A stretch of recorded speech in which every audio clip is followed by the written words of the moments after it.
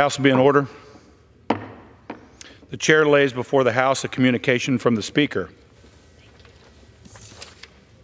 The Speaker's Rooms, Washington, D.C., May 14, 2024. I hereby appoint the Honorable Larry Bucshon to act as Speaker pro tempore on this day. Signed, Mike Johnson, Speaker of the House of Representatives.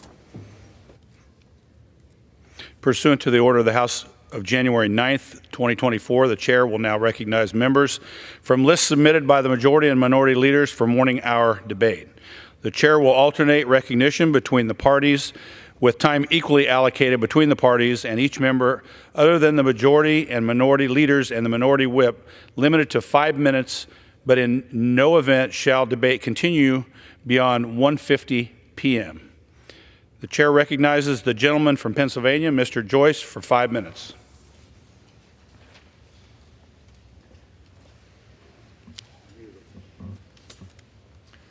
Thank you, Mr. Speaker. During National Police Week, we recognize the brave men and women of law enforcement who serve and protect our communities each and every day.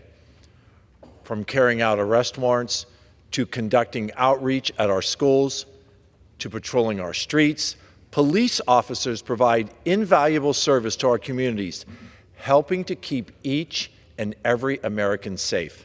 Far too often, these officers experience threats and violence in their work, and tragically, 136 law enforcement officers were killed in the line of duty last year.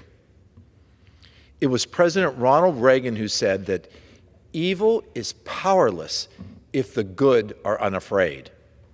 Through their heroic actions, these officers embodied the spirit of that message, and we can never truly fully repay the debt that we owe them. This week, let's recommit ourselves to standing with law enforcement and ensuring that these men and women who have tools and resources that they need to do their jobs safely and effectively. Thank you.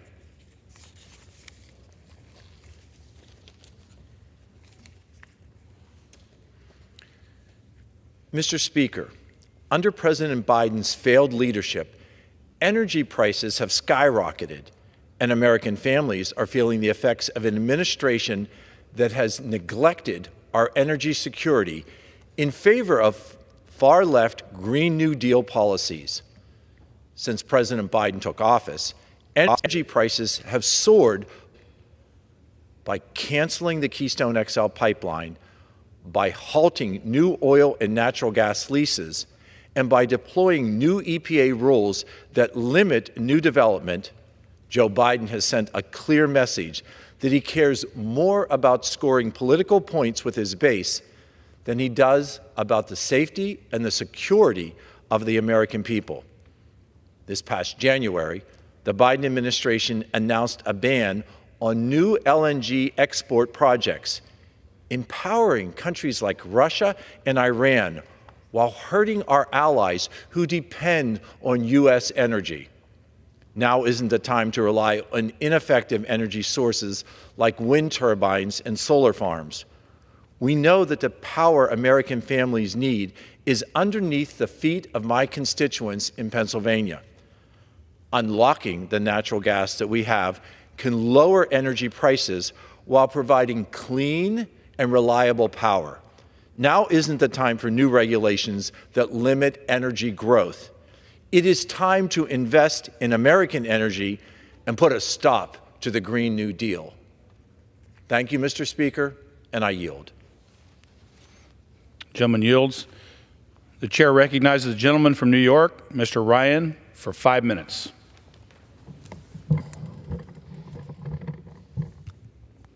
Thank you, Mr. Speaker. Mr. Speaker, I rise today to honor two visionaries of the Hudson Valley art scene upon their retirement. Chris Silva and Stephen Lamarca have been life forces for the region's live music and theater performances for the past 3 decades, revitalizing the Bardavon Opera House built in 1869 in Poughkeepsie and the Ulster Performing Arts Center in my hometown of Kingston. The two together preserved the Bardavon's record as the oldest operating theater in New York State, keeping it afloat through many trying times. Their ingenuity and savviness brought big-name stars from Aretha Franklin and Bob Dylan to Jon Stewart to our theaters. Chris and Stephen's impact on the community goes beyond the bright marquee lights. Their big-time gigs helped fund extensive service to our community, from free films for kids to educational programs, and ignited economic boons for the surrounding downtown neighborhoods in both Poughkeepsie and Kingston. Although their retirement won't come till the end of this year, as they prepare, I wish them a restful and happy retirement, spent with the satisfaction of knowing they are responsible for inspiring an estimated 2.5 million audience members through the over 2,500 artists and performers they brought to the stage in the Hudson Valley. Thank you. Mr. Speaker, I rise today to honor World War II veteran Dennis DeGroat Jr., who just recently passed in his hometown of Port Jervis, New York, only weeks after the entire community came together to celebrate his 100th birthday, and only hours after finally being pinned with a Purple Heart that had been missing and replaced from years ago. Dennis's life of service to our nation is incredible and started in the Civilian Conservation Corps. He then went on to serve in the Army, protecting freedom and democracy for all Americans and the world on the front lines in Europe, including on the shores of Normandy, in the Battle of the Bulge, and suffering grievous injuries at the Battle of Aachen. In that battle, he nearly lost both of his legs and was told that he would never walk again. But that was no match for Dennis. He relearned to walk and never slowed down again. He came back to his home community and worked well into his 90s, and his incredible legacy of service and just positivity lives on through 20 grandchildren, 47 great-grandchildren, 19 great-great-grandchildren, and the countless others that his 100 years of heroism, humility, and service inspired. Dennis is proof that a century spent in service to others leaves an impact that will last many, many more. Thank you. Mr. Speaker, I rise today to congratulate Lieutenant Brandon Rolla on being named the new Chief of Police for the city of Newburgh, New York. Lieutenant Rolla is Newburgh through and through. He decided early on in his life to commit fully to serving his community, our community. At only 38, he's already a 16-year veteran of the Newburgh Police Department, recognized over 30 times for his meritorious and heroic acts. But it truly, if you know Brandon, is not about the awards. It's about protecting his community and protecting his neighbors. It's this sense of duty and selfless service that drove him into a cold, snowy Thanksgiving night in 2014 at 2 a.m. in search of 2 missing boys. During the search, he found a shovel next to a snowbank, felt a gut instinct to dig, and ultimately found the missing boys buried in an 8-foot-tall snowbank. He rightly received national attention after the rescue, but humbly said, "It was a good day." Today is a good day for Newburgh, and tomorrow and many more, with the city's safety in the hands of Lieutenant Rolla, a tried and true public servant. Thank you. And Mr. Speaker, finally, I rise today to congratulate Captain Stephen Menard on his retirement after over 4 decades of extraordinary and selfless public service to the City of Poughkeepsie Police Department and all the residents of the City of Poughkeepsie and the Hudson Valley.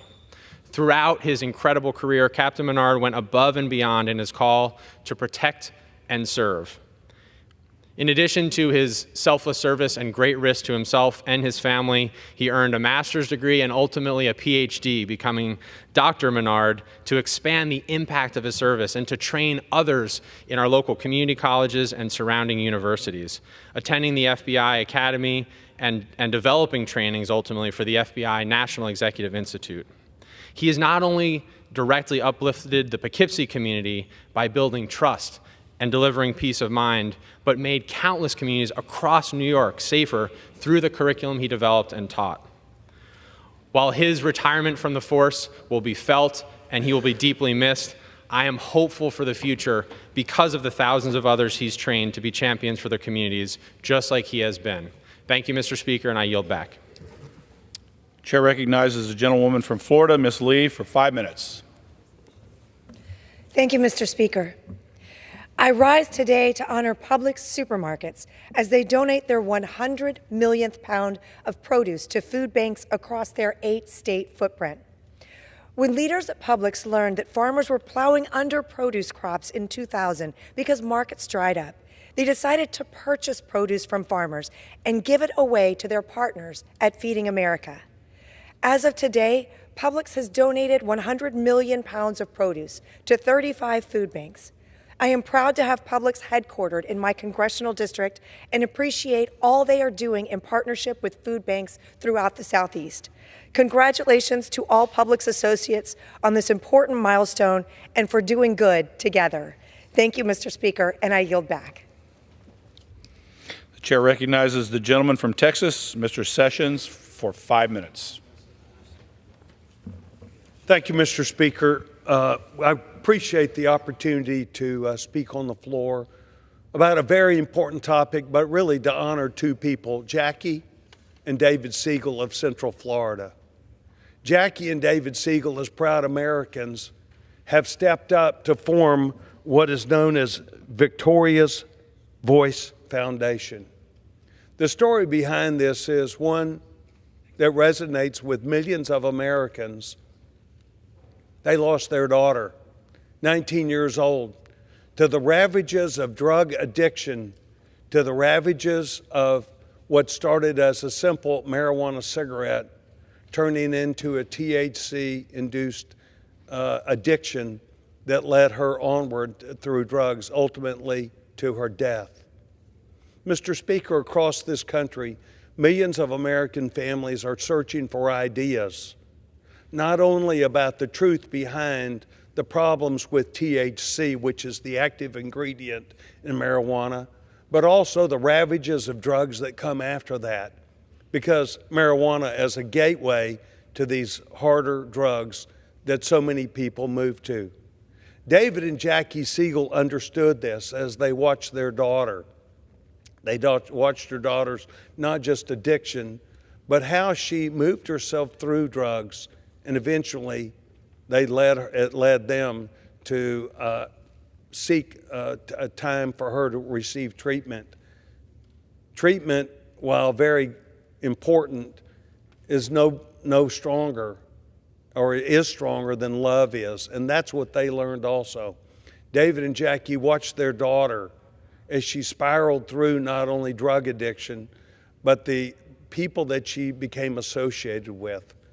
So I stand today to say that David and Jackie Siegel did something about this as they joined into a nationwide organization that is intended to teach communities, schools, and parents that there is a way to not only understand and comprehend the things that are happening to our youth, but ways to become active to where they can address these issues by working with schools, by working with parents, by working with law enforcement to make sure that these ravages of drug addiction are not only understood, but addressed. Mr. Speaker, David Siegel lost an 18-year-old daughter who he loved very much, and it has caused him and Jackie to spend millions of dollars to give this outreach of what a voice that Victoria held and how important that is to them because they care about other people also. Families all across this country are struggling to find exactly how do they address this, how do they take on a big problem. And I would suggest to you today that Jackie and David Siegel, through Victoria's Voice Foundation, have provided a real clear way for the American people, for families, for communities, for schools who are struggling with these addiction problems, who are struggling with not just the psychosis that happens, but ultimately the death of so many of our students.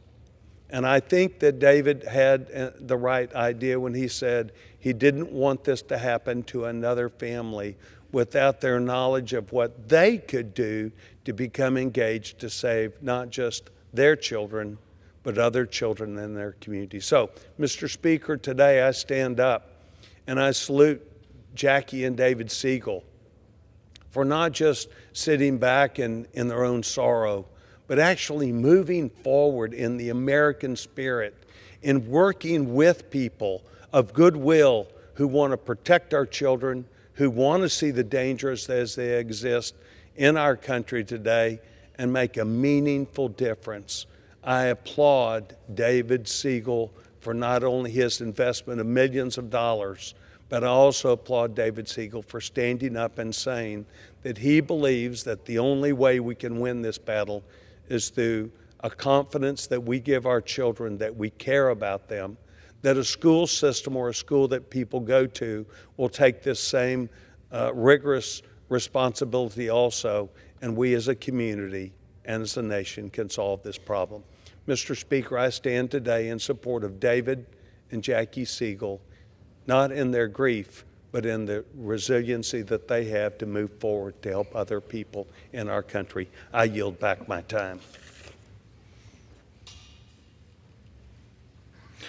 The chair recognizes the gentleman from New York, Mr. LaLota, for 5 minutes.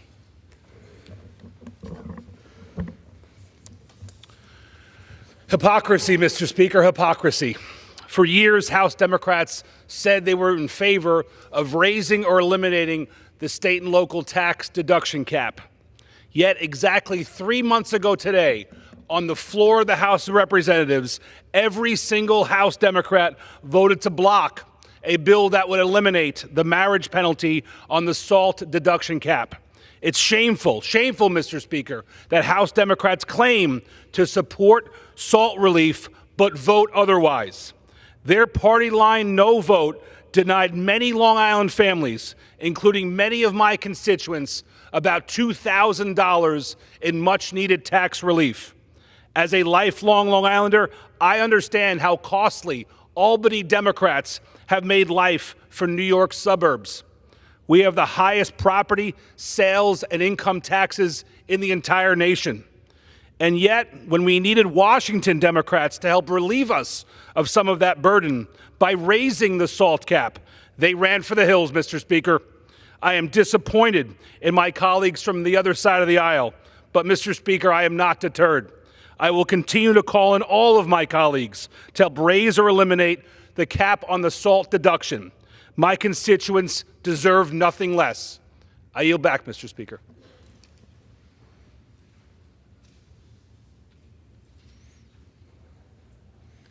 The chair recognizes the gentlewoman from New York, Ms. Tenney, for 5 minutes.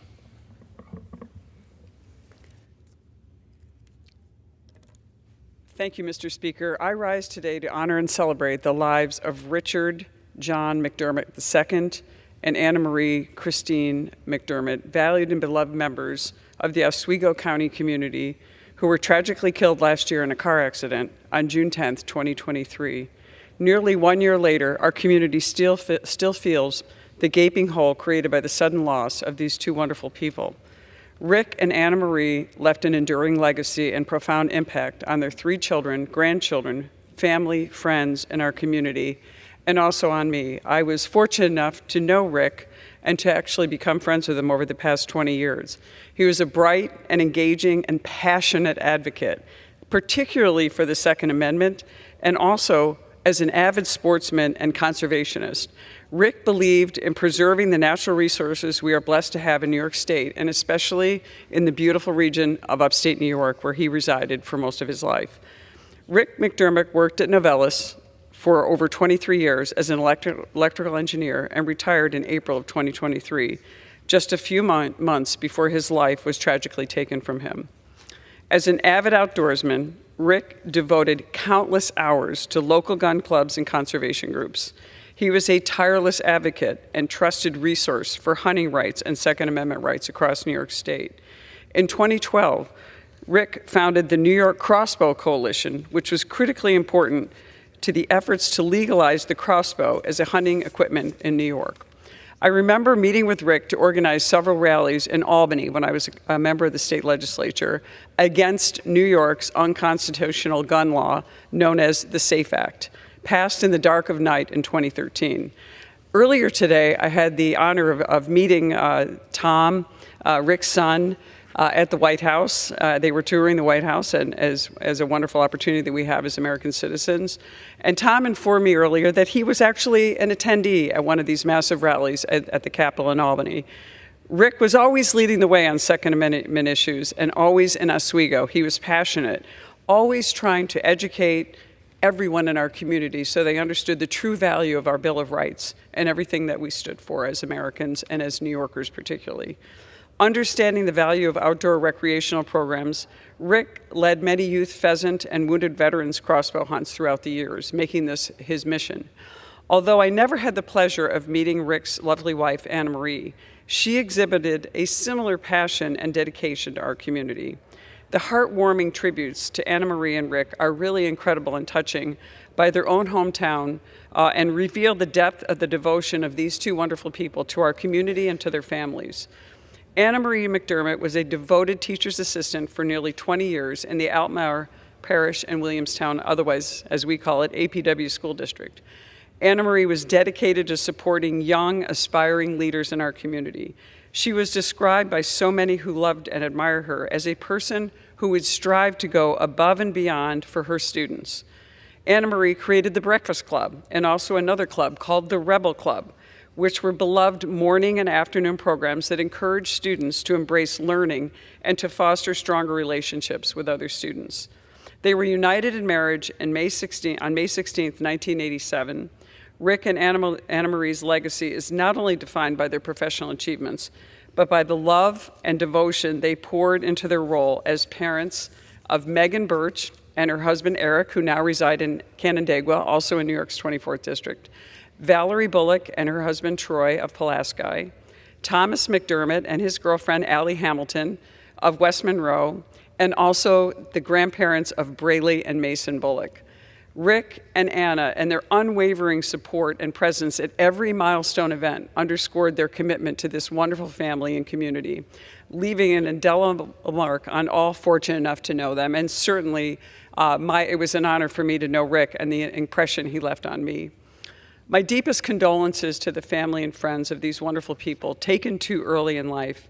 I hope this modest recognition and remembrance of Rick and Anna Marie McDermott on the House floor will provide some comfort to the family and friends and everyone who knew Rick and Anna Marie.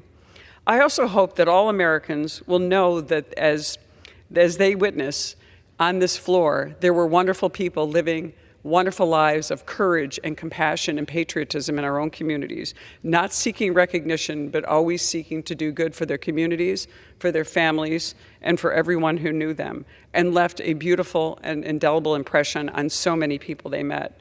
I just want to say thank you to the families and everyone who have suffered through this very difficult year and have provided so much support, including the communities, to all that has happened and all that has happened to the young children, the grandchildren, and also to the kids, to Valerie, Thomas, and Megan, and all that they have done to try to stand strong in the face of this tragedy. With that, I just want to say thank you again to everyone who supports Anna Marie and supported Rick and their family. And with that, Mr. Speaker, I yield back. Gentleman yields back. Chair now recognizes the gentleman from Georgia, Mr. Carter, for 5 minutes.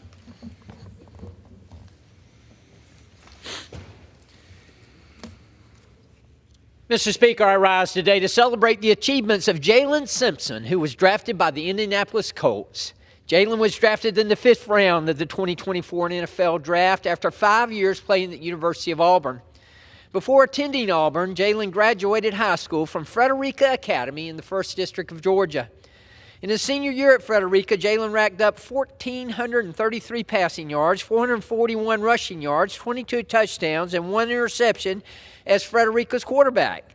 He also made 48 tackles and 4 interceptions while playing corner in a season that led to a GISA state championship for Frederica. At Auburn, Jalen played in 47 games, tallying 116 total tackles, 7 interceptions, 14 pass breakups, and 4 tackles for a loss during his career. The Indianapolis Colts have no doubt just received an outstanding football player. Congratulations, Jalen. I know I speak for the whole 1st District when I say we are very, very proud of you.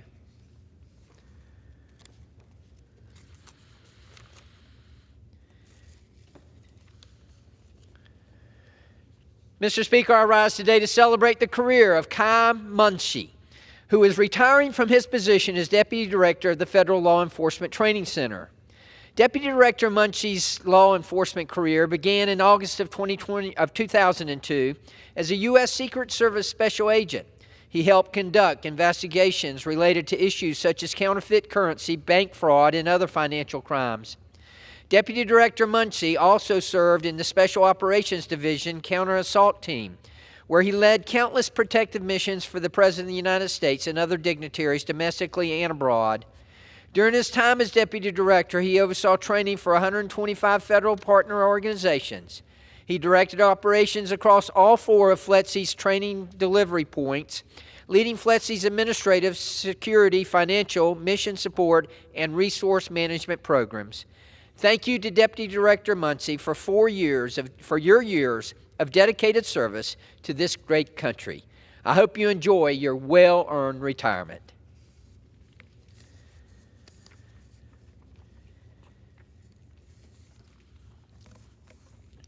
Mr. Speaker, I rise today to celebrate the achievements of Savannah Christian's Jamari McIvory, who recently received the 71st Annual Deering Award.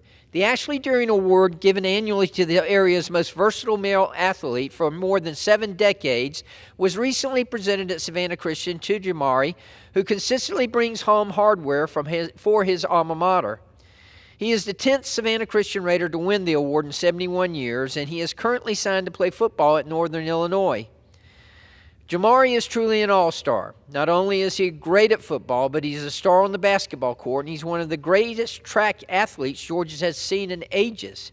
He is the reigning state champion for both 200 and 400 meters for track. Jamari's record speaks for itself. He is a multi-sport star, and the 1st District could not be more proud of him. Congratulations, Jamari. I know we'll continue to see your success on the field for years to come.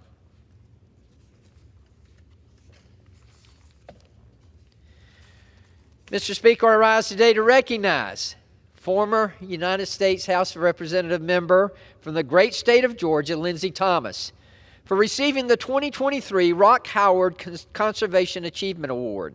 The Rock Howard Conservation Achievement Award is given to those who are recognized as an environmental and natural resources leader, embodying the passion and success of Rock Howard, Georgia's first director of the Environmental Protection Division. It's only natural that Representative Thomas received this award. He was a champion of the outdoors and conservation during his 10 years in Congress. He co-founded the Congressional Sportsmen's Caucus in 1989 to bring together members of the House and Senate in a bipartisan effort to support America's hunting and fishing communities in federal policy decisions. This bipartisan caucus has helped influence policy benefiting hunters and anglers, and it has inspired the creation of parallel caucuses in 50 states and 36 governor's offices. I again want to thank my good friend, Representative Thomas, for being a tireless supporter of sportsmen and our environment. Congratulations on winning this prestigious award. Thank you, Mr. Speaker. Now yield back. Gentleman yields. The chair recognizes the gentlewoman from Pennsylvania, Ms. Scanlon. 5 minutes.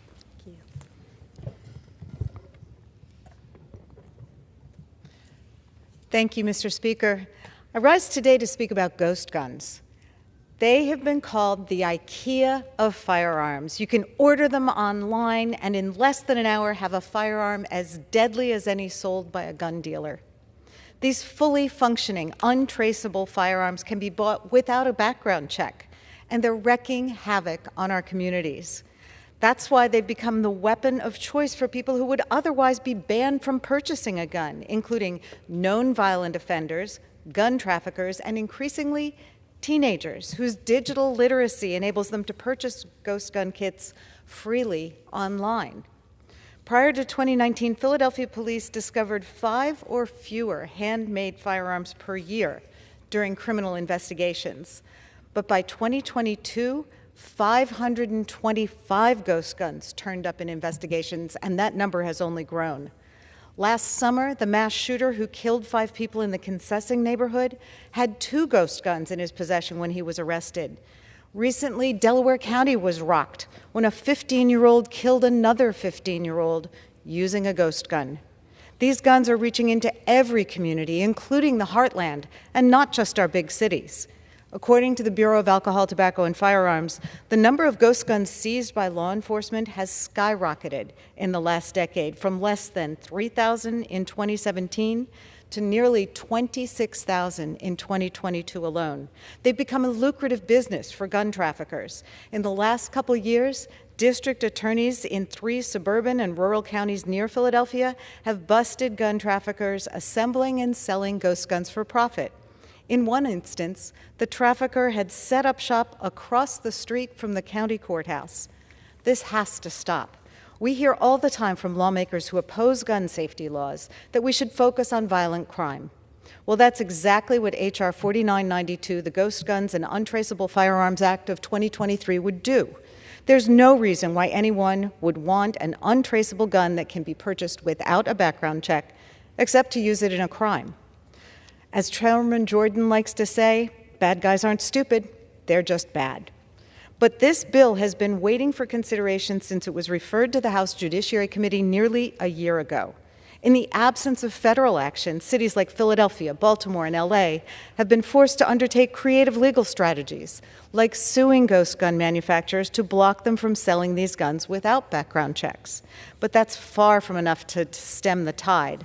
The White House also stepped up to issue a regulation that would require ghost guns to be traceable and subject to background checks. But that regulation has been challenged in the Supreme Court. And get this, the argument is that the White House cannot regulate guns because it's Congress's job to regulate guns.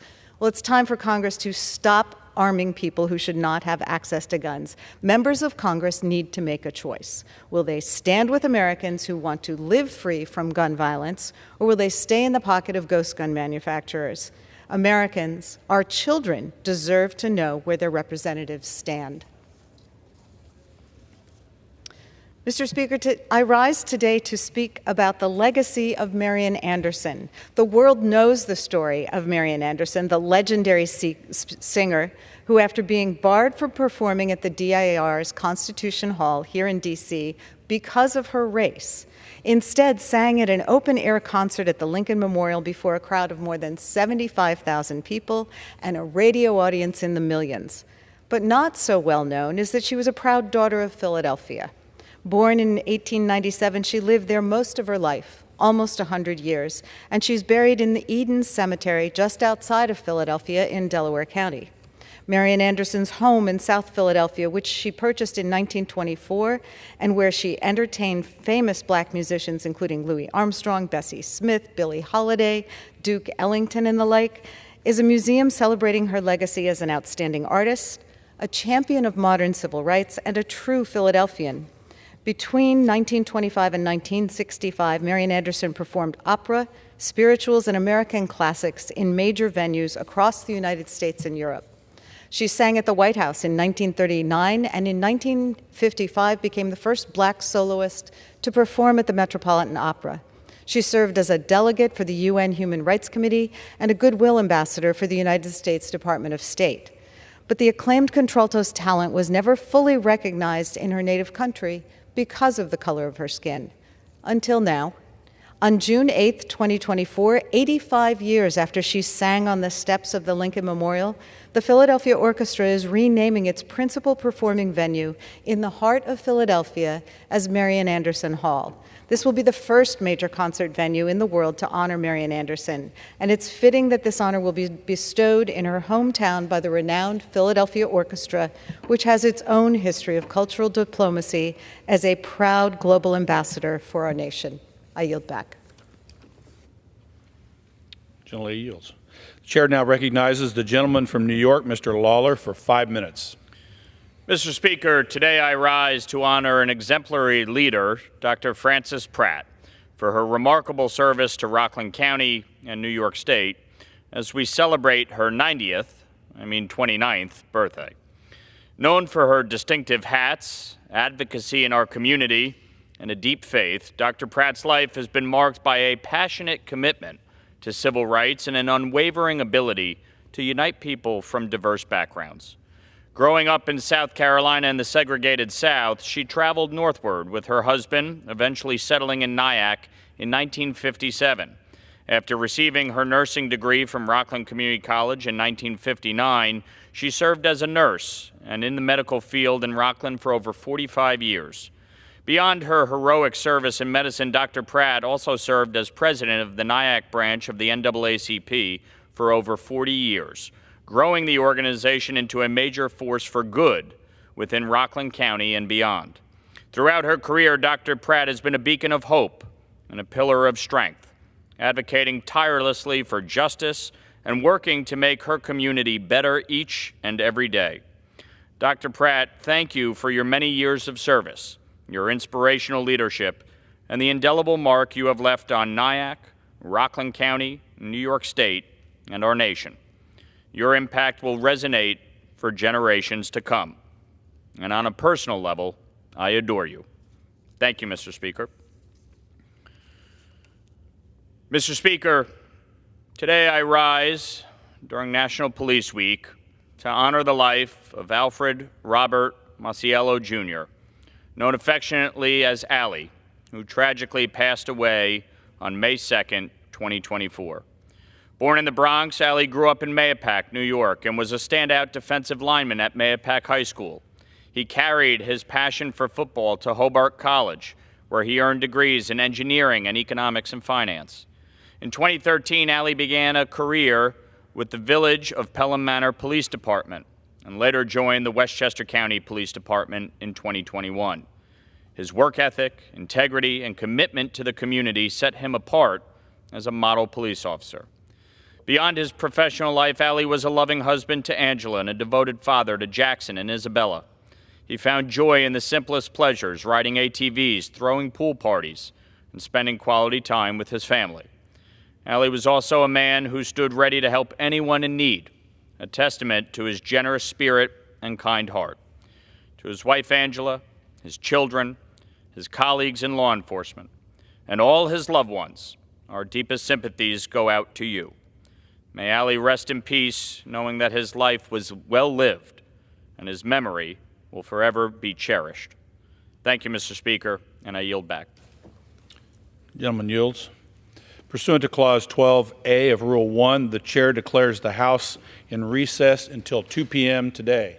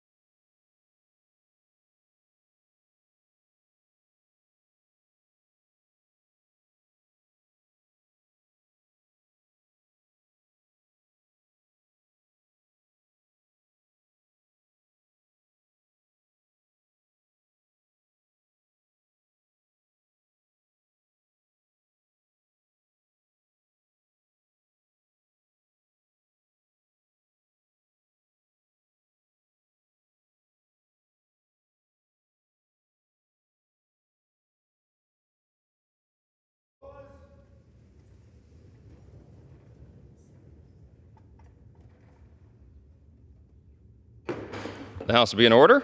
The prayer will be offered by Chaplain Kibben. Would you pray with me? Holy God, we seek you first this day. Graced with power and privilege, we humble ourselves to be subjects of your kingdom and agents of your righteousness. God, be in our heads and in our understanding, that our knowledge and fear of you would be the beginning of all wisdom. God, be in our eyes and in our seeing.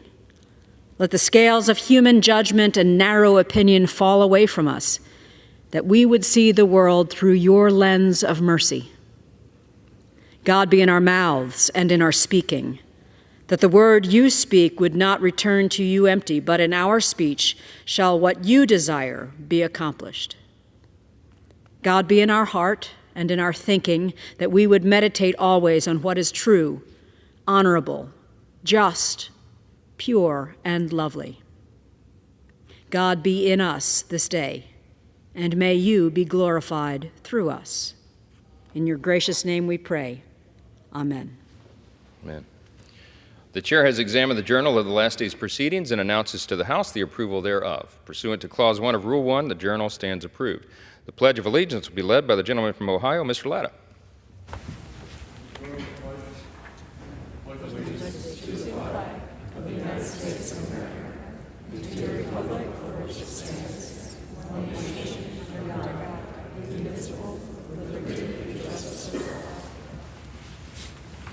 The chair will entertain requests for 1-minute speeches. For what purposes does the gentlewoman from North Carolina seek recognition? I ask unanimous consent to address the House for 1 minute, Mr. Speaker. Without objection, the gentlewoman is recognized for 1 minute. Thank you, Mr. Speaker. This week we celebrate and recognize the impact of the 8,000 public charter schools across the country. Charter schools offer students and their families a crucial alternative to the one-size-fits-all education model. About 4 million students benefit from charter school education, 60% of whom are from low-income communities. In a clear testament to the effectiveness of charter schools, a recent study found that charter school students gain an additional 16 days of learning and reading and 6 days of math per year over their traditional public school peers.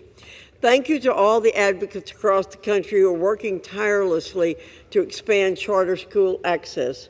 Your work is vital for the parents who desire more options and for the students who are now able to learn in an environment best suited to their individual goals and needs. I yield back. Gentlelady yields back. The chair will receive a message. Mr. Speaker, a message from the President of the United States. Mr. Speaker, Madam Secretary. I am directed by the President of the United States to deliver to the House of Representatives a message in writing.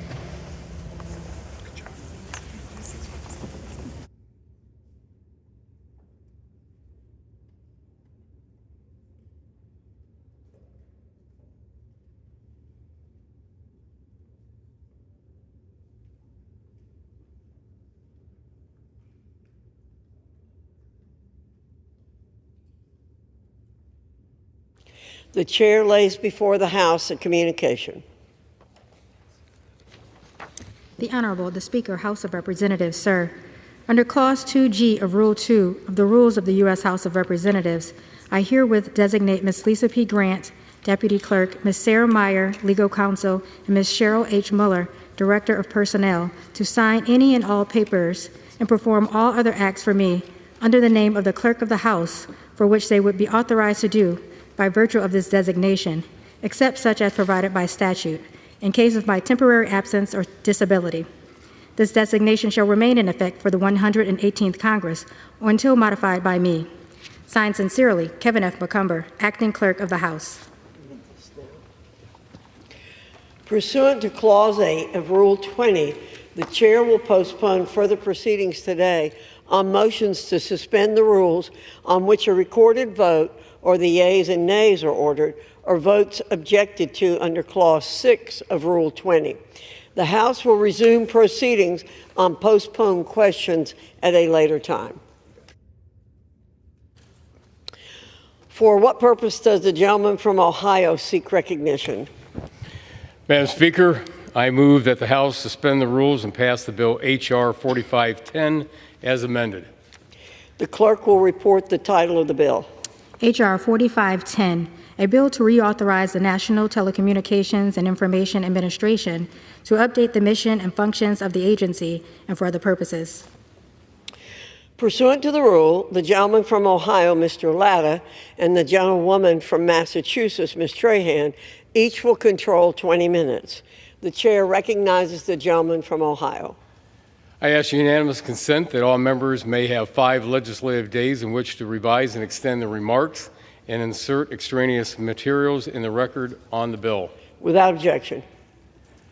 Madam Speaker, I yield myself such time as I may consume. The gentleman's recognized. Thank you, Madam Speaker. I rise in support of H.R. 4510, the National Telecommunications and Information Administration Reauthorization Act of 2023, which I am pleased to lead with the ranking member of the Subcommittee on Communications and Technology, the gentlelady from California's 7th District. The NTIA is an agency within the Department of Congress tasked with advising the President on matters related to telecommunications policies.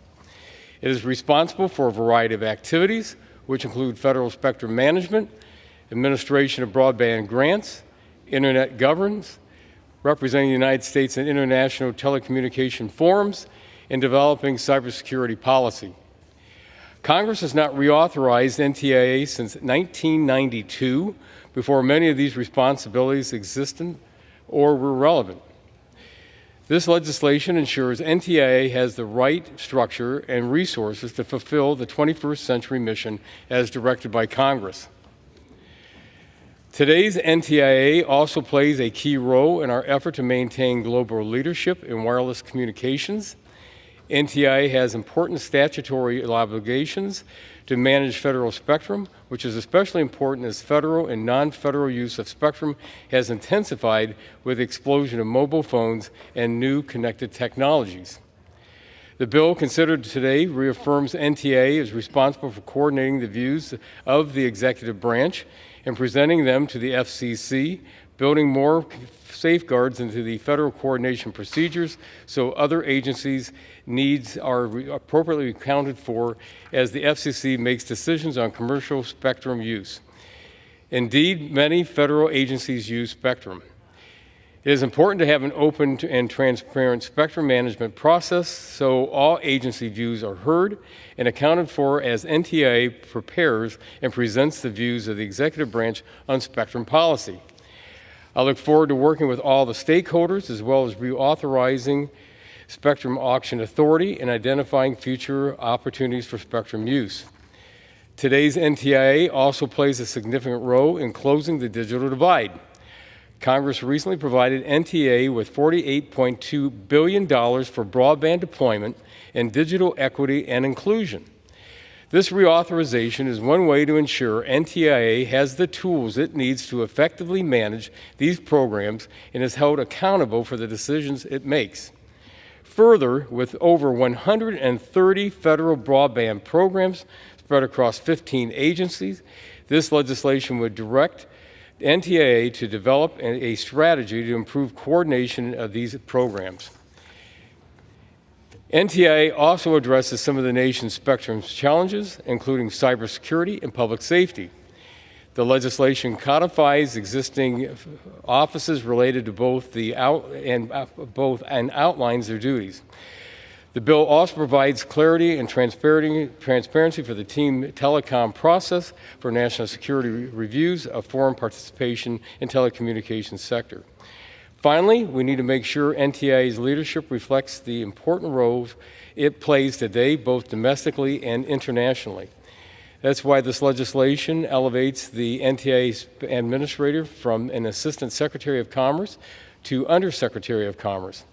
This elevation will help NTIA best represent the United States as it coordinates with other agencies and works with other countries. NTIA's role has drastically changed since it was last reauthorized, and I appreciate the work from the agency and my colleagues to update its authorizing statute. I thank the gentlelady from California's 7th District for her work on this bipartisan legislation, and I urge my colleagues to support H.R. 4510, and I reserve the balance of my time. The gentleman from Ohio reserves. The gentlewoman from Massachusetts is recognized.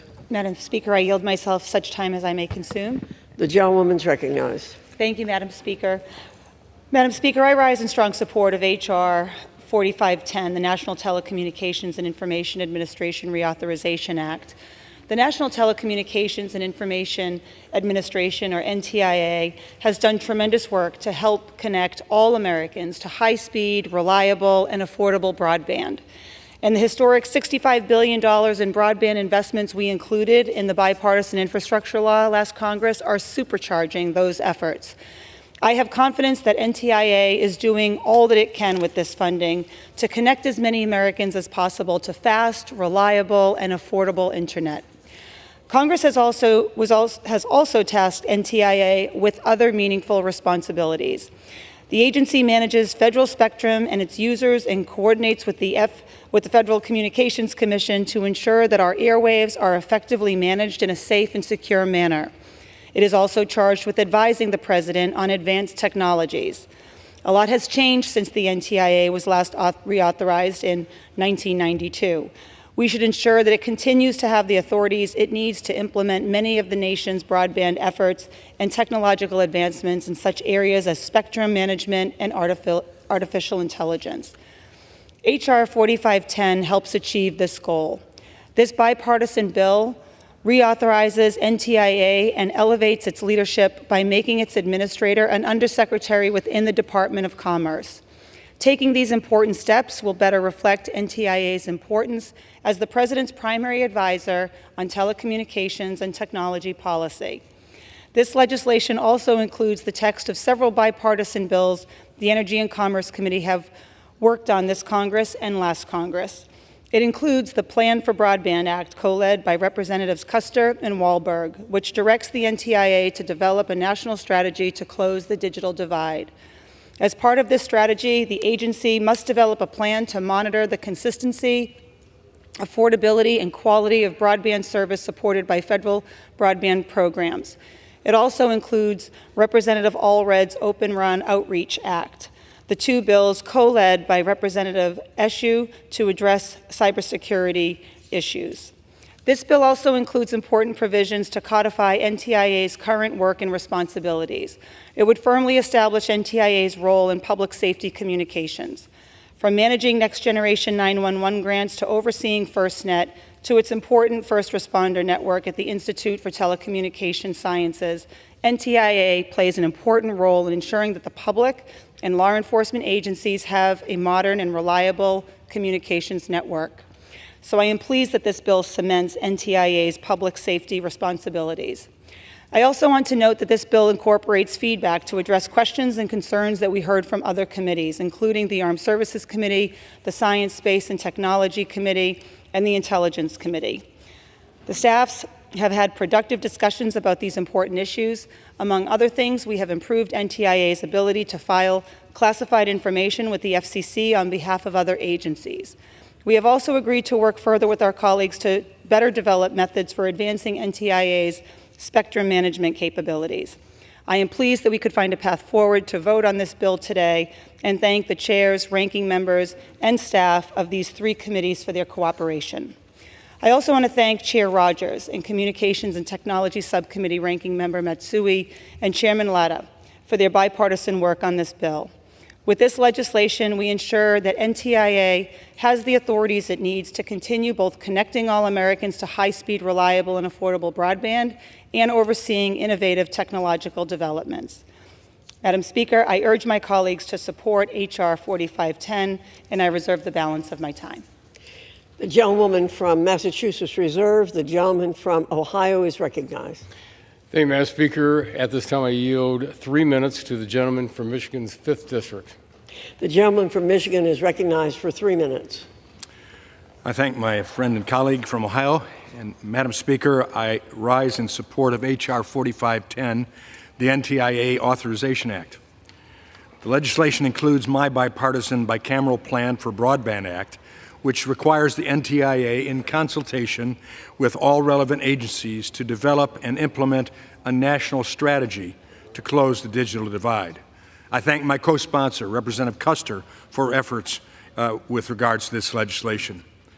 A GAO report found that there are more than 130 federal broadband programs administered by at least 15 separate agencies, totaling hundreds of billions of dollars that could be used to increase connectivity across the country. But without clear goals, objectives, and performance measures, these programs are fragmented and can result in duplication and overbuilding or not building at all. In rural districts like mine, where thousands of my constituents lack access to a reliable connection, we must ensure federal dollars are spent effectively and efficiently. The plan would synchronize interagency coordination among federal broadband programs, identify ways to lower costs, and ease administrative burdens for states and localities to participate in these programs, and make recommendations to better distribute and administer the federal taxpayer funds. We can't be wasting time, money, and resources deploying to areas that have already been covered at the expense of those who haven't or are inadequate. A national broadband strategy is key to closing the digital divide. The broader package also includes much-needed language to reauthorize the NTIA, enhance spectrum management processes, fortify network security, and foster nationwide connectivity. I want to thank Chairman Latta for his leadership on this, the larger bill, as well as my co-leads in the House and Senate for their partnership and commitment to connecting rural America. I urge my colleagues to support this legislation, and with that, Madam Speaker, I yield back. The gentleman from Ohio reserves. The gentlewoman from Massachusetts is recognized. I have no further speakers. I'm prepared to close. The gentleman reserves. The gentleman from Ohio is recognized. Madam Speaker, we have no further speakers on our side. If you're prepared to close.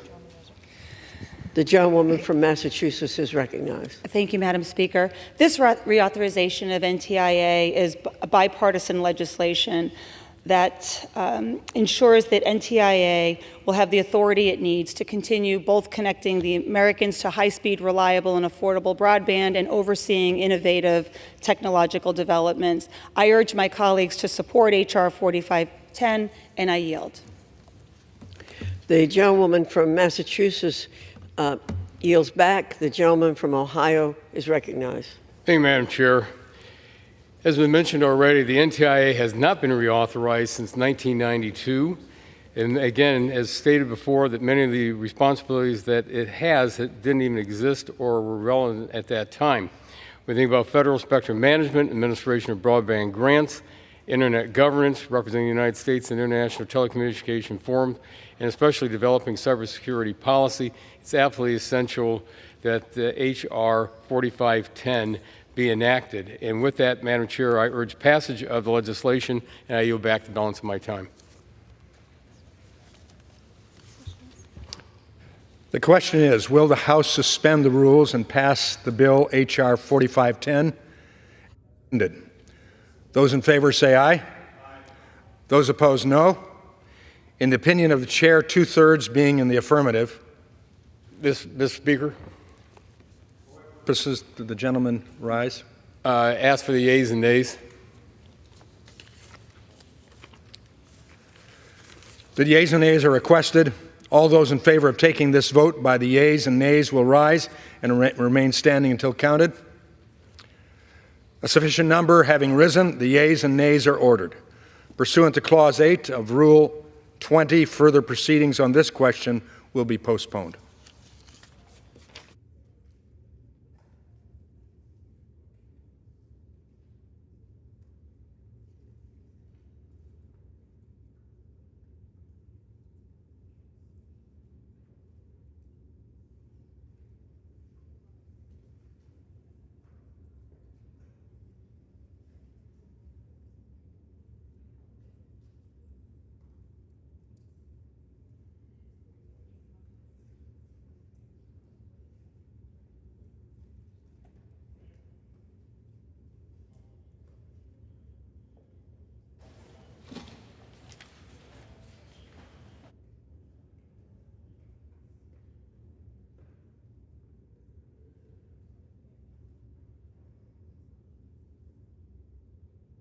For what purpose does the gentleman from Florida seek recognition?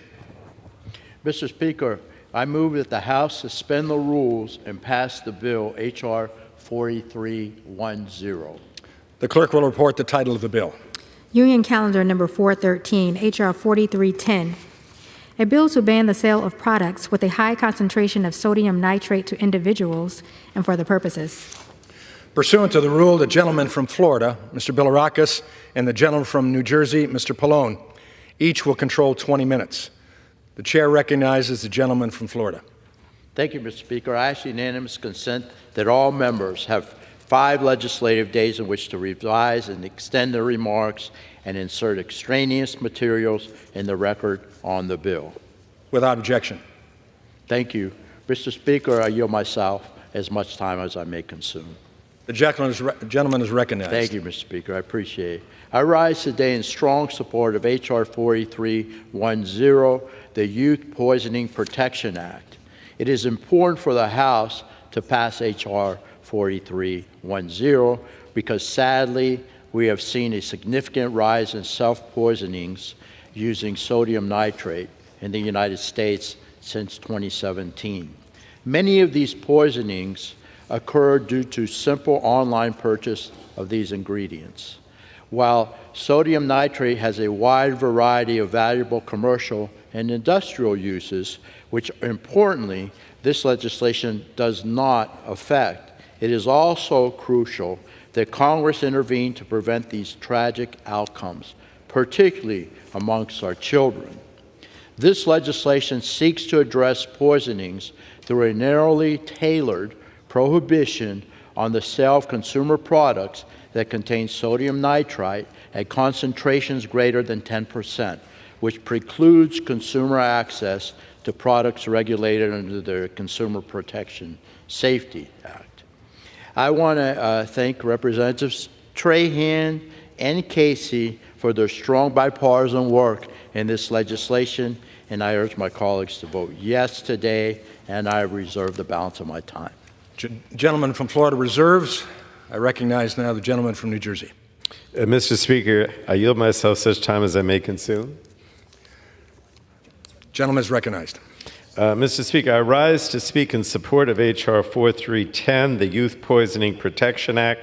This legislation is necessary because, sadly, online forums are providing detailed instructions and real-time guidance on how to die by suicide by consuming just a small amount of sodium nitrate. As a result, over the past few years, data from the Centers for Disease Control and Prevention has shown a sharp increase in the rise of self-poisoning using sodium nitrate. H.R. 4310 would ban the sale of high-concentrated sodium nitrate to consumers in order to help prevent it for this use. And experts have made it clear that there is no good reason for consumers to purchase this product at such high concentration. This bill is an important step in ensuring that lethal levels of sodium nitrate stay out of the hands of those who will use it to harm themselves. And I want to commend the sponsor, Representative Trahan, from our committee for her leadership on this issue, and I urge my colleagues to support this bill.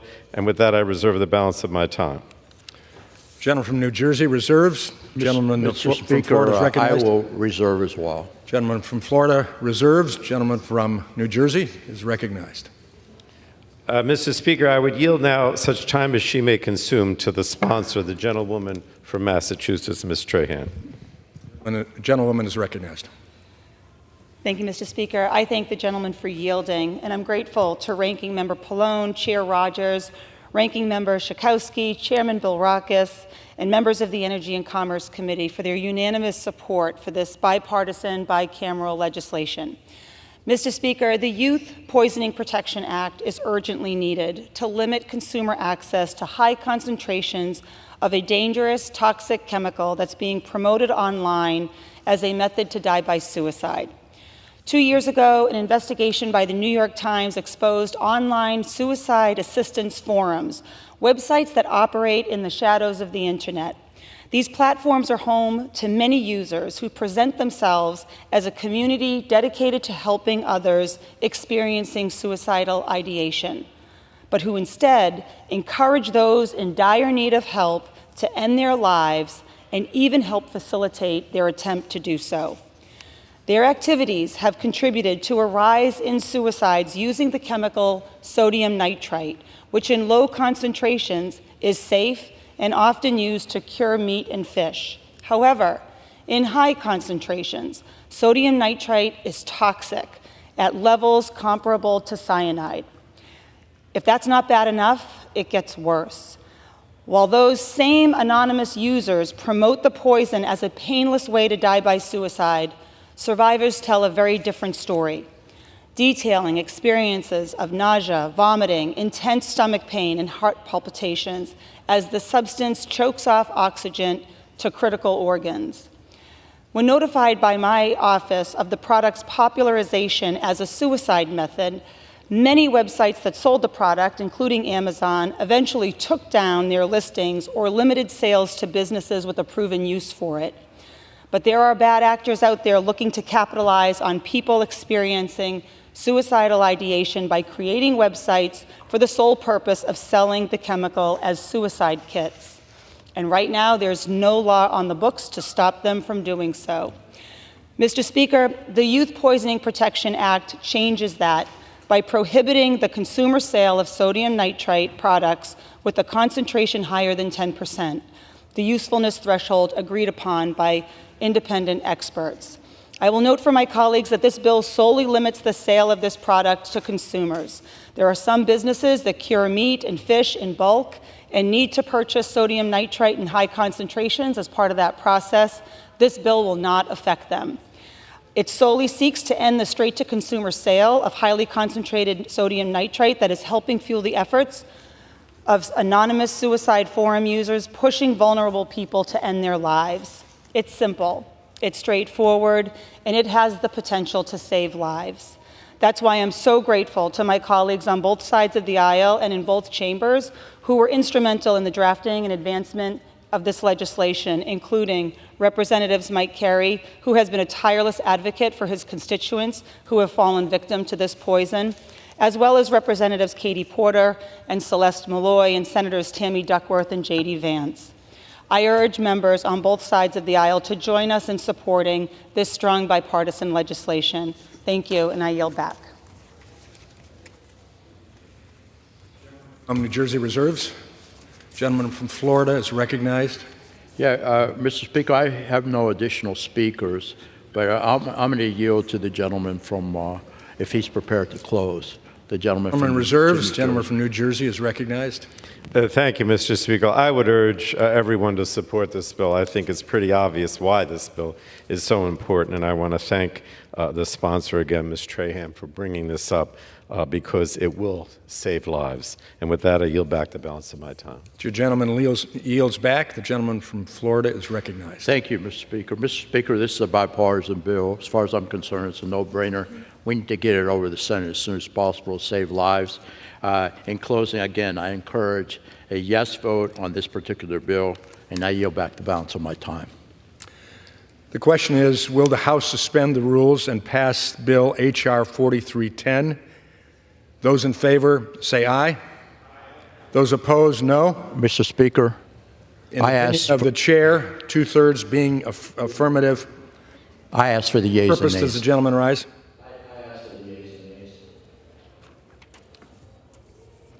The yeas and nays are requested. All those in favor of taking this vote by the yeas and nays will rise and remain standing until counted.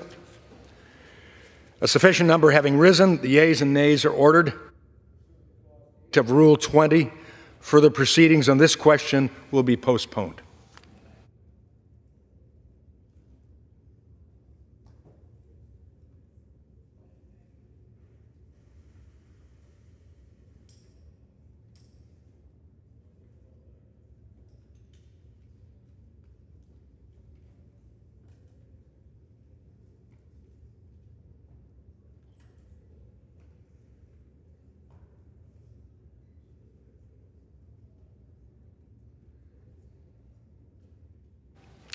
For what purpose does the gentleman from Indiana seek recognition? Mr. Speaker, I move that the House suspend the rules and pass the bill H.R. 4581 as amended. The clerk will report the title of the bill.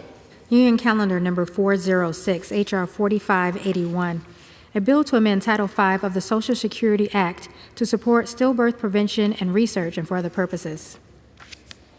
Pursuant to the rule, the gentleman from Indiana, Mr. Bucshon, and the gentleman from New Jersey, Mr. Pallone, each will control 20 minutes. The chair recognizes the gentleman from Indiana. Mr. Speaker, I ask unanimous consent that all members have 5 legislative days in which to revise and extend their remarks and insert extraneous materials in the record on the bill. Without objection? No objection. Mr. Speaker, I yield myself as much time as I may consume. The gentleman is recognized. Thank you, Mr. Speaker. I rise in support of H.R. 4581, the Maternal and Child Health Stillborn Prevention Act, led by Rep. Hinson. The United States sees more than 21,000 stillbirths per year, according to recent data reported by the CDC. This equates to 1 out of 75 births. This is an unacceptable high, and a recent study funded by the National Institutes of Health shows that 1 in 4 stillbirths may be preventable. It is clear that we must do more. States are authorized to use their maternal and child health services block grant funding for stillbirth education and related activities, but due to a lack of clear federal guidance, some states have refrained from using this funding for these purposes. H.R. 4581 clarifies that states can use this funding for evidence-based programs and outcomes research to prevent and reduce the incidence of stillbirth. This bill supports the sanctity of human life by helping to prevent future stillbirths and supporting mothers and babies across the country. I encourage my colleagues to support this bill, and I reserve the balance of my time. The gentleman from Indiana reserves. The gentleman from New Jersey is recognized. Thank you, Mr. Speaker. I yield myself such time as I may consume. The gentleman is recognized. Mr. Speaker, the United States continues to face a devastating crisis in maternal health, and this includes an ongoing crisis of stillbirths. According to data from the Centers for Disease Control and Prevention, there are approximately 21,000 stillbirth infants born every year in the United States. That's about 58 stillbirths every day. According to the March of Dimes, the annual number of stillbirths far exceeds the number of deaths amongst children from preterm birth, SIDS, accidents, drownings, fire, and flu combined. Women who experience a stillbirth are also more likely to experience complications or even death after the delivery. According to the March of Dimes, severe morbidity is nearly 5 times more common than in women who experience a healthy pregnancy and delivery. And these women are also justifiably more likely to suffer from depression. H.R. 4581, the Maternal and Child Health Stillbirth Prevention Act, is bipartisan legislation which clarifies that states can use Title V funding for evidence-based programs, activities, and outcome research to reduce the incidence of stillbirth. These activities could include community-based programs that provide home visits or other types of support and research, or evidence-based programming to prevent stillbirths. And this bill is supported by more than 30 women's health and research organizations across our healthcare spectrum. This bill will provide better certainty for states to enhance the safety of women throughout their pregnancy, delivery, and postpartum experiences. The hope is that states would focus their efforts on communities with large health disparities and birth outcomes. So I want to thank Representative Adams for her leadership on this legislation. I encourage all my colleagues to vote yes on this important bill, and I reserve the balance of my time. The gentleman from New Jersey reserves. The gentleman from Indiana is recognized. Mr. Speaker, I now yield 3 minutes to the gentlelady from Iowa, Ms. Hinson. Gentlewoman is recognized. Thank you, Mr. Speaker. Good afternoon, everyone. I rise today to urge my colleagues to support my bill, the Maternal and Child Health Stillbirth Prevention Act. The United States continues to lead the world in medical innovation, development of new cures, and cutting-edge medical technology. However, the high maternal mortality and stillbirth rate in the United States is inexcusable. Over 21,000 babies are stillborn every year, and nearly 1 in 4 of these deaths are preventable. In the last 2 decades, the stillbirth rate in the United States declined by a negligible 0.4%.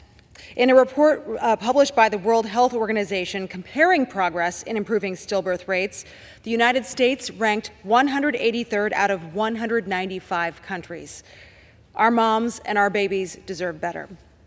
The tragedy of a stillbirth, the unexpected death of a baby after 20 weeks of pregnancy, is devastating to mothers and fathers. Many women who endure a stillbirth have already picked out their baby's name or started decorating a nursery. The heartbreak of stillbirth leaves an unfillable void for the families that it impacts. Stillbirth disproportionately impacts minority, rural, and underserved communities, including many communities in my home state of Iowa that are designated as maternal health care deserts. I've heard from women in rural Iowa who drive over an hour to see their OBGYN or visit the nearest maternal ward or hospital and struggle to receive that quality care that they need throughout their pregnancy. Ensuring expecting women have access to high-quality maternal care regardless of their zip code or their income level is critical to preventing stillbirths and improving outcomes for both moms and babies. Congress must use every tool at our disposal to end stillbirth and support stillbirth prevention, awareness, and research. So that's why we're here today. My bipartisan Maternal and Child Health Stillbirth Prevention Act would finally dedicate funds towards stillbirth prevention and research, saving the lives of mothers and babies. Throughout my work on this legislation, I've had the opportunity to sit down with stillbirth prevention advocates who've turned their pain into passion. These brave women are on a mission to ensure that no mother, no father, or family ever endures the tragedy of stillbirth again. And they are truly some of the strongest women I have ever met. I've been honored to fight alongside them to bring this vital legislation across the finish line, as well as with my co-lead on this bill, Congresswoman Adams. She has long fought to improve stillbirth prevention, and I am proud of the work that we've done together in a bipartisan manner to support expecting moms from Iowa to North Carolina and across the country.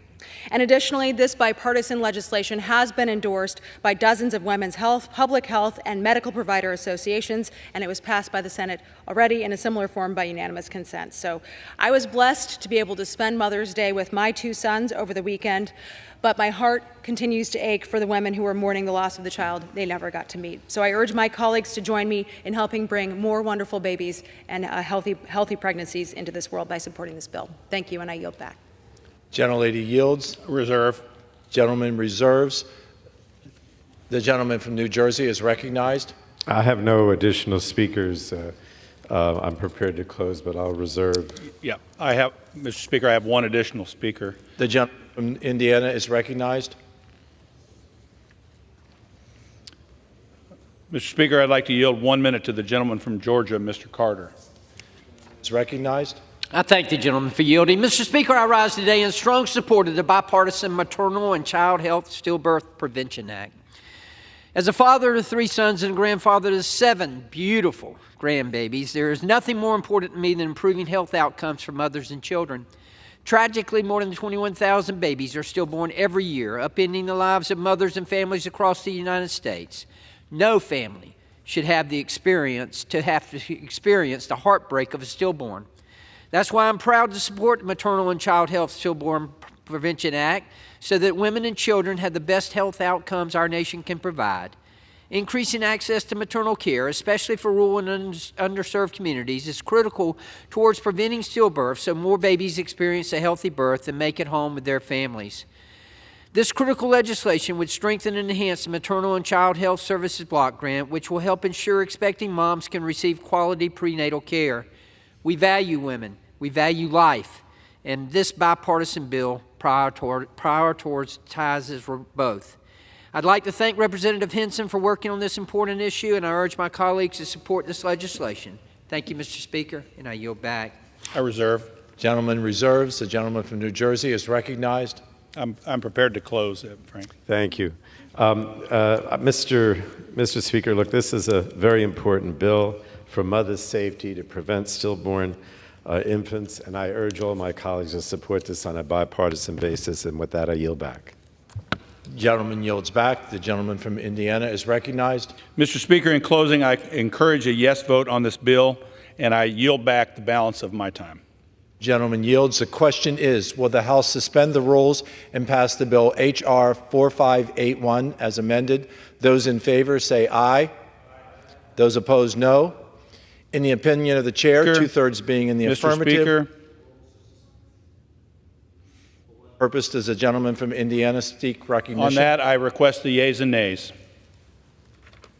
The yeas and nays are requested. All those in favor of taking this vote by the yeas and nays will rise and remain standing until counted. A sufficient number have risen. The yeas and nays are ordered. Pursuant to Clause 8 of Rule 20, further proceedings on this question will be postponed.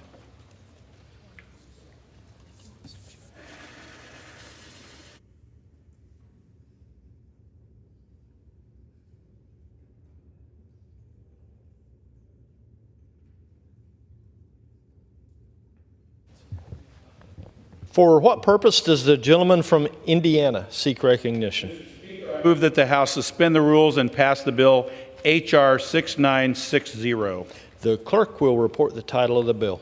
Union Calendar Number 404, H.R. 6960, a bill to amend the Public Health Service Act to reauthorize the Emergency Medical Services for Children program. Pursuant to the rule, the gentleman from Indiana, Mr. Bouchon, and the gentleman from New Jersey, Mr. Pallone, each will control 20 minutes. The chair recognizes the gentleman from Indiana. Mr. Speaker, I ask unanimous consent that all members have 5 legislative days in which to revise and extend their remarks and insert extraneous materials on the record, on the bill. Without objection. Mr. Speaker, I yield myself as much time as I may consume. The gentleman is recognized. Thank you, Mr. Speaker. I rise in support of H.R. 6960, the Emergency Medical Services and Children Reauthorization Act, led by Representative Carter. Recent data from the Health Resources and Services Administration suggests that emergency departments with high pediatric readiness have lower mortality rates among children with critical illness. This data also found that more than 1,400 pediatric deaths may have been avoided had all the surveyed emergency departments been well prepared. H.R. 6960 reauthorizes the Emergency Medical Services for Children's program, which provides support to states and schools of medicine to expand and improve emergency care for children. This bill will continue support for this critical program and help prevent avoidable pediatric deaths. I encourage my colleagues to support this bill, and I reserve the balance of my time. The gentleman from Indiana reserves. The gentleman from New Jersey is recognized. Mr. Speaker, I yield myself such time as I may consume. The gentleman is recognized. Mr. Speaker, I rise in support of H.R. 6960, the Emergency Medical Services for Children Reauthorization Act, sponsored by Representatives Castor and Carter. The Emergency Medical Services for Children program works in communities across the country to improve the quality of pediatric medical care. We know that children have unique needs in emergency situations, and treating children requires specialized skills, training, and equipment. And the Emergency Medical Services for Children Reauthorization Act will reauthorize this important program.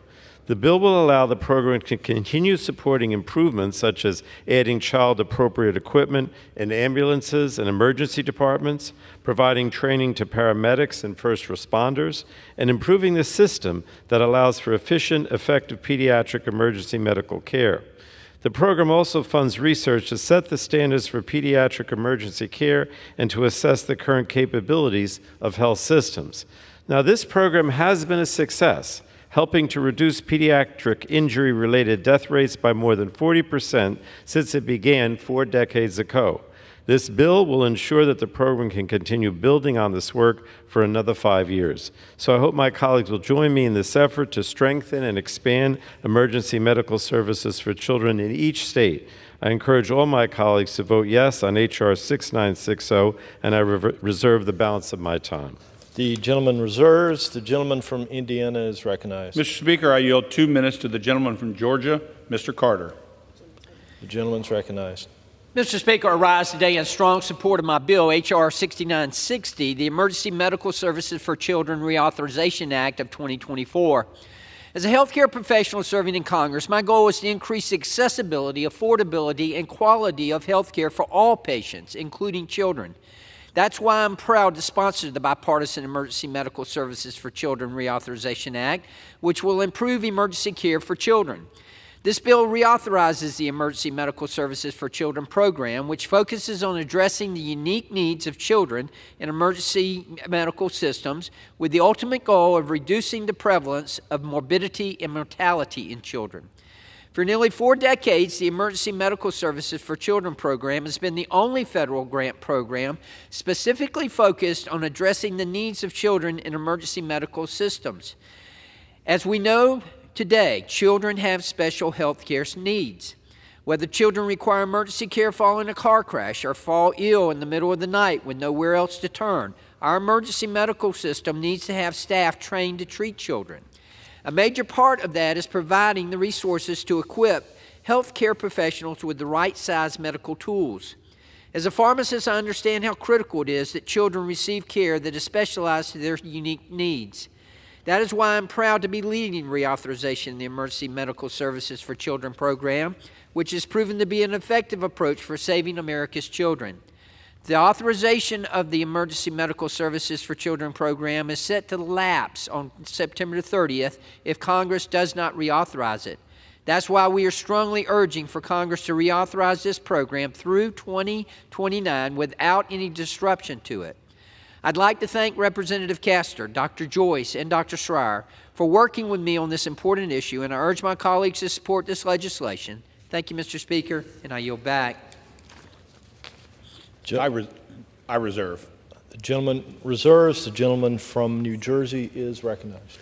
Mr. Speaker, I would yield now at such time as she may consume to a Democratic sponsor of the bill, the chairman of the ranking member of our O&I subcommittee, Ms. Castor. The gentlewoman is recognized. Thank you, and I thank Mr. Pallone for yielding the time. Mr. Speaker, I rise in support of H.R. 6960, the Emergency Medical Services for Children's Reauthorization Act. I'm proud to lead the effort with my good friend, Mr. Carter of Georgia.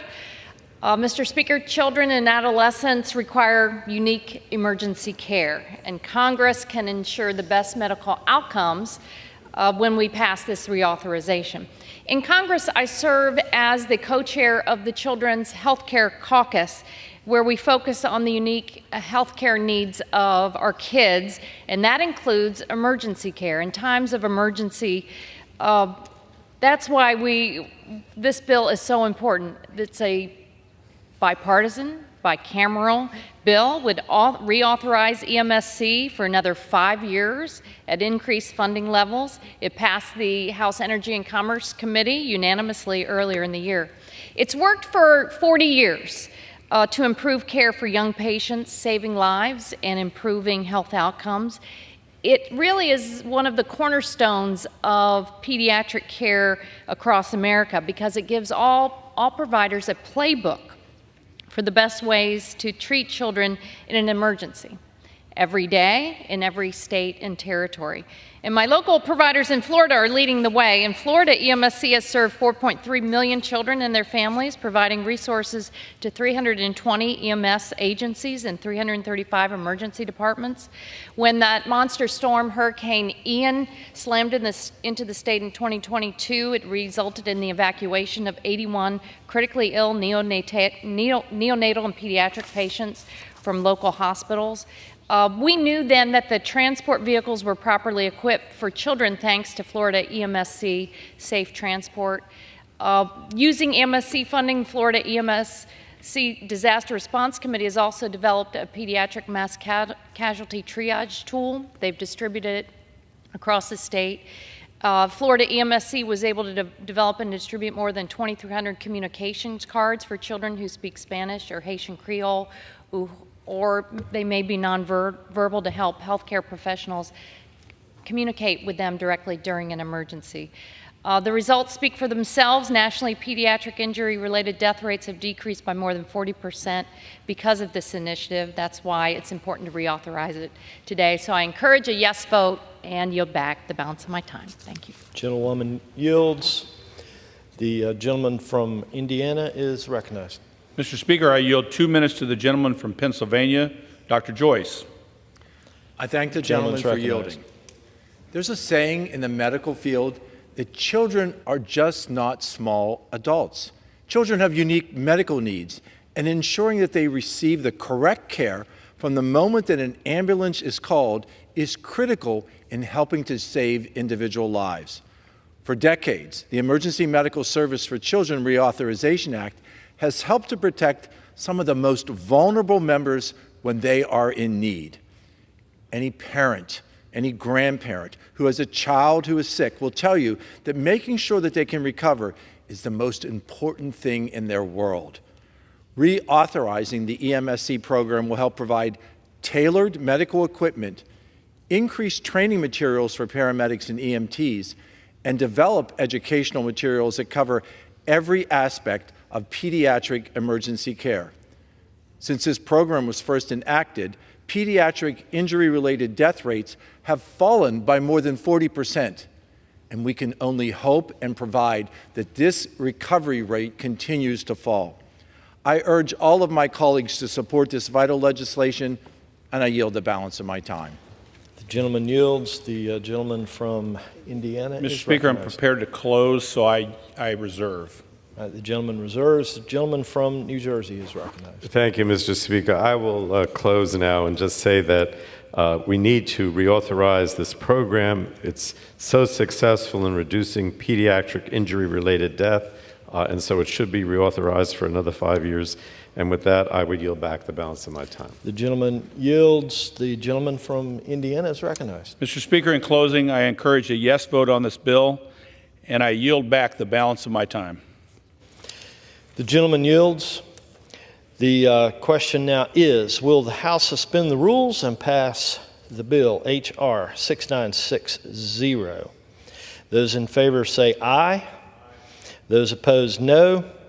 In the opinion of the chair, two-thirds being in the affirmative. Mr. Speaker, I request the yeas and nays. The yeas and nays are requested. All those in favor of taking this vote by the yeas and nays will rise and remain standing until counted. A sufficient number having risen, the yeas and nays are ordered pursuant to Clause 8 of Rule 20. Further proceedings on this question will be postponed.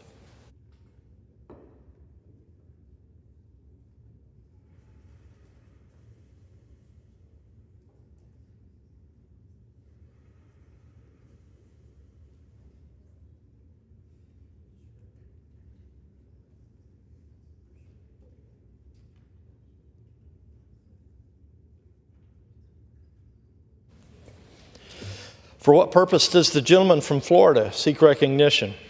I move that the House suspend the rules and pass the bill H.R. 1797 as amended. The clerk will report the title of the bill. Union Calendar Number 370, H.R. 1797, a bill to require the Consumer Product Safety Commission to promulgate a consumer product safety standard with respect to rechargeable lithium-ion batteries used in micro-mobility devices and for other purposes. Pursuant to the rule, the gentleman from Florida, Mr. Belarakis, and the gentleman from New Jersey, Mr. Pallone, each will control 20 minutes. The chair recognizes the gentleman from Florida. Thank you, Mr. Speaker. I ask unanimous consent that all members have 5 legislative days in which to revise and extend their remarks and insert extraneous materials in the record on the bill. Without objection. Thank you, Mr. Speaker. I appreciate it. Mr. Speaker, I yield myself as much time as I may consume. The gentleman's recognized. Thank you. Thank you, Mr. Speaker. I rise in support of H.R. 1797, the Setting Consumer Standards for Lithium-Ion Batteries Act. It is important that the House pass this legislation because when lithium-ion batteries are poorly made, usually ones that come from China, I might add, lack adequate safety standards, are charged improperly, or damaged, they are prone to ignite a fire. The associated fires may be accompanied by explosions and the release of toxic gas, causing significant injuries for consumers. We can't let that happen. As these micro-mobility devices have risen in popularity, the use of lithium-ion batteries has increased, as has the use of counterfeit or unsafe batteries coming from China, creating the need for a federal standard, federal standard. H.R. 1797 would require the Consumer Protection Safety Commission to issue a consumer product safety standard for rechargeable lithium-ion batteries used in micromobility devices to protect against the risk of fires. I want to thank Representatives Garbarino and Torres and others from New York, such as Representative Clark and all of other members, for leading this important bipartisan effort to protect citizens and first responders. I urge my colleagues to support this necessary piece of legislation, and I reserve the balance of my time. The gentleman reserves. The gentleman from New Jersey is recognized. Thank you, Mr. Speaker. I yield myself such time as I may consume. The gentleman's recognized. And Mr. Speaker, I rise to speak in support of H.R. 1797, the Setting Consumer Standards for Lithium-Ion Batteries Act. This bill will protect Americans from fires from lithium-ion batteries.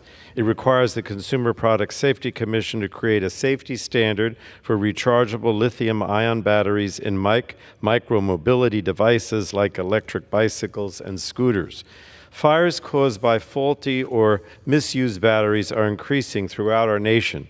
As just one example, between 2019 and 2023, the Fire Department of the City of New York reported more than 400 fires, 300 injuries, and 12 deaths from fires caused by lithium-ion batteries in New York City alone. Just a few weeks ago, 2 people and a cat had to be rescued from a Bridgewater, New Jersey apartment not far from my district because of a fire caused by an electric bicycle battery. And all of these accidents, and yet right now, there's no federal standard to ensure the products on the market are safe. As electric bikes and scooters grow in popularity, we must act to guarantee a strong federal safety standard for lithium-ion batteries. Consumers deserve to feel confident that the products that they see for sale are thoroughly tested and safe, and this legislation would do just that. So I want to commend the main sponsor of this bill, Representative Torres, for his leadership on this issue. I also thank Representative Clark for championing this bill in our committee, and I urge my colleagues to support this legislation and reserve the balance of my time. The gentleman reserves. The gentleman from Florida is recognized. Mr. Speaker, I have no further speakers, so I am prepared to close. I'll yield to the gentleman from New Jersey. The gentleman reserves. The gentleman from New Jersey is recognized. So, Mr. Speaker, I'd like to yield such time as he may consume to the sponsor of this bill, Mr. Torres of New York. The gentleman's recognized. Mr. Speaker, I rise in strong support of my bipartisan legislation entitled the Setting Consumer Standards for Lithium-Ion Batteries Act. I am grateful for the support of Chair Rogers, Ranking Member Pallone, and all the members of the Energy and Commerce Committee. I'm also grateful for the partnership of Congress members Yvette Clarke and Andrew Garbarino. At the core of our legislative progress has been the indefatigable advocacy of the FDNY, the nation's premier fire department. The sheer speed and scale of the destruction that a lithium-ion battery fire can bring to communities like mine is nothing short of staggering. In the Bronx, we saw one of our few neighborhood supermarkets, 2096 Grand Concourse, reduced to complete rubble at the hands of a 5-alarm fire caused by a malfunctioning lithium-ion battery. Lithium-ion battery fires are happening with greater frequency and ferocity in America. Indeed, New York City in particular has emerged as the epicenter of lithium-ion battery fires, which have grown exponentially from more than 30 in 2019 to more than 40 in 2020 to more than 100 in 2021 to more than 200 in 2022. In the span of just 4 years, America's largest city has seen a 900% surge in lithium-ion batteries, creating an unprecedented crisis in fire safety. Poorly manufactured lithium-ion batteries, largely imported from China, are hidden ticking time bombs waiting to detonate in American homes and communities. The fire hazard here has become too glaring to ignore. The House of Representatives is poised to pass bipartisan legislation that would finally empower the Consumer Product Safety Commission to set long overdue mandatory safety standards for the manufacturing of lithium-ion batteries in e-mobility devices. In passing legislation so urgently needed, we are upholding our most solemn obligation, public safety. I yield back. Gentleman yields. The gentleman from Florida is recognized. Thank you, Mr. Speaker. The gentleman is correct, the sponsor of the bill. We are upholding this very important issue, very important need. We're moving it forward because we have a chairman and a ranking member that works very hard to address these issues and move them forward. Let's get this done as soon as possible. I encourage a yes vote on this particular bill, and I yield back the balance of my time. But I know that the Speaker, I believe the gentleman has time to close, and then I'll close as well. Thank you. Then the gentleman reserves. The gentleman from New Jersey is recognized. Thank you, Mr. Speaker. I yield myself such time as I may consume to close. I don't think I can stress enough the importance of this bill. As Mr. Torres has related, these fires and these problems are getting worse all the time. So we have to set a standard. And so I would urge my colleagues to unanimously, on a bipartisan basis, support this bill. And I yield back the balance of my time. The gentleman yields. The gentleman from Florida. Yeah, thank you, Mr. Speaker. In closing, I encourage a yes vote on this particular bill, and I yield back the balance of my time. All right. The gentleman from Florida yields. The question now is, will the House suspend the rules and pass the bill, H.R. 1797, as amended? Those in favor say aye. Those opposed, no. In the opinion of... I ask for the yeas and nays.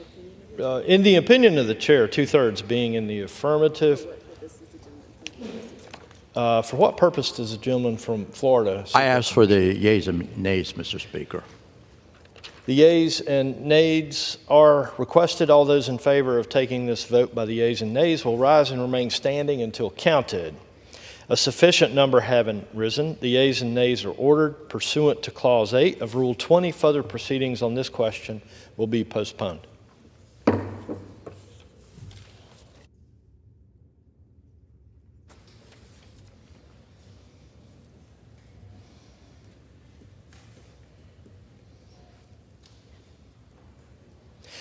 For what purpose does the gentleman from Florida seek recognition?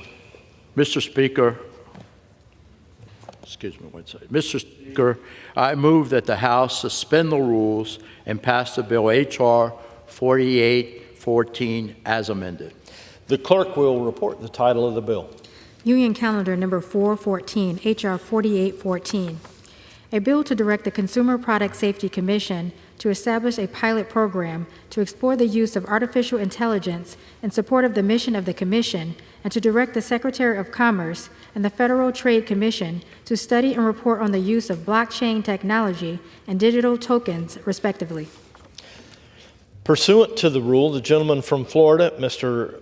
Bilirakis, and the gentleman from New Jersey, Mr. Pallone, each will control 20 minutes. The chair recognizes the gentleman from Florida. Thank you, Mr. Speaker.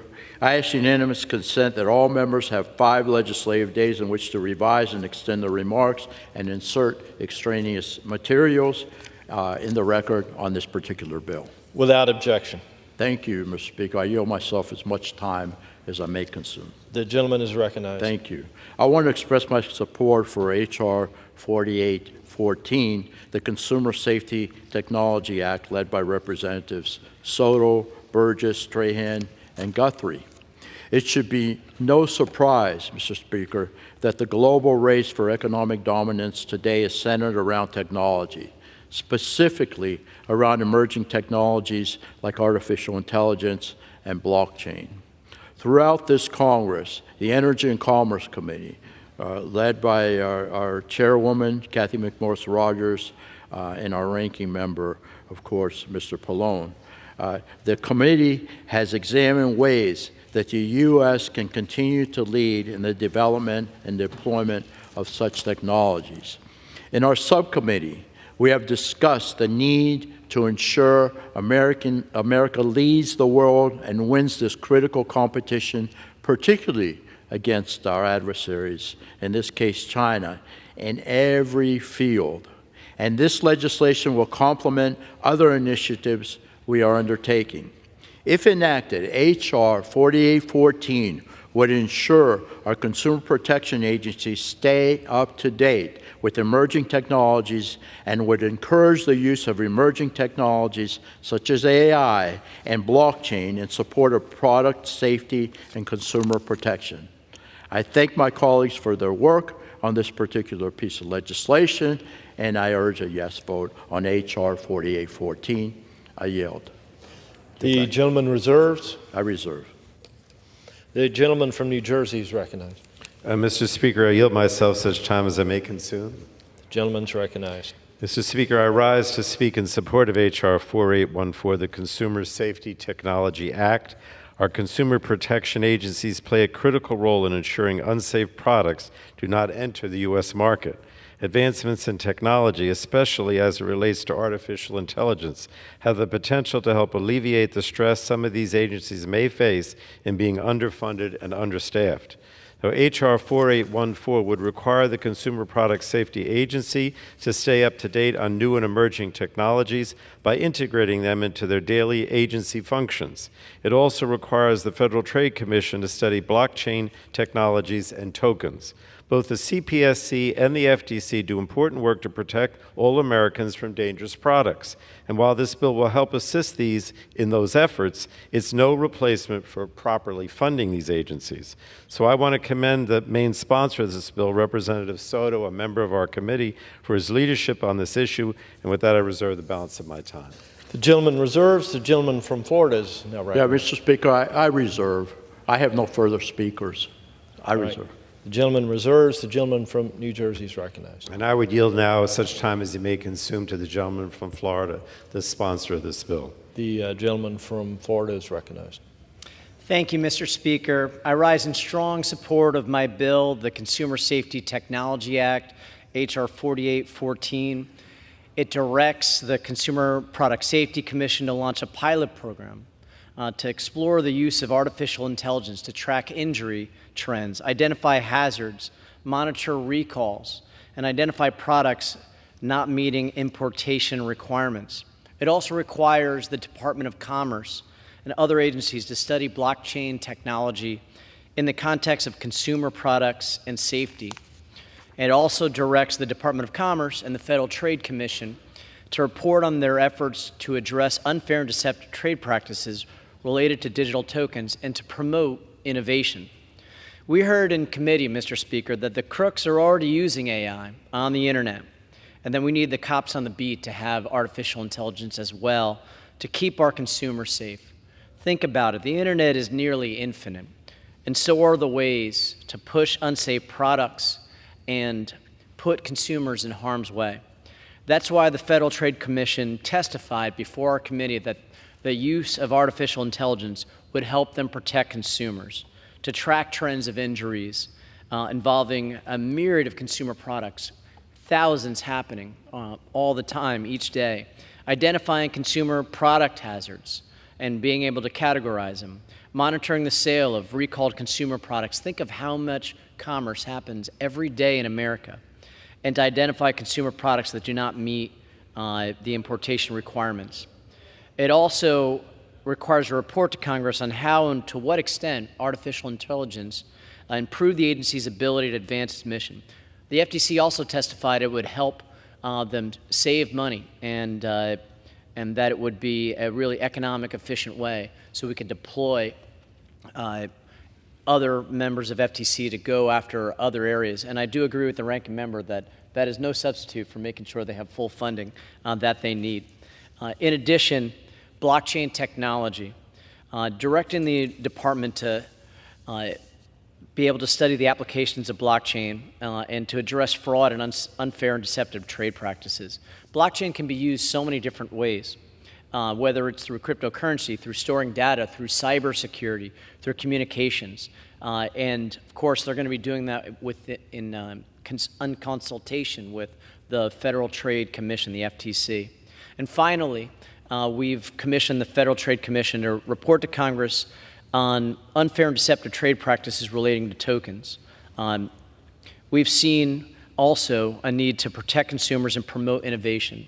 We need rules of the road eventually, and this is helping get us there with blockchain. We need more certainty so that We can have growth in both blockchain and cryptocurrency firms in the United States, giving them an understanding and certainty of the laws and their obligations, and also to protect consumers from scams like pump and dump, whitewashing, and other financial schemes. And for that and more, I'm thrilled to be able to have this bill be heard on the floor. And I want to thank my colleagues, Representatives Burgess, Trahan, Guthrie, Castor, my fellow Floridian, Chairman Gus Bilirakis, and of course, our ranking member, Frank Pallone, for agending this today. And I yield back. The gentleman yields back. The gentleman from New Jersey reserves. The gentleman from Florida. I reserve, sir. Gentleman reserves. The gentleman from New Jersey is recognized. The gentleman is about to close. I would urge, Mr. Speaker, that we support this bill on both sides. Obviously, an important consumer safety bill. And with that, I yield back the balance of my time. The gentleman from New Jersey yields. The gentleman from Florida is recognized. Thank you, Mr. Speaker. This is a great bill. You know, these bills aren't high-profile bills, but they're very important. They affect our constituents directly, and we have to stay ahead of the crooks. And we appreciate it. In closing, I encourage a yes vote on this bill, and I'll yield the balance of my time. The gentleman yields. The question now is, will the House suspend the rules and pass the bill H.R. 4814 as amended? Those in favor say aye. Those opposed, no. In the opinion of the chair, 2/3 being in the affirmative. The rules are suspended. The bill is passed, and without objection, the motion to reconsider is laid on the table. Without objection, the title is amended.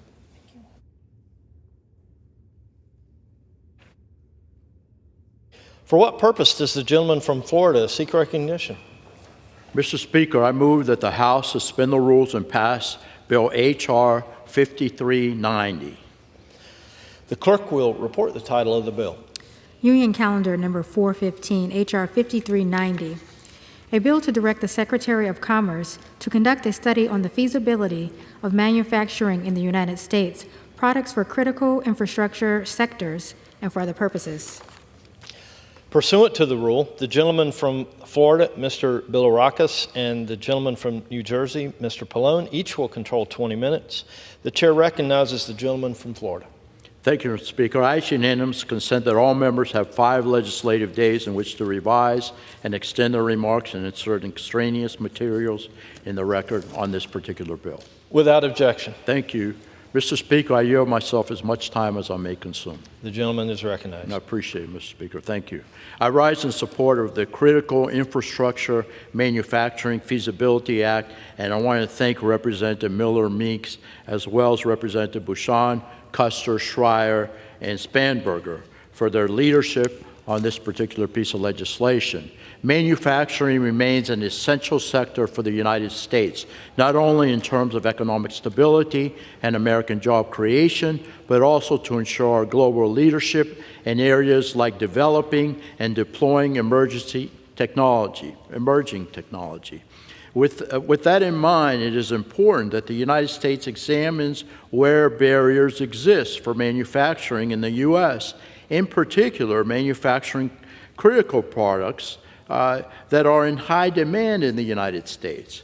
Failure to do so may cause companies offering products and services to become reliant upon countries like China for critical components and goods necessary for those products and services. Instead, we should be analyzing ways to feasibly manufacture these products here at home.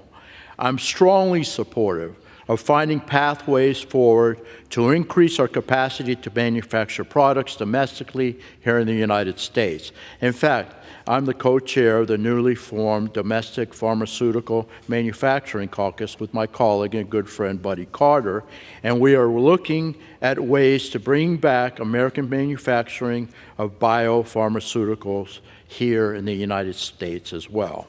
So I want to thank my colleague, all of my colleagues, but the doctor in particular here, for their important work on H.R. 5390. This legislation will help the United States identify the pathway to secure leadership in domestic manufacturing and innovation and protect economic and national security.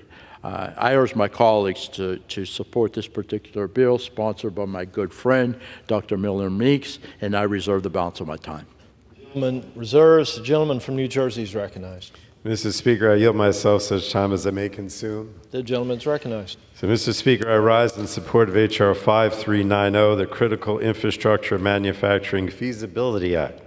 Our nation's manufacturing base was once the envy of the world, but unfortunately it has faced steady headwinds now for the last several decades.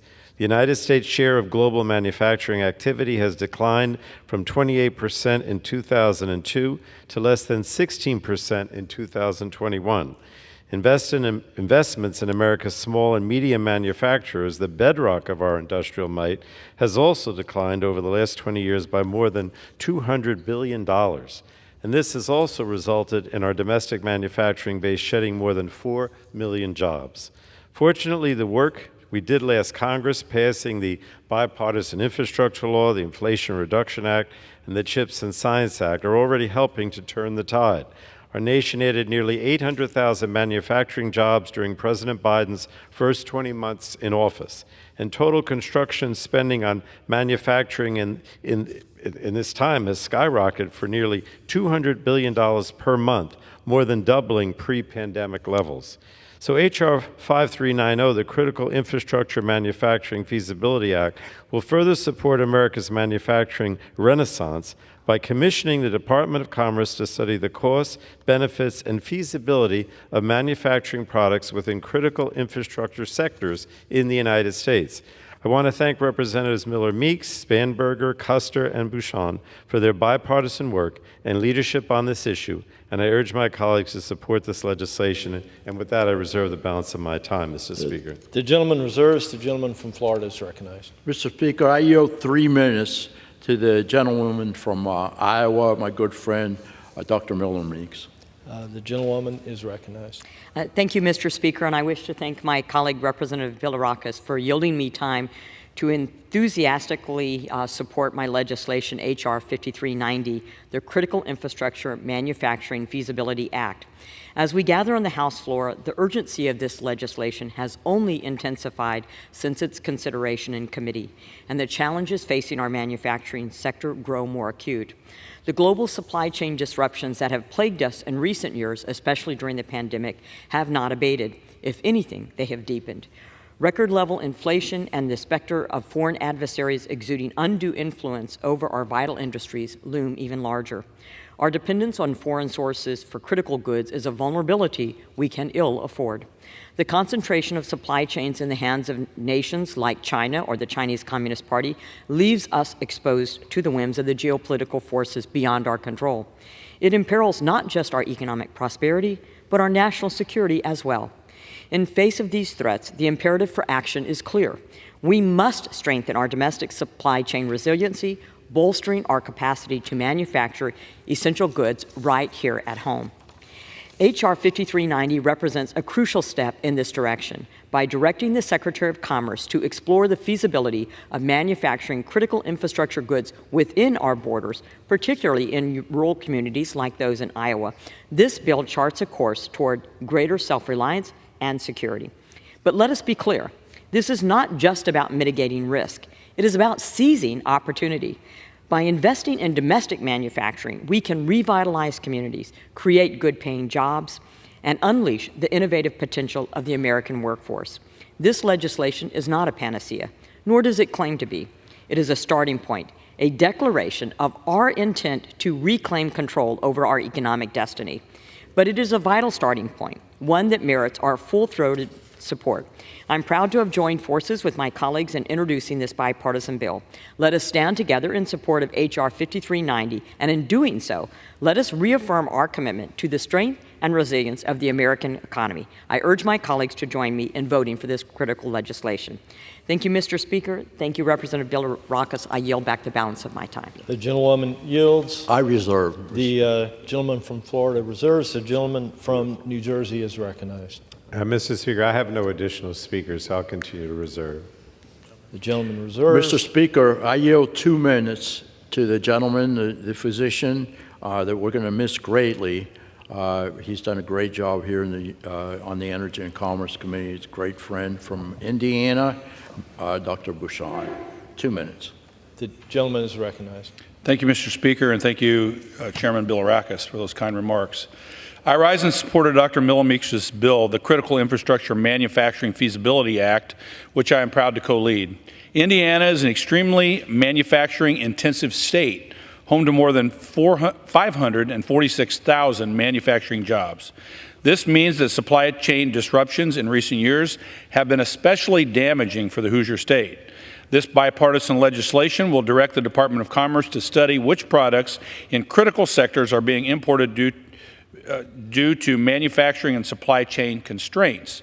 Based on this study, the department will develop recommendations on how to stand up production capabilities in the U.S. in rural areas. Expanding our manufacturing capabilities in rural areas will help prevent supply chain shocks from occurring. I want to thank Dr. Millermeek and other sponsors of this bill for their leadership, and I urge all of my colleagues to support this important legislation. Thank you, Mr. Speaker, and I yield back. The gentleman yields back. I'll reserve, Mr. Speaker. The gentleman from Florida reserves. The gentleman from New Jersey is recognized. I'll continue to reserve. Gentleman you have reserves. additional speakers? Yeah, I don't have any additional speakers. So all right. then I would just... Gentleman from Florida reserves. The gentleman from New Jersey is recognized. I would just ask that we support this important legislation on both sides of the aisle. With that, I yield back, Mr. Speaker. The gentleman from New Jersey yields. The gentleman from Florida is recognized. Thank you, Mr. Speaker. In closing, I encourage a yes vote on this critical piece of legislation. I'll yield back the balance of my time. The gentleman from Florida yields. The question now is, will the House suspend the rules and pass the bill H.R. 5390? Those in favor say aye. Those opposed, no. In the opinion of the chair, 2/3 being in the affirmative, the rules are suspended. The bill is passed, and without objection, the motion to reconsider is laid on the table.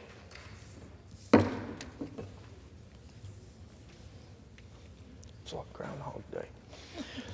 For what purpose does the gentleman from Florida seek recognition? Mr. Speaker, I move that the House suspend the rules and pass the bill H.R. 6571 as amended. The clerk will report the title of the bill. Union Calendar Number 392, H.R. 6571, a bill to establish a critical supply chain resiliency and crisis response program in the Department of Commerce and to secure American leadership in deploying emerging technologies and for other purposes. Pursuant to the rule, the gentleman from Florida, Mr. Bilirakis, and the gentleman from New Jersey, Mr. Pallone, each will control 20 minutes. The chair recognizes the gentleman from Florida. Thank you, Mr. Speaker. I ask unanimous consent that all members have 5 legislative days in which to revise and extend their remarks and insert extraneous materials in the record on the bill. Without objection. Thank you. Mr. Speaker, I yield myself as much time as I may consume. The gentleman is recognized. Thank you, Mr. Speaker. Today I rise in support of H.R. 6571, the Promoting Resilient Supply Chains Act. I want to thank Dr. Bouchon and Representative Blunt Rochester for their hard work negotiating this bipartisan policy. Since the pandemic, we have quickly learned how our nation has become too reliant on foreign adversaries. I can say that again. We've relied too much on foreign adversaries. Enough is enough. Adversaries like China for critical goods and components of such goods. H.R. 6571 would establish a mapping program at the Department of Commerce to examine our supply chains to better prepare our economy for any future shock that we may see. Monitoring these trends will help protect us from over-reliance on our nation's enemies and instead help industries to adapt quickly. Further, this legislation will require the Assistant Secretary to carry out a program with the private sector to better understand vulnerabilities in our supply chains, including supply chains for emerging technologies, and provide recommendations for promoting emerging technologies and making critical supply chains more resilient. This will continue our technological leadership in the global war against China. I want to thank my colleagues for their bipartisan work and of course, Dr. Bucshon in particular, to secure American leadership and competitiveness. I urge my colleagues to join me in supporting this legislation, and I yield back the balance of my time. Gentleman reserve? Yes, I do reserve. The gentleman from Florida reserves. The gentleman from New Jersey is recognized. Mr. Speaker, I yield myself such time as I may consume. The gentleman's recognized. Mr. Speaker, I rise to speak in support of H.R. 6571, the Promoting Resilient Supply Chains Act. The COVID-19 public health crisis exposed serious vulnerabilities in our critical manufacturing supply chains, vulnerabilities that harmed our efforts to combat COVID-19 and its economic fallout. Now, ask any doctor, nurse, or essential worker who needed personal protective equipment during the height of the COVID-19 pandemic. Ask any assembly line worker, manufacturer, or startup who did not have enough semiconductors essential to produce critical products in consumer electronics. Ask the everyday consumer who could not find basic household essentials like toilet paper and cleaning supplies as demand surged and supply chains ground to a halt. So fortunately, the supply chain crisis is over, but serious vulnerabilities remain. The Biden administration's 100-day supply chain review found that manufacturing supply chains instrumental to our national security and economic welfare remain vulnerable to disruption, strain, compromise, and elimination.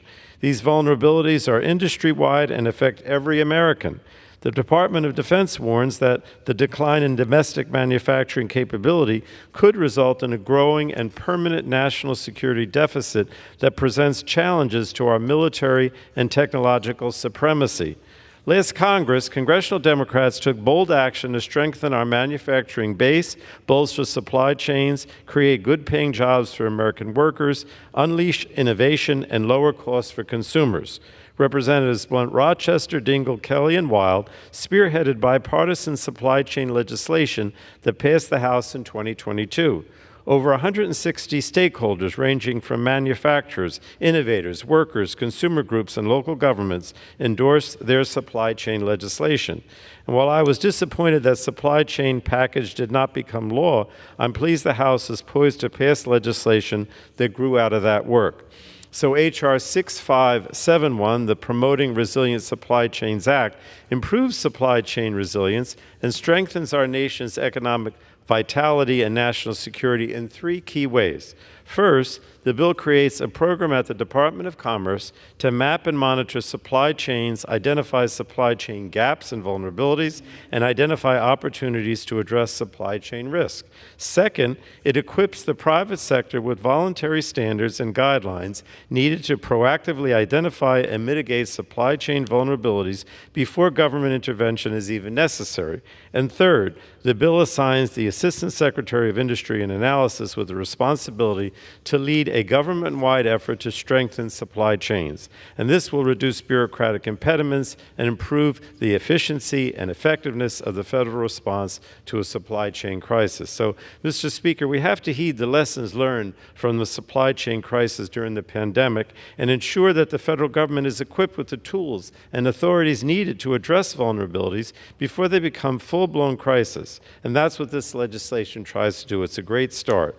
I want to commend Representatives Blunt, Rochester, Dingell, Kelly, Wild, and Bucshon for their leadership on this issue and urge my colleagues to support this legislation, and I reserve the balance of my time. The gentleman from New Jersey reserves. The gentleman from Florida is recognized. Mr. Speaker, I yield 2 minutes to the gentleman from Indiana, my good friend, Dr. Bucshon. The gentleman is recognized. Thank you, Mr. Speaker, and thank you, Chairman. I rise in support of H.R. 6571, the Promoting Resilient Supply Chains Act, which I am proud to co-lead with my colleague, Representative Lisa Blunt, Rochester. During the COVID-19 pandemic, producers in sectors across the economy had to slow or stop production. They couldn't access the inputs they needed to operate due to shipping bottlenecks or a lack of diversified suppliers. My bill establishes a program within the Department of Commerce to map and monitor critical supply chains utilized by American producers. It will allow us to know where our strengths and vulnerabilities are, a critical step in improving our economic and national security. This program will also develop best practices to advise manufacturers on how to strengthen their supply chains and help government and private sector stakeholders plan for and respond to supply chain shocks. Hoosier manufacturers make some of the best products in the world and need reliable supply chains. Having the Department of Commerce study and advise on how to strengthen supply chains will allow producers to plan appropriately. I urge my colleagues to support H.R. 6571, and I yield back. The gentleman yields. I'll reserve, Mr. Speaker. The gentleman from Florida reserves. The gentleman from New Jersey is recognized. I have no additional speakers. Are we prepared to close, or you have? Speaker. All right. So. Let me just say, Mr. Speaker, that this act and to promote resilient supply chain is obviously very important in what we learned, the lessons we learned from the COVID pandemic. And so I urge my colleagues on both sides of the aisle to support the legislation, and I yield back. The gentleman yields. The gentleman from Florida is recognized. Yeah, Mr. Speaker, in closing, I encourage again a yes vote on this particular piece of legislation. I'll yield back the balance of my time. The gentleman from Florida yields. The question now is, will the House suspend the rules and pass the bill H.R. 6571 as amended? Those in favor say aye. Those opposed, no. In the opinion of the chair, 2/3 being in the affirmative. Mr. Speaker, I ask for the yeas and nays. The yeas and nays are requested. All those in favor of taking this vote by the yeas and nays will rise and remain standing until counted. A sufficient number having risen, the yeas and nays are ordered. Pursuant to Clause 8 of Rule 20, further proceedings on this question will be postponed.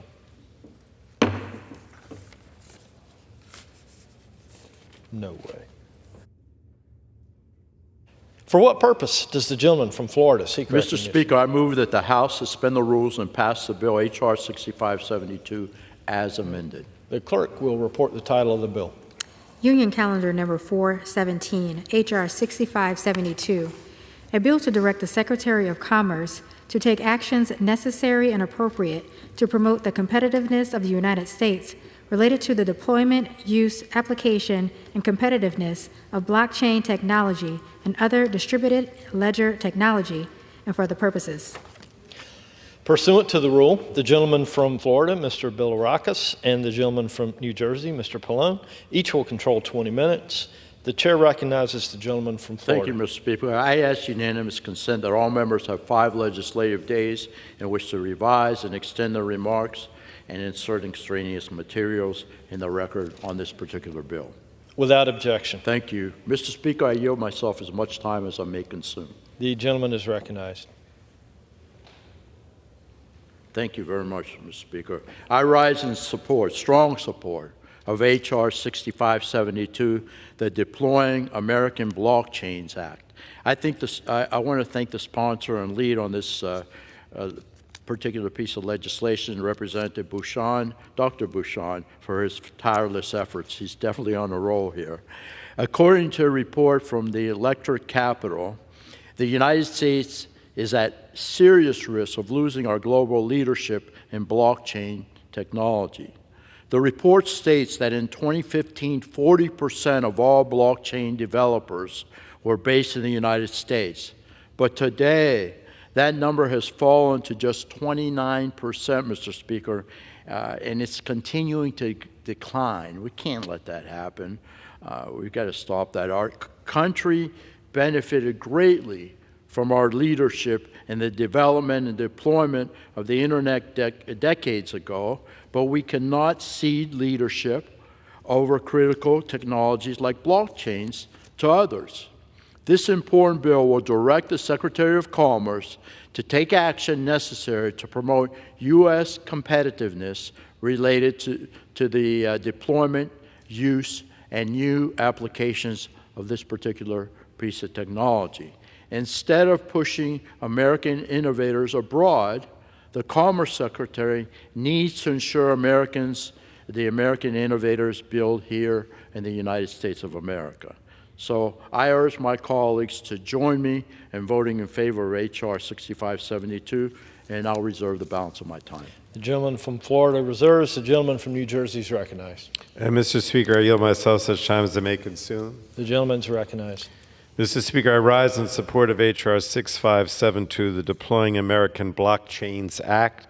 For decades, our nation's technological leadership has helped build the largest, most dynamic economy in the world. But we must continue working to ensure we outcompete the rest of the world because our economic rivals are trying to close the gap. Last Congress, House Democrats championed historic legislation, the CHIPS and Science Act, that President Biden signed into law. This bill makes transformational investments in research and development, science and technology, and the workforce of the future. It will help us maintain our nation's leadership in the industries of tomorrow, including nanotechnology, clean energy, quantum computing, and artificial intelligence. The CHIPS and Science Act is already making a huge difference, but we must build on its success. So H.R. 6572, the Deploying American Blockchains Act, commissions the Department of Commerce to support the leadership in the United States with respect to blockchain technology, which may have useful applications for supply chain monitoring, data security, and financial transactions. I want to commend Representatives Blunt Rochester, Dingell, and Bucshon for their leadership on this issue, and I encourage all of my colleagues to support this bipartisan bill, and I reserve the balance of my time. The gentleman from New Jersey reserves. The gentleman from Florida is recognized. Mr. Speaker, I yield 2 minutes to the gentleman from Indiana, Dr. Bucshon. The gentleman from Indiana is recognized. Thank you, Mr. Speaker and Mr. Chairman. I rise in support of H.R. 6572, the Deploying American Blockchains Act, that I introduced alongside Representative Lisa Blunt Rochester. This bill will promote American innovation and help develop the use of blockchains and distributed ledger technologies throughout the U.S. economy. Americans are leaders in utilizing blockchains in public and private sector areas, ranging from ensuring the traceability of drugs to managing supply chains for manufacturers. Unfortunately, in recent years, our leadership position has seriously diminished as other countries see and embrace the promise that blockchains hold. According to a 2023 report, the United States is at serious risk of losing its global leadership in blockchain. In 2015, 40% of blockchain developers were based in the United States. In 2022, that number was just 29% and dropping, and our share continues to dwindle. The Deploying American Blockchains Act will help rectify this trend by requiring the Secretary of Commerce to create a program to help promote the competitiveness of the United States in the deployment, use, and application of blockchains. Instead of pushing American innovators abroad, the Department of Commerce should work with American innovators to build their products here. I urge my colleagues to support the Deploying American Blockchains Act. Thank you, Mr. Speaker, and I yield back. The gentleman yields. The gentleman from Florida reserves. The gentleman from New Jersey is recognized. I have no additional speakers prepared to close. Mr. Speaker, I'll close by saying that, again, this is important in terms of our competitiveness globally. I would ask all our colleagues to vote in favor of this bill on a bipartisan basis and yield back the balance of my time. The gentleman from New Jersey yields. The gentleman from Florida is recognized. Thank you, Mr. Speaker. In closing, I encourage a yes vote on this particular bill, and I'll yield back the balance of my time. The gentleman from Florida yields. The question now is, will the House suspend the rules and pass the bill H.R. 6572 as amended? Those in favor say aye. Those opposed, no. In the opinion of the chair, 2/3 being in the affirmative. For what purpose did the gentleman rise? I asked for the yeas and nays. The yeas and nays are requested. All those in favor of taking this vote by the yeas and nays will rise and remain standing until counted. A sufficient number having risen, the yeas and nays are ordered. Pursuant to Clause 8 of Rule 20, further proceedings on this question will be postponed.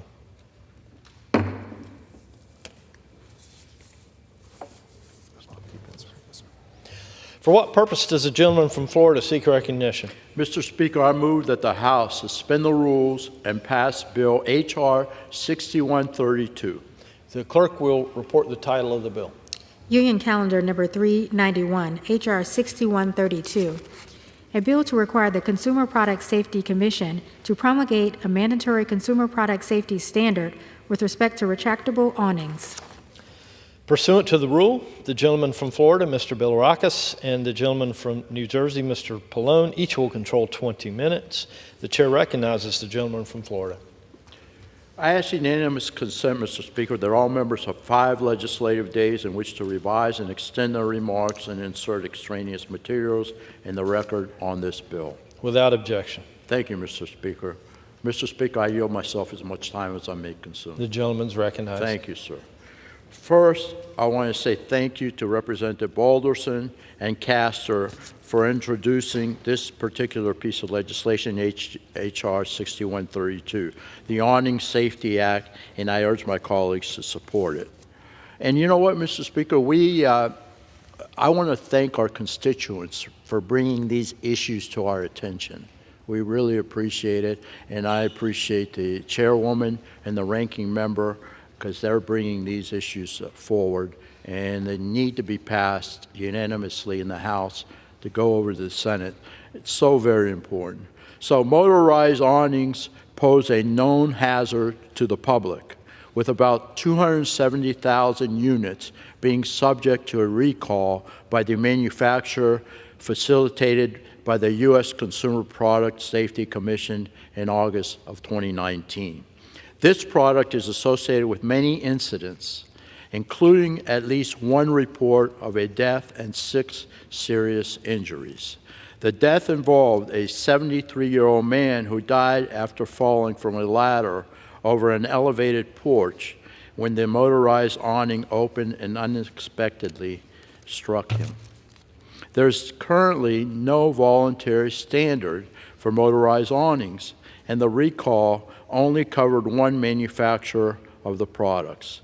H.R. 6132 will save lives and will require CPSC to promulgate a mandatory standard regarding these home retractable awnings, which is within the jurisdiction of the CPSC. This is a common sense bill, Mr. Speaker, and I urge my colleagues to support this particular bill, and I reserve the balance of my time. The gentleman from Florida reserves. The gentleman from New Jersey is recognized. And Mr. Speaker, I yield myself such time as I may consume. The gentleman's recognized. Mr. Speaker, I rise to speak in support of H.R. 6132, the Awning Safety Act. In 2019, the Consumer Product Safety Commission issued a recall of 270,000 motorized awnings that had caused 6 injuries and, tragically, 1 death. These products are a known hazard to the public, and while I commend the CPSC for taking action in 2019, we must do more to ensure motorized awning products, regardless of brand or manufacturer, are safe. The Awning Safety Act before us today would require the CPSC to create a mandatory safety standard for fixed and freestanding retractable awnings. And currently there is no standard, voluntary or mandatory, for these awnings, and injuries continue to mount. Just last year, Dr. Michael Nat, the father of a former committee Republican staffer, tragically died as the result of an incident involving a retractable awning. We must act to ensure that other American families do not suffer a similar tragedy because of problems with retractable awnings. I want to commend Representative Castor, the Democratic lead on this bill, and Congressman Balderson for their bipartisan work and leadership on this issue, and I urge my colleagues to support H.R. 6132, the Awning Safety Act. With that, I reserve the balance of my time. The gentleman from New Jersey reserves. The gentleman from Florida is recognized. Mr. Speaker, I yield 2 minutes to the gentleman, the sponsor of the bill, Representative Balderson from the great state of Ohio. Thank you. The gentleman's recognized. Thank you, Mr. Speaker. Thank you, Chairman. I rise today in support of my bill, the Awning Safety Act, which aims to enhance the safety of awnings commonly found in Ohio homes and households across the nation.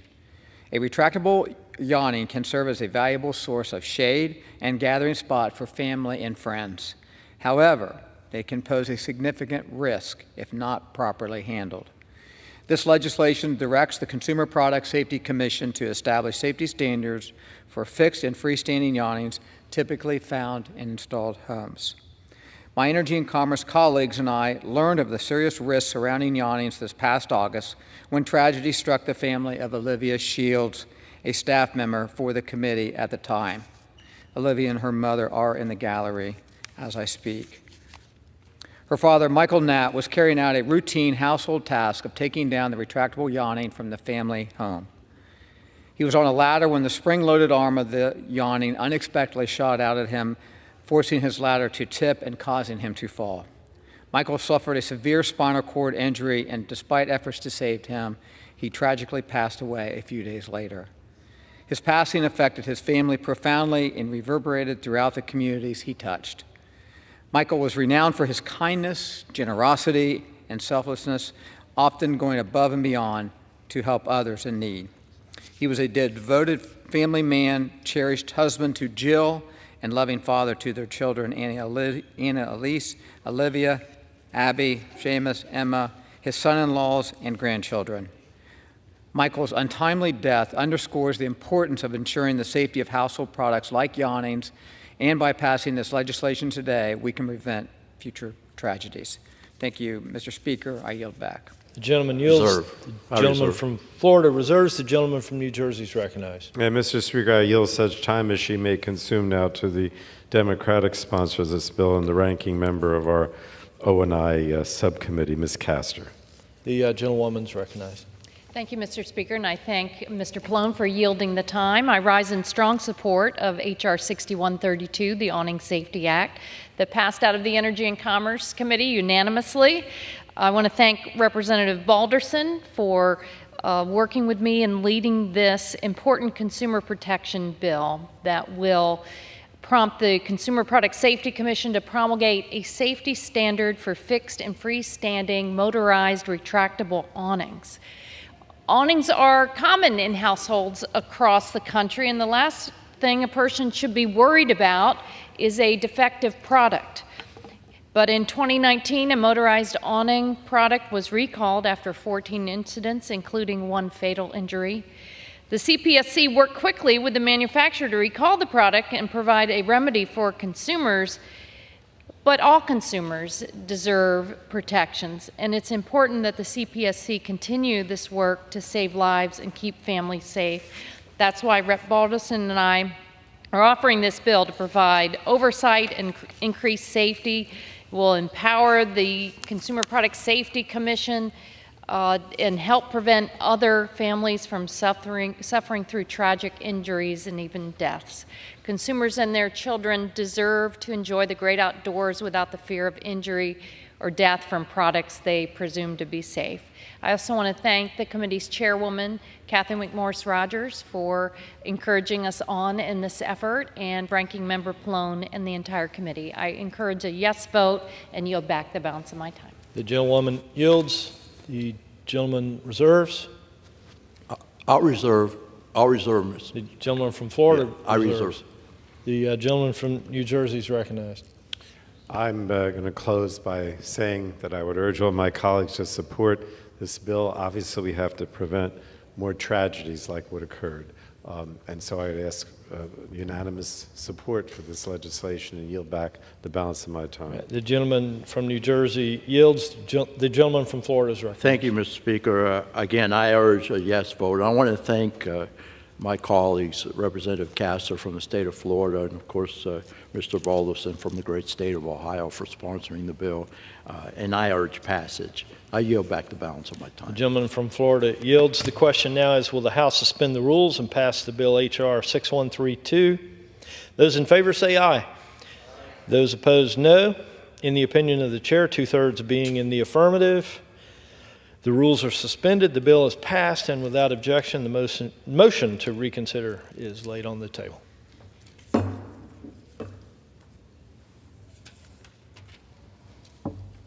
For what purpose does the gentleman from Florida seek recognition? Mr. Speaker, I move that the House suspend the rules and pass the bill H.R. 3950 as amended. The clerk will report the title of the bill. Union Calendar Number 412, H.R. 3950. A bill to require sellers of events tickets to disclose comprehensive information to consumers about ticket prices and related fees and for other purposes. Pursuant to the rule, the gentleman from Florida, Mr. Bilirakis, and the gentleman from New Jersey, Mr. Pallone, each will control 20 minutes. The chair recognizes the gentleman from Florida. Thank you, Mr. Speaker. I ask unanimous consent that all members have 5 legislative days in which to revise and extend their remarks and insert extraneous materials in the record on this particular bill. Without objection, Thank you, Mr. Speaker. I yield myself as much time as I may consume. The gentleman's recognized. Thank you, Mr. Speaker. Today, I'm honored to speak in support of my bipartisan bill, H.R. 3950, the Transparency in Charges for Key Events Ticketing Act, or the Ticket Act. I want to thank my bipartisan co-lead on this particular piece of legislation, the ranking member of the subcommittee, Ms. Jan Schakowsky from the great state of Illinois. We have had true collaboration and partnership on this initiative, and I'm grateful that we are able to move this bipartisan initiative forward. I want to thank the staff, too, on both sides. They did an incredible job on this particular piece of legislation, and it really is needed. H.R. 3950 addresses price transparency in the live event ticketing marketplace, which has long been plagued by hidden and confusing fees tacked on at the end of the checkout process. It would require ticket issuers, including issuers on the secondary market for live events, to clearly and conspicuously disclose at the beginning of the transaction and throughout the ticket purchasing process the total ticket price for the event. It's as simple as that. It's not allowed to ask for. And an itemized list of the base ticket price and each fee associated with the total price. Further, this upfront pricing requirement includes the total ticket price in any advertisements or other marketing activities. The Ticket Act also incorporates H.R. 6568, the Speculative Ticketing Oversight and Prohibition Act, or the STOP Act, led by Representatives Armstrong and Blunt-Rochester. This additional language will hold bad actors accountable for ripping off and defrauding consumers through the sale of fake tickets that they do not possess, referring to the speculative tickets. It also prevents bad actors from using deceptive ticketing websites or fake URLs. No fan should be caught left with nowhere to turn when they've been sold a fake ticket that they thought they had purchased from a website selling tickets, only to find out that the website is a scam and the ticket does not exist at all. This bill also provides fans with refunds with events if the event is canceled or postponed, and requires the FTC to study the Enforcement Bolts Act and hurdles that law enforcement may have to go after bad actors who use fake ticket purchasing bots that are already illegal. It is important that the House pass this particular legislation, and I hope the Senate will approve this without delay, as this bill will have an immediate impact to provide market transparency and enhance the event ticketing experience for consumers. As Americans look to attend summer outings, this will provide an enforcement mechanism for fake and deceptive websites claiming to be selling legitimate event tickets. I thank all the stakeholders for working with us, for their input on this initiative, and I know that we have struck a key balance between both sides, thanks to the staff as well, both sides of the aisle, to protect consumers and ultimately pass the most consequential ticketing reform in years. We got to get it through the Senate as well. So I encourage all my colleagues to pass this particular piece of legislation on behalf of your constituents. You know, you go, you buy a birthday present for a child and you think you've budgeted enough money for that, whether it's a baseball game, football game, or any type of a concert, what have you, and then lo and behold, you're surprised that you don't have the funds because of these overcharges, or whatever you want to call them. Hidden fees is what they are. So let's pass this bill and make sure that our families have the opportunity to take their children or take their spouses, what have you, their friends, to these particular really these events, these wonderful events that take place in our country. So I'll reserve the balance of my time And then I know that the gentleman has speakers as well. The gentleman from Florida reserves. The gentleman from New Jersey is recognized. Thank you, Mr. Speaker. I yield myself such time as I may consume. The gentleman's recognized. Mr. Speaker, I rise to speak in support of H.R. 3950, the Ticket Act. And I want to start by applauding Innovation, Data, and Commerce Subcommittee Chair Bilirakis and Subcommittee Ranking Member Schakowsky for all their hard work producing a bipartisan ticketing bill with strong protections for consumers. But I also want to commend my friend and colleague from New Jersey, Representative Pascrell, for his tireless efforts and leadership on improving the ticketing experience for consumers. This is something that has been very important in our state of New Jersey, and for years, Representative Pascrell has fought to ensure that those who want to enjoy their favorite sports team or see their favorite artist can do so without breaking the bank. Representative Pascrell has been a staunch advocate to ensure fairness and transparency in the ticketing marketplace, and I'm proud to have partnered with him in his efforts, and those efforts are directly reflected in the bipartisan bill we have before us today. H.R. 3950, the Ticket Act, incorporates many of the proposals that Representative Pascrell and I have called for over the last several years. This bill mandates all in-pricing disclosure, bans speculative ticketing, requires refunds for cancellations or postponements, and prohibits deceptively named ticketing websites. That means consumers won't be hit with additional fees when they go to checkout. They will also know that the ticket they are purchasing is from a reputable website and in the seller's actual possession.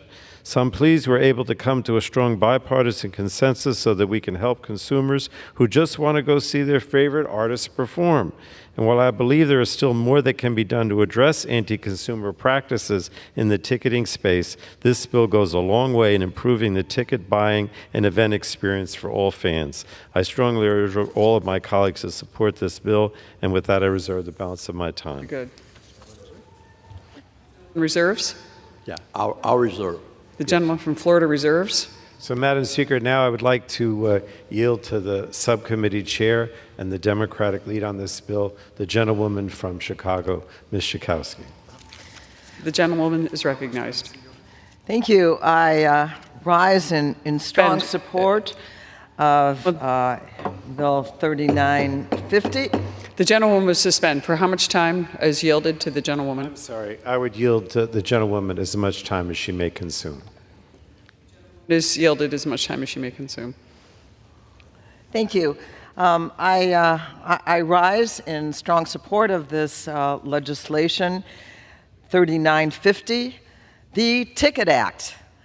And as my colleague and the chair of the subcommittee, Mr. Bilirakis, has said, we worked for months to finally get to this legislation being here today, and I'm so excited about it. And in addition to the chair and the ranking member, I also want to say to Congressman to Congressman Pascrell that we've been hearing about this issue for a very long time and appreciate your pushing it for as long as you did, and here we finally are.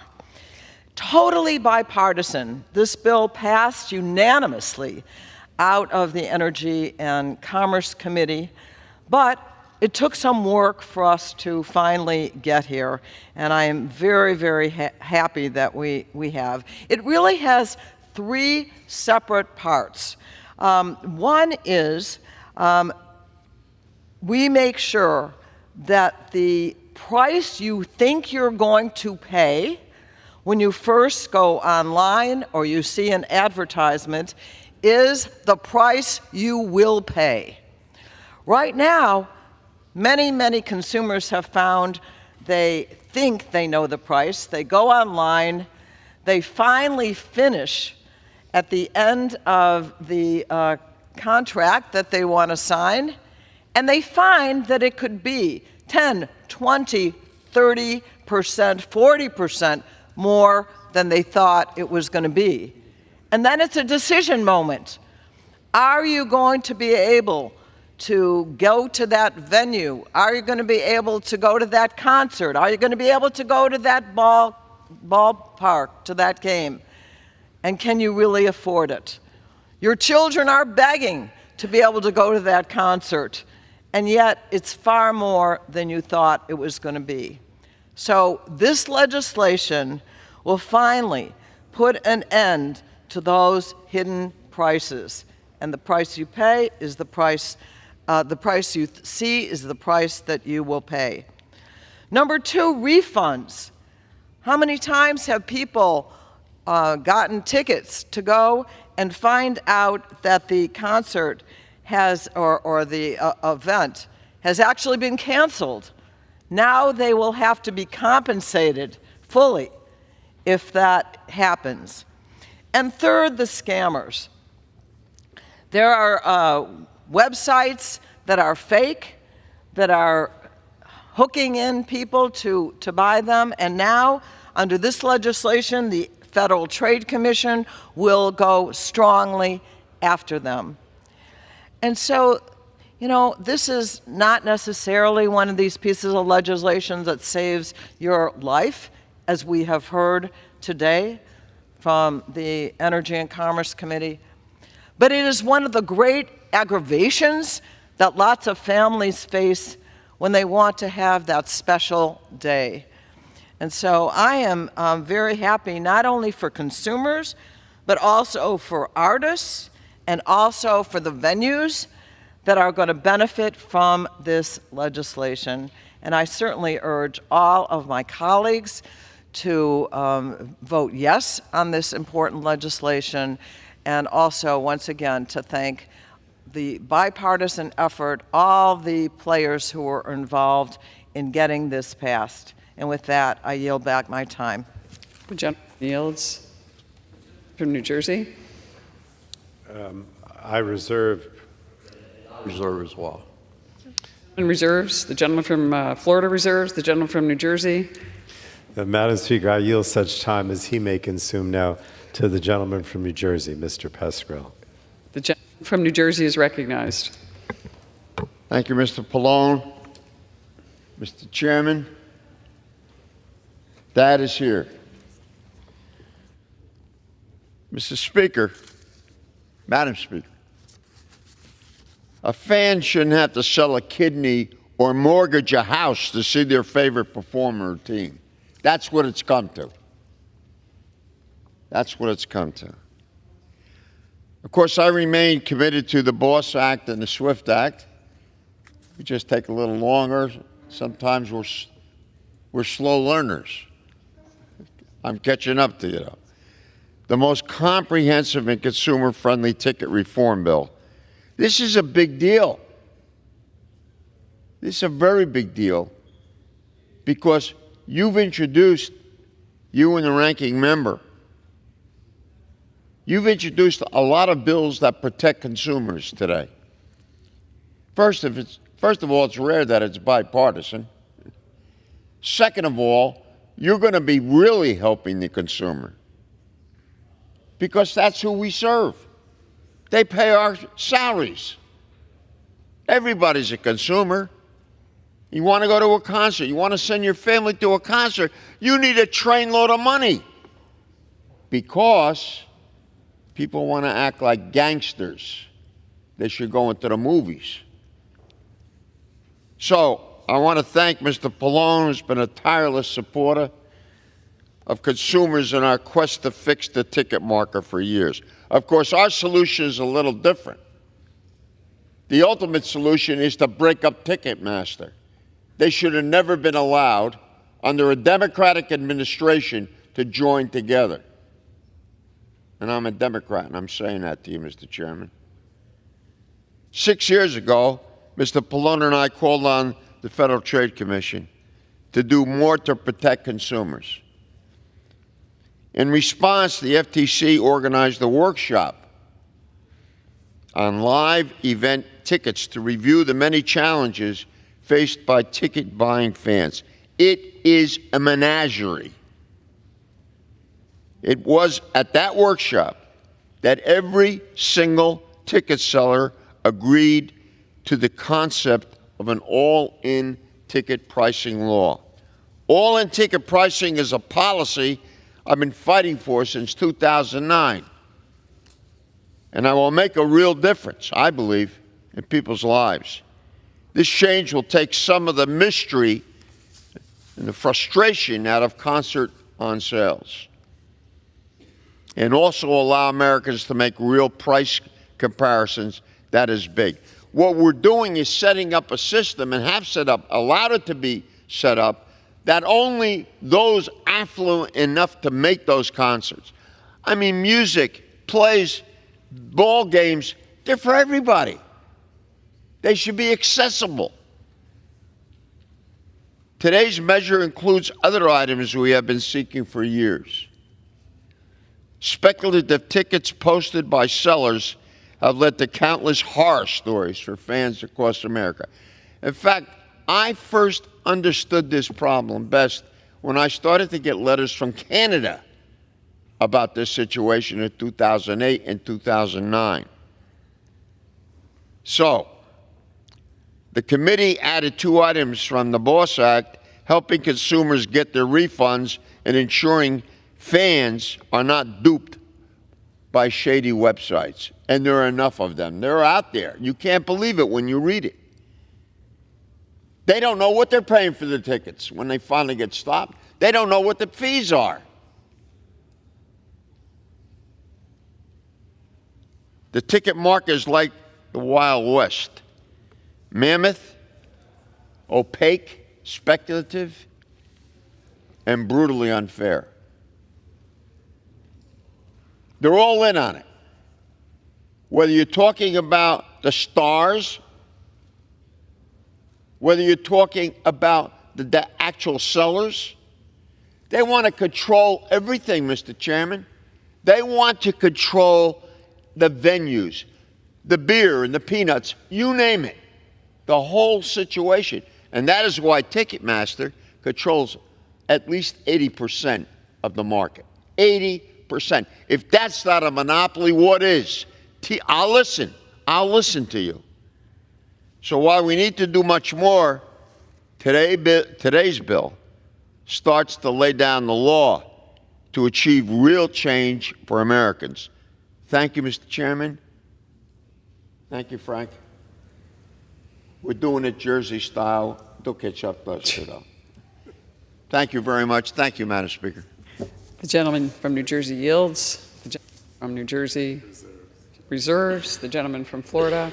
Yeah, I'll continue to reserve. The gentleman from Florida reserves. The gentleman from New Jersey.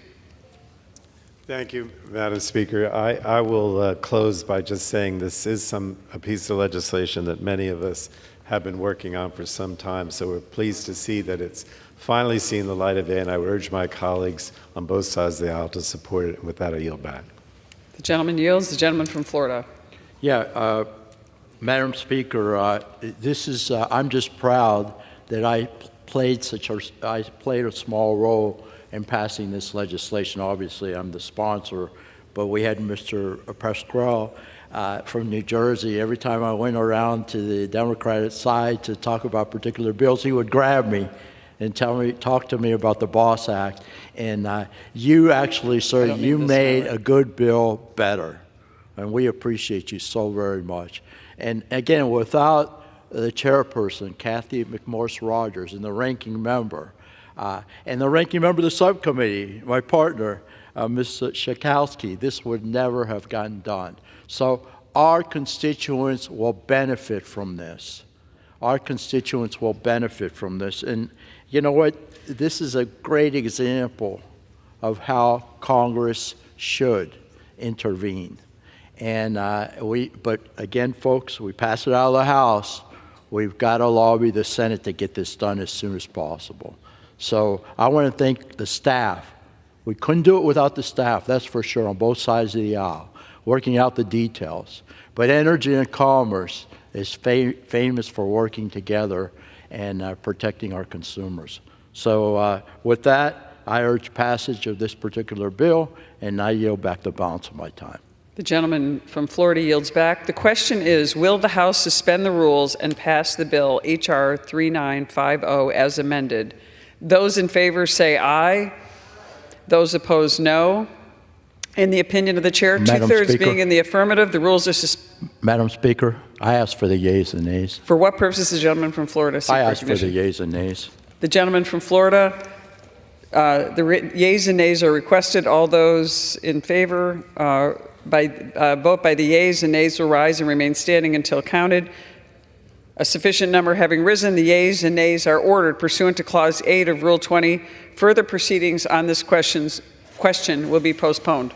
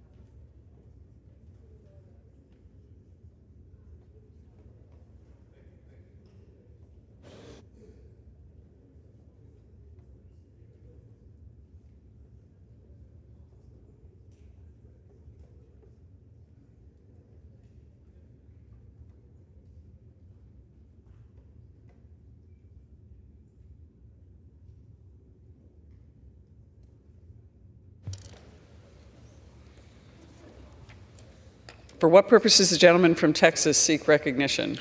Madam Speaker, I move to suspend the rules and pass the bill S-546. The clerk will report the title of the bill. Senate 546, an act to amend the Omnibus Crime Control and Safe Streets Act of 1968 to authorize law enforcement agencies to use cops granted for recruitment activities and for other purposes. Pursuant to the rule, the gentleman from Texas, Mr. Hunt, and the gentleman from Maryland, Mr. Ivey, each will control 20 minutes. The chair recognizes the gentleman from Texas, Mr. Hunt. Madam Speaker, I ask unanimous consent that all members may have 5 legislative days in which to revise and extend their remarks and to insert extraneous material on S-546. Without objection. I yield myself the time that I may consume. The gentleman is recognized.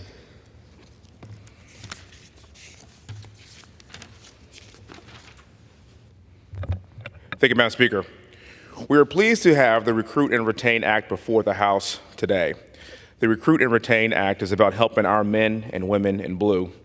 This legislation passed by the Senate by unanimous consent, and I am proud to sponsor and lead this bill in the House along with my fellow committee member across the aisle, Representative Glenn Ivey. Our police departments are struggling with crisis-level recruiting shortages. Here in Washington, for example, the Metropolitan Police Department has the lowest number of officers it has had in the past 50 years. Another example, since 2019, the Chicago force has lost 3,300 officers as of October 2022, and it has only replaced about half of those departures. Some small towns that don't have as many resources are even having to shutter their police departments entirely. We cannot stand by and let this continue to happen across our country, and this is why we need the Recruit and Retain Act. Currently, the DOJ provides grants to state, local, and tribal governments to hire law enforcement officers under the COPS hiring program. The Recruit and Retain Act would leverage the COPS hiring program to ensure the program is responsive to the latest hiring challenges that law enforcement agencies are experiencing nationwide. This bill will reduce the cost of onboarding new officers, specifically fees associated with background checks, psychological evaluations, and other testing. It will also alleviate administrative burdens and clarify application guidance to ensure grants are accessible to all law enforcement agencies. And it will create new opportunities for law enforcement to build trust and interest in law enforcement careers with local youth. Lastly, the bill will require research into the latest data and uncover new insights into new enforcement recruitment and retention trends across the country. This bill does not authorize new funds or create new grant programs, and it only allows existing COPS grants to be used for recruiting and retaining police officers. I'm proud to say this bill has been endorsed by the Federal Law Enforcement Officers Association, the Fraternal Order of Police, Mayor Cities Chiefs Association, Mayor County Sheriffs of America, National Association of Police Organizations, and National Sheriff's Association, and others. When our police departments are well funded and maintained, our communities are safer. Americans are safer. Let's support our cops. Let's help attract the best and brightest to the law enforcement profession. That is so important in the environment of our police officers that we live and work with every single day in this country. I urge my colleagues to support the Recruit and Retain Act. Thank you, and I yield back. The gentleman. And I reserve. I'm sorry. Mr. Ryan. Gentleman reserves. The gentleman from Maryland. Thank you, Madam Speaker, and I yield myself such time as I may consume. It's recognized. I rise in support of S546, the Recruit and Retain Act. H.R. 3325, the identical House version of the bill that I'm co-leading with Congressman Hunt of Texas, passed the Judiciary Committee last week. The Recruit and Retain Act addresses two key goals that are central to Police Week: recruiting young people who want to become law enforcement officers for the right reasons, and relieving the financial burden of recruiting and retaining law enforcement officers by assisting law enforcement agencies with the costs of the recruitment and application processes. The Recruit and Retain Act is supported by the Fraternal Order of Police, National Sheriff's Association, Major Cities Chiefs Association, Federal Law Enforcement Officers Association, National Association of Police Organizations, Major County Sheriffs of America, and several other organizations. Recruiting and retaining highly trained law enforcement professionals is of the utmost importance. Our ability to maintain and attract and develop the best, brightest, most compassionate and dedicated men and women of diverse backgrounds is vital to the health and well-being of our nation. Keeping our residents safe and promoting better community relations will lead to safer streets and better policing. We must incentivize hiring and retaining the people who will do the best job of safeguarding our communities through wise use of the most up-to-date law enforcement techniques. For quite some time, law enforcement agencies nationwide have been facing a challenge in their efforts to maintain an appropriately staffed police force. Due in part to changing demographics, they've experienced high rates of resignations and retirements. The 2021 Police Executive Research Forum Workforce Survey, for example, revealed that a 5% decrease in the overall hiring rate and 18% in resignations and a 45% increase in retirements from responding agencies. The Recruit and Retain Act would establish a new model for the productive recruitment of future law enforcement officers who want to join police forces for the right reasons. Enhancing recruitment of qualified law enforcement officers who are dedicated to the highest principles of policing may also reduce an agency's attrition and resignations over the long term. Through the bill's Pipeline Partnership Program, students will benefit from age-appropriate teachings about the rule of law, the value of law in an ordered society, and the centrality of law enforcement and the judicial system, including the role that law enforcement officers play in maintaining these values within our society. With age-appropriate introductions to the concepts of law and its importance coming from law enforcement officers and teachers in a friendly setting, some students may choose to join law enforcement, while others may become inspired to pursue careers as lawyers or public servants or in other areas of the government. An introduction to law enforcement through such schools would in some ways be similar to the Junior ROTC program for older students who may become interested in law enforcement careers without a contractual commitment. It could increase the number of candidates entering the law enforcement officer recruitment pipeline for desirable reasons.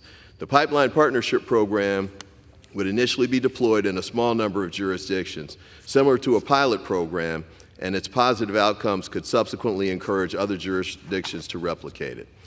The Recruit and Retain Act will also reduce the administrative costs of recruiting and retaining officers by assisting with the expenses of application fees, such as those for background checks, psychological evaluations, and testings.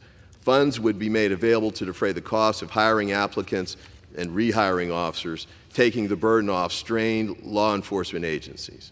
Additionally, our bill directs the Government Accountability Office to conduct a study to better understand the factors that influence recruitment and the loss of law enforcement agencies.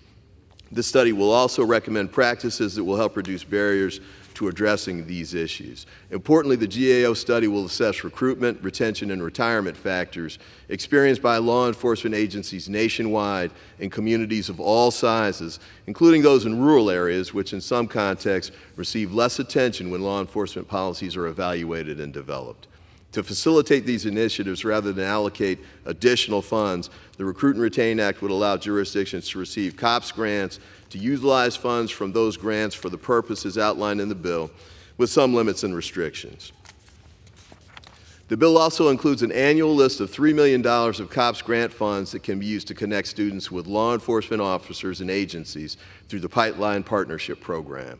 Although this is a very modest sum, it is sufficient for the creation of this program in a limited number of states and municipalities to test this concept. By implementing these projects in limited locations across the nation, the Recruit and Retain Act will help states and localities make informed decisions about adopting the program and its law enforcement recruitment procedures. I want to thank again Congressman Hunt for his leadership on this legislation, and for these reasons I support S546, and I urge my colleagues to support this important bill as well. Thank you, and I reserve the balance of my time. The gentleman reserves. The gentleman from Texas, Mr. Hunt. I have no further speakers. I'm prepared to close, if you are. The gentleman reserves. The gentleman from Maryland is recognized. I reserve, and I'm prepared to close. The gentleman from Maryland is recognized. Thank you, Madam Speaker. Madam Speaker, the Recruit and Retain Act initiatives taken together will serve as a de facto pilot project for many localities, large and small, urban and rural, that struggle with law enforcement recruitment and retention. Law enforcement agencies will be able to benefit from each other's experience when replicating initiatives created by this legislation's innovative solutions. I urge my colleagues to join me in supporting S546, the Recruit and Retain Act. Thank you, and I yield back the balance of my time. The gentleman yields. The gentleman from Texas. The gentleman yields the remainder of my time. I can't hear him. Yields. The question is, will the House suspend the rules and pass Senate 546? Those in favor say aye. Those opposed, no. In the opinion of the chair, 2/3 being in the affirmative, the rule. What purposes the gentleman from Texas seek recognition? The yeas and nays are requested. All those in favor of taking this vote by the yeas and nays will rise and remain standing until counted. A sufficient number having risen, the yeas and nays are ordered pursuant to Clause 8 of Rule 20. Further proceedings on this question will be postponed.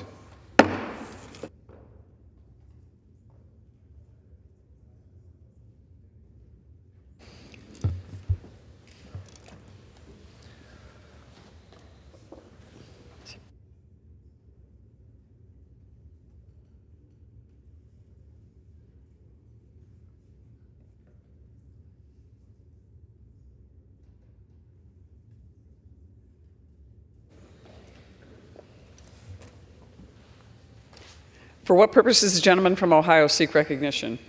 Madam Speaker, I move to suspend the rules and pass House Concurrent Resolution 106. The clerk will report the title of the concurrent resolution. House Concurrent Resolution 106, concurrent resolution expressing support for local law enforcement officers and condemning efforts to defund local law enforcement agencies. Pursuant to the rule, the gentleman from Ohio, Mr. Jordan, and the gentleman from Maryland, Mr. Ivey, will each control 20 minutes. The chair recognizes the gentleman from Ohio, Mr. Jordan. Madam Speaker, I ask unanimous consent that all members have 5 legislative days in which to revise and extend their remarks and to insert extraneous material on House Concurrent Resolution 106. Without objection, the gentleman is recognized. Thank you, Madam Speaker. I yield as much time as he may consume to the sponsor of the legislation, the member from the great state of Mississippi, Sheriff Ezell. The gentleman from Mississippi is recognized. Thank you, Mr. Chairman. Madam Speaker, my resolution expresses our support for the men and women who serve our communities in law enforcement. These brave officers work tirelessly to protect and serve, putting their lives on the line regularly to uphold the rule of law. As a former sheriff and a 42-year career law enforcement officer, I've seen what most men, these men and women, go through. I know the toll taken by long hours, sleepless nights, and time spent away from families. I know what it's like to console grieving families of victims from heinous, horrendous crimes and tragic accidents. I've seen things most Americans will thankfully never have to experience. When others run away, our law enforcement officers are trained to run towards danger, to fight crime, and to protect the innocent. Far too often, they don't make it back.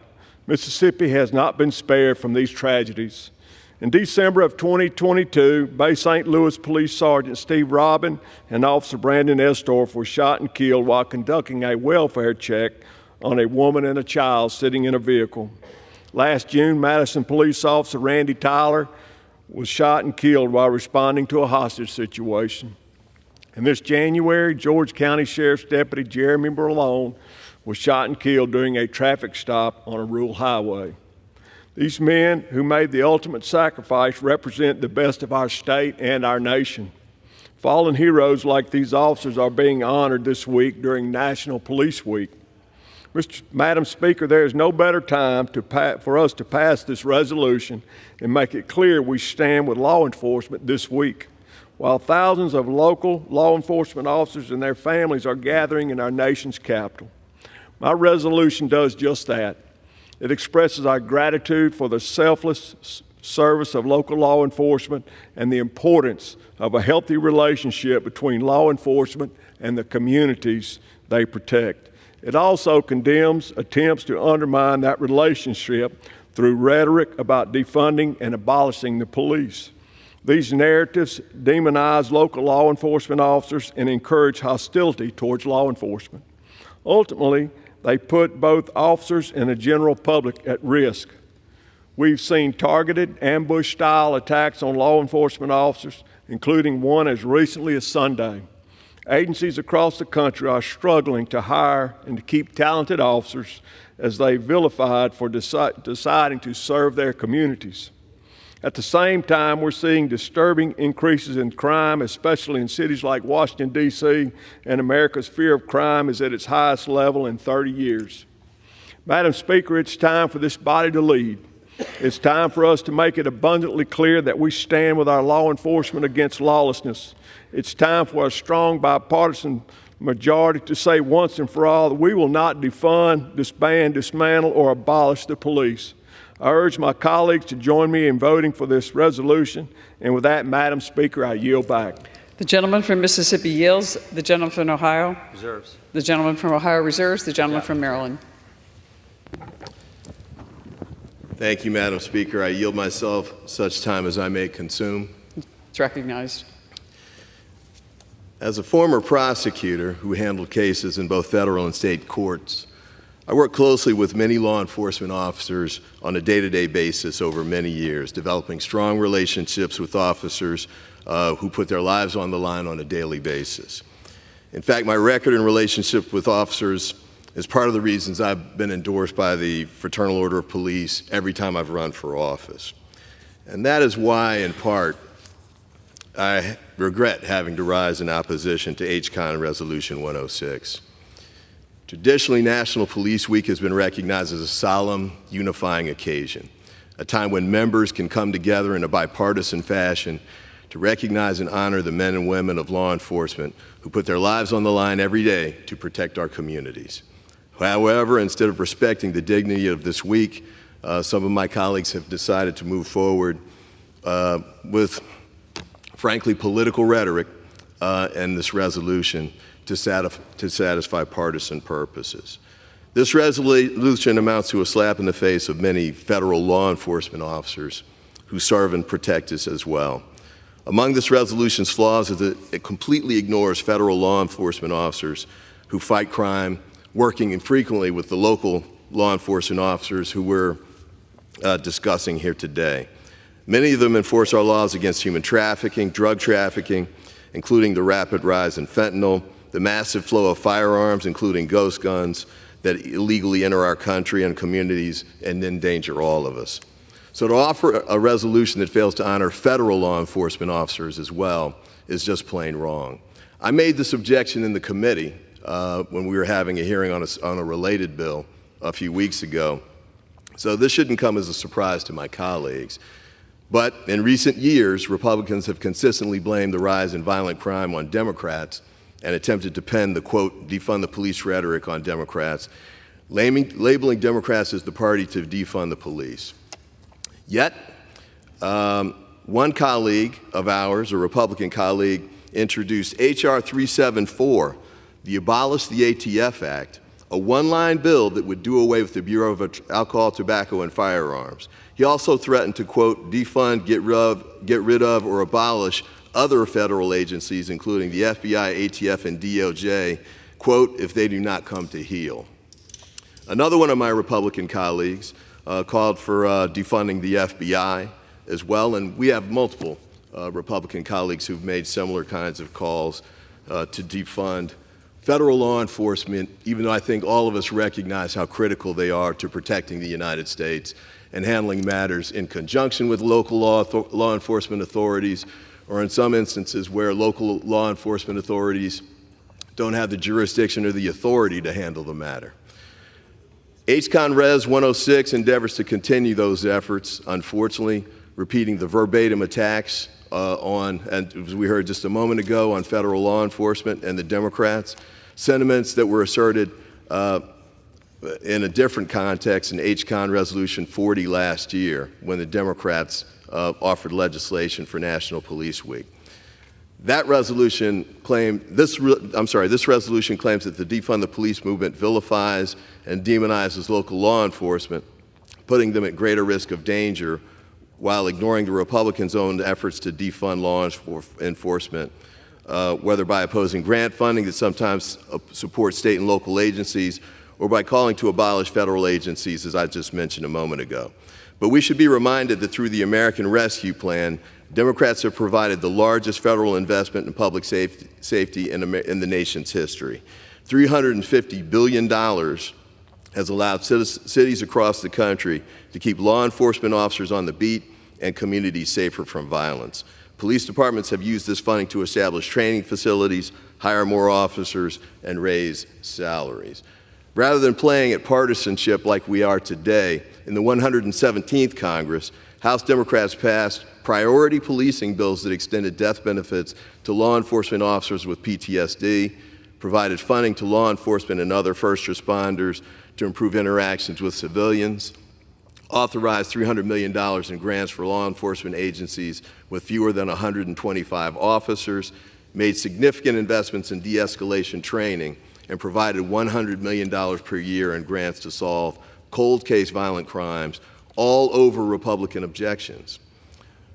More disappointingly, this resolution before us today continues the Republican record of devaluing the lives and contributions of the 137,000 federal agents and officers serving in the 50 states and the District of Columbia, including the Capitol Police, who we all should recall protect us here on a daily basis.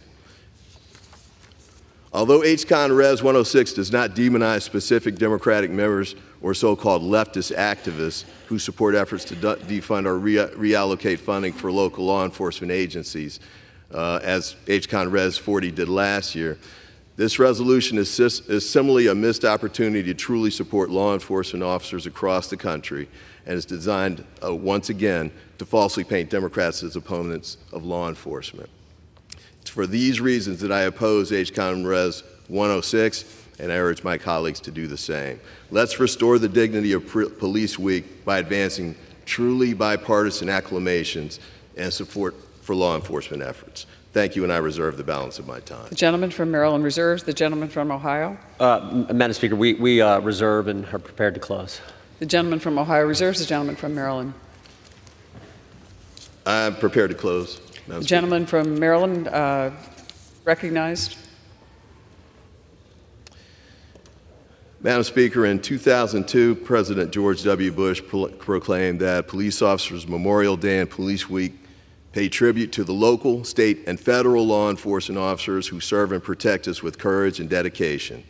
Since its inception, National Police Week has been meant to bring members of Congress together, no matter their political affiliation, to acknowledge the contributions of law enforcement, all law enforcement professionals, and honor those who have made the ultimate sacrifice while in the line of duty.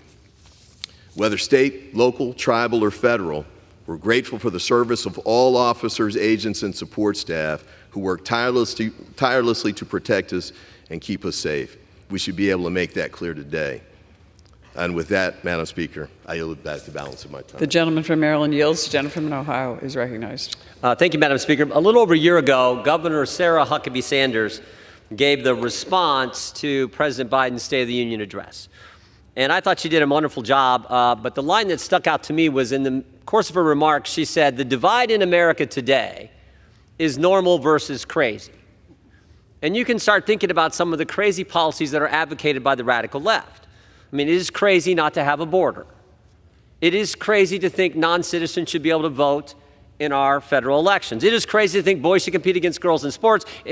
How about this one? It's crazy in my mind to let a Chinese spy balloon fly clear across the country and then shoot it down. I don't know. I think most people I represent probably shot it down before it went across the country. And it is crazy to defund the police. Americans understand that instinctively. And yet that is something that the left has advocated now for what, 5 years? We should thank the numerous law enforcement officers who have come to Washington, D.C. for Police Week and all those across our great country. Every day, police officers put their lives on the line to safeguard our families and communities. The left's defund the police movement continues to cause detrimental effects across our nation, with attacks against police officers increasing and becoming more brazen. We've all seen it. Saw it on the streets of New York City. We've all seen it happen. The harmful rhetoric that has demoralized our police officers and directly impacted their ability to maintain public safety. Law enforcement agencies across the country are facing challenges in recruiting and retaining qualified law enforcement officers. That's why I supported the bill that we just passed. The gentleman from Maryland was right on that one. This resolution is exactly what's needed. Congress must declare that we oppose the defund police rhetoric. House Concurrent Resolution 106 seeks to correct these false and harmful narrative by explicitly condemning efforts to undermine law enforcement agency. This resolution acknowledges and expresses the gratitude of Congress for the dedication and commitment shown by the men and women of law enforcement. Law enforcement officers and their families serve and make sacrifices every single day for the good of our communities. This resolution is rooted in common sense, normal policy. I believe we can all agree that the defund police movement was a disgrace and our police officers deserve better. So let's all work together, take a stand against cutting our police department funding and calling for not abolishing the police, but actually funding our law enforcement officers, again, in our municipalities, in our counties, all over our country. I urge my colleagues to support the resolution, and I yield back the balance of our time. The gentleman from Ohio yields. The question is, will the House suspend the rules and agree to House Concurrent Resolution 106? Those in favor signify by saying aye. Those opposed, no. In the opinion of the chair, 2/3 being in the affirmative, the rules are suspended, the concurrent resolution is agreed to, and without objection, the motion to reconsider is laid on the table.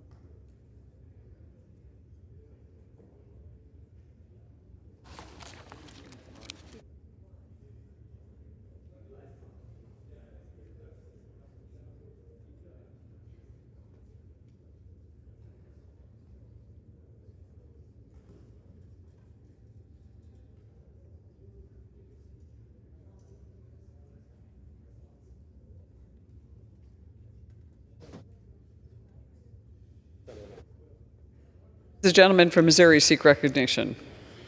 Madam Speaker, I'd move to suspend the rules and concur in Senate Amendment to H.R. 3935. The clerk will report the title of the bill. H.R. 3935, an act to amend Title 49 United States Code to reauthorize and improve the Federal Aviation Administration and other civil aviation programs and for other purposes. Senate Amendment.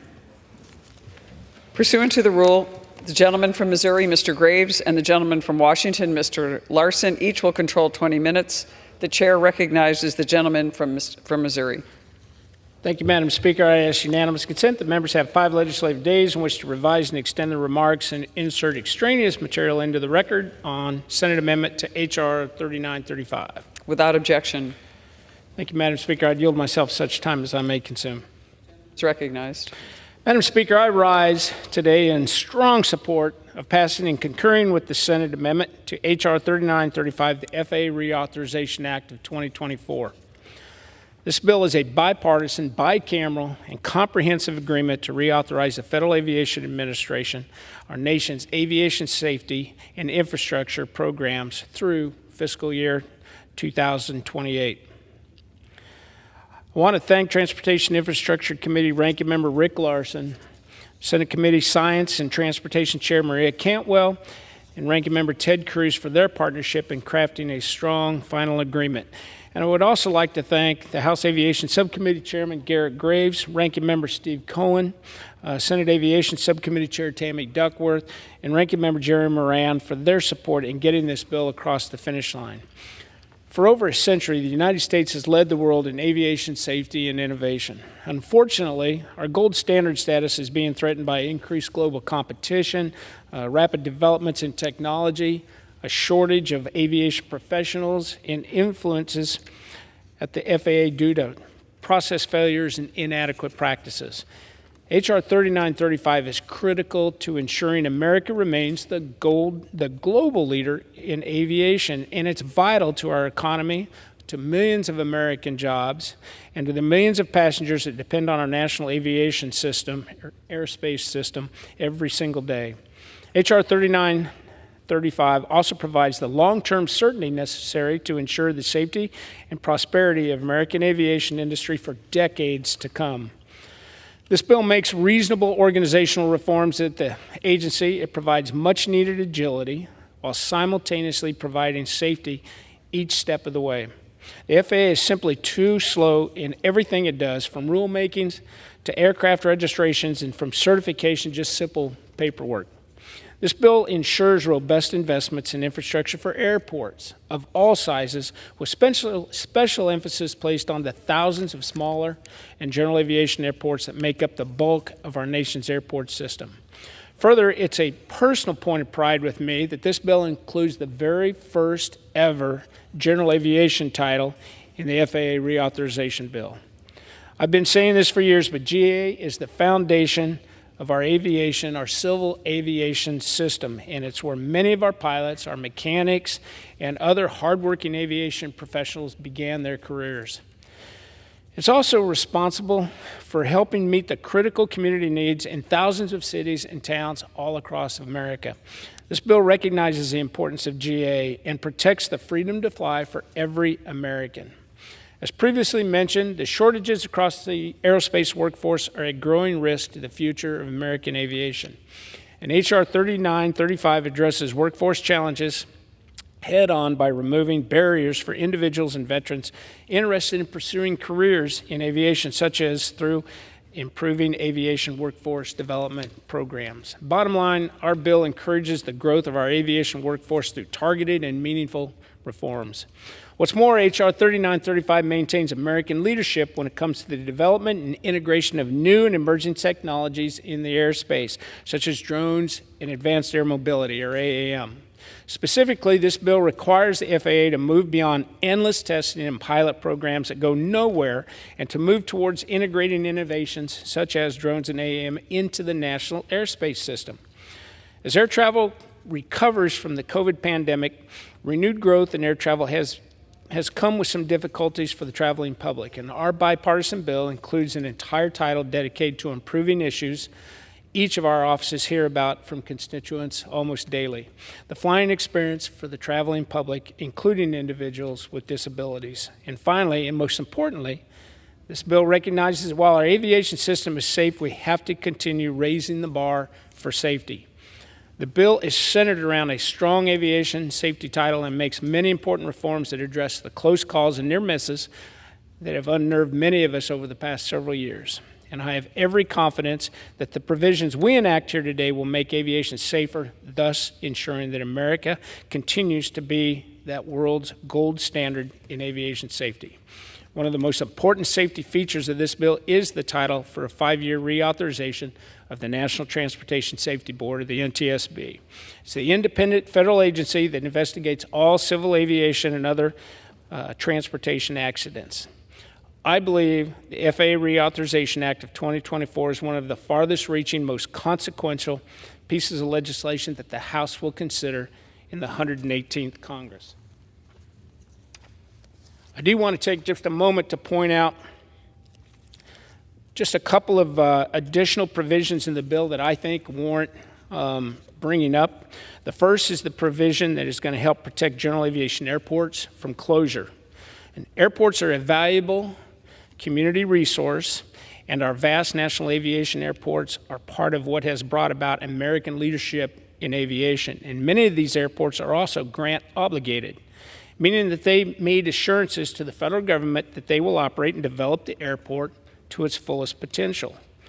In too many places, local neglect or hostility threatens the viability of many of these small airports and the community's commitment to these obligations. Aeronautical development at airports is vital to our national interests, so our bill includes provisions that will prohibit the Federal Aviation Administration from waiving grant obligations if the FAA finds the waiver would impair the aeronautical purpose of an airport or result in its closure.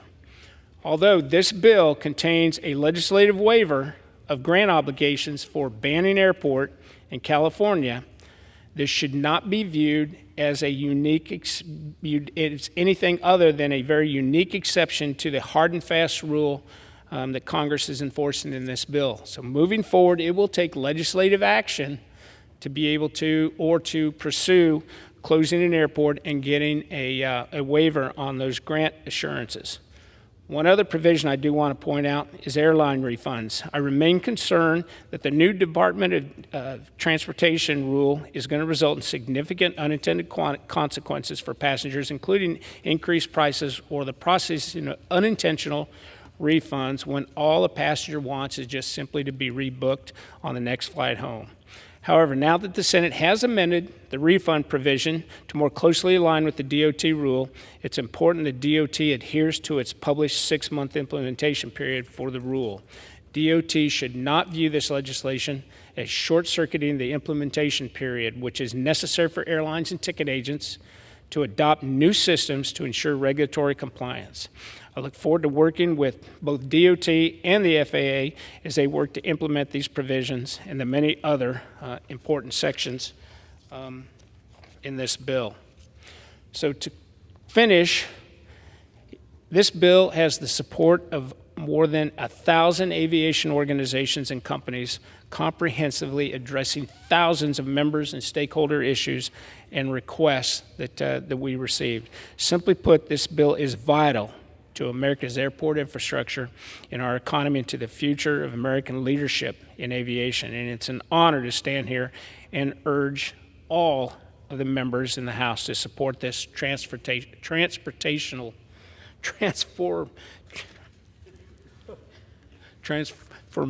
bill. Madam Speaker, with that, I would reserve the balance of my time and look forward to hearing And from Missouri reserves, the gentleman from Washington is recognized. Thank you, Madam Speaker, and I rise today in support of Senate Amendment to H.R. 3935, a bipartisan, bicameral effort done in good faith to create a safer, cleaner, greener, more innovative, and accessible U.S. aviation system. After reviewing more than 1,000 stakeholder requests and member priorities, holding 6 committee hearings, and engaging in months of negotiation with the Senate, we have finally reached a pivotal milestone for U.S. aviation, the final passage of the FAA Reauthorization Act of 2024. I'm proud to support this 5-year reauthorization to ensure that American aviation continues to be a powerful economic engine that creates good-paying jobs and supports local communities across the country. Before I get into the details, I want to provide the FAA bill by the numbers. $4 billion. That is how much we boost the annual Airport Improvement Program funding to, an increase of $650 million a year, with at least $150 million in AIP discretionary funds for airport noise and environmentally sustainable projects. $60 million. The new robust annual funding for workforce development grants to grow the next generation of aviation manufacturer workers, aviation maintenance technicians, and pilots, including a $12 million set aside annually for the new Willow Brown Aviation Education Program to support outreach and educational opportunities to underrepresented communities. $0. That is how much it will cost families now to sit with their young children on commercial aircraft.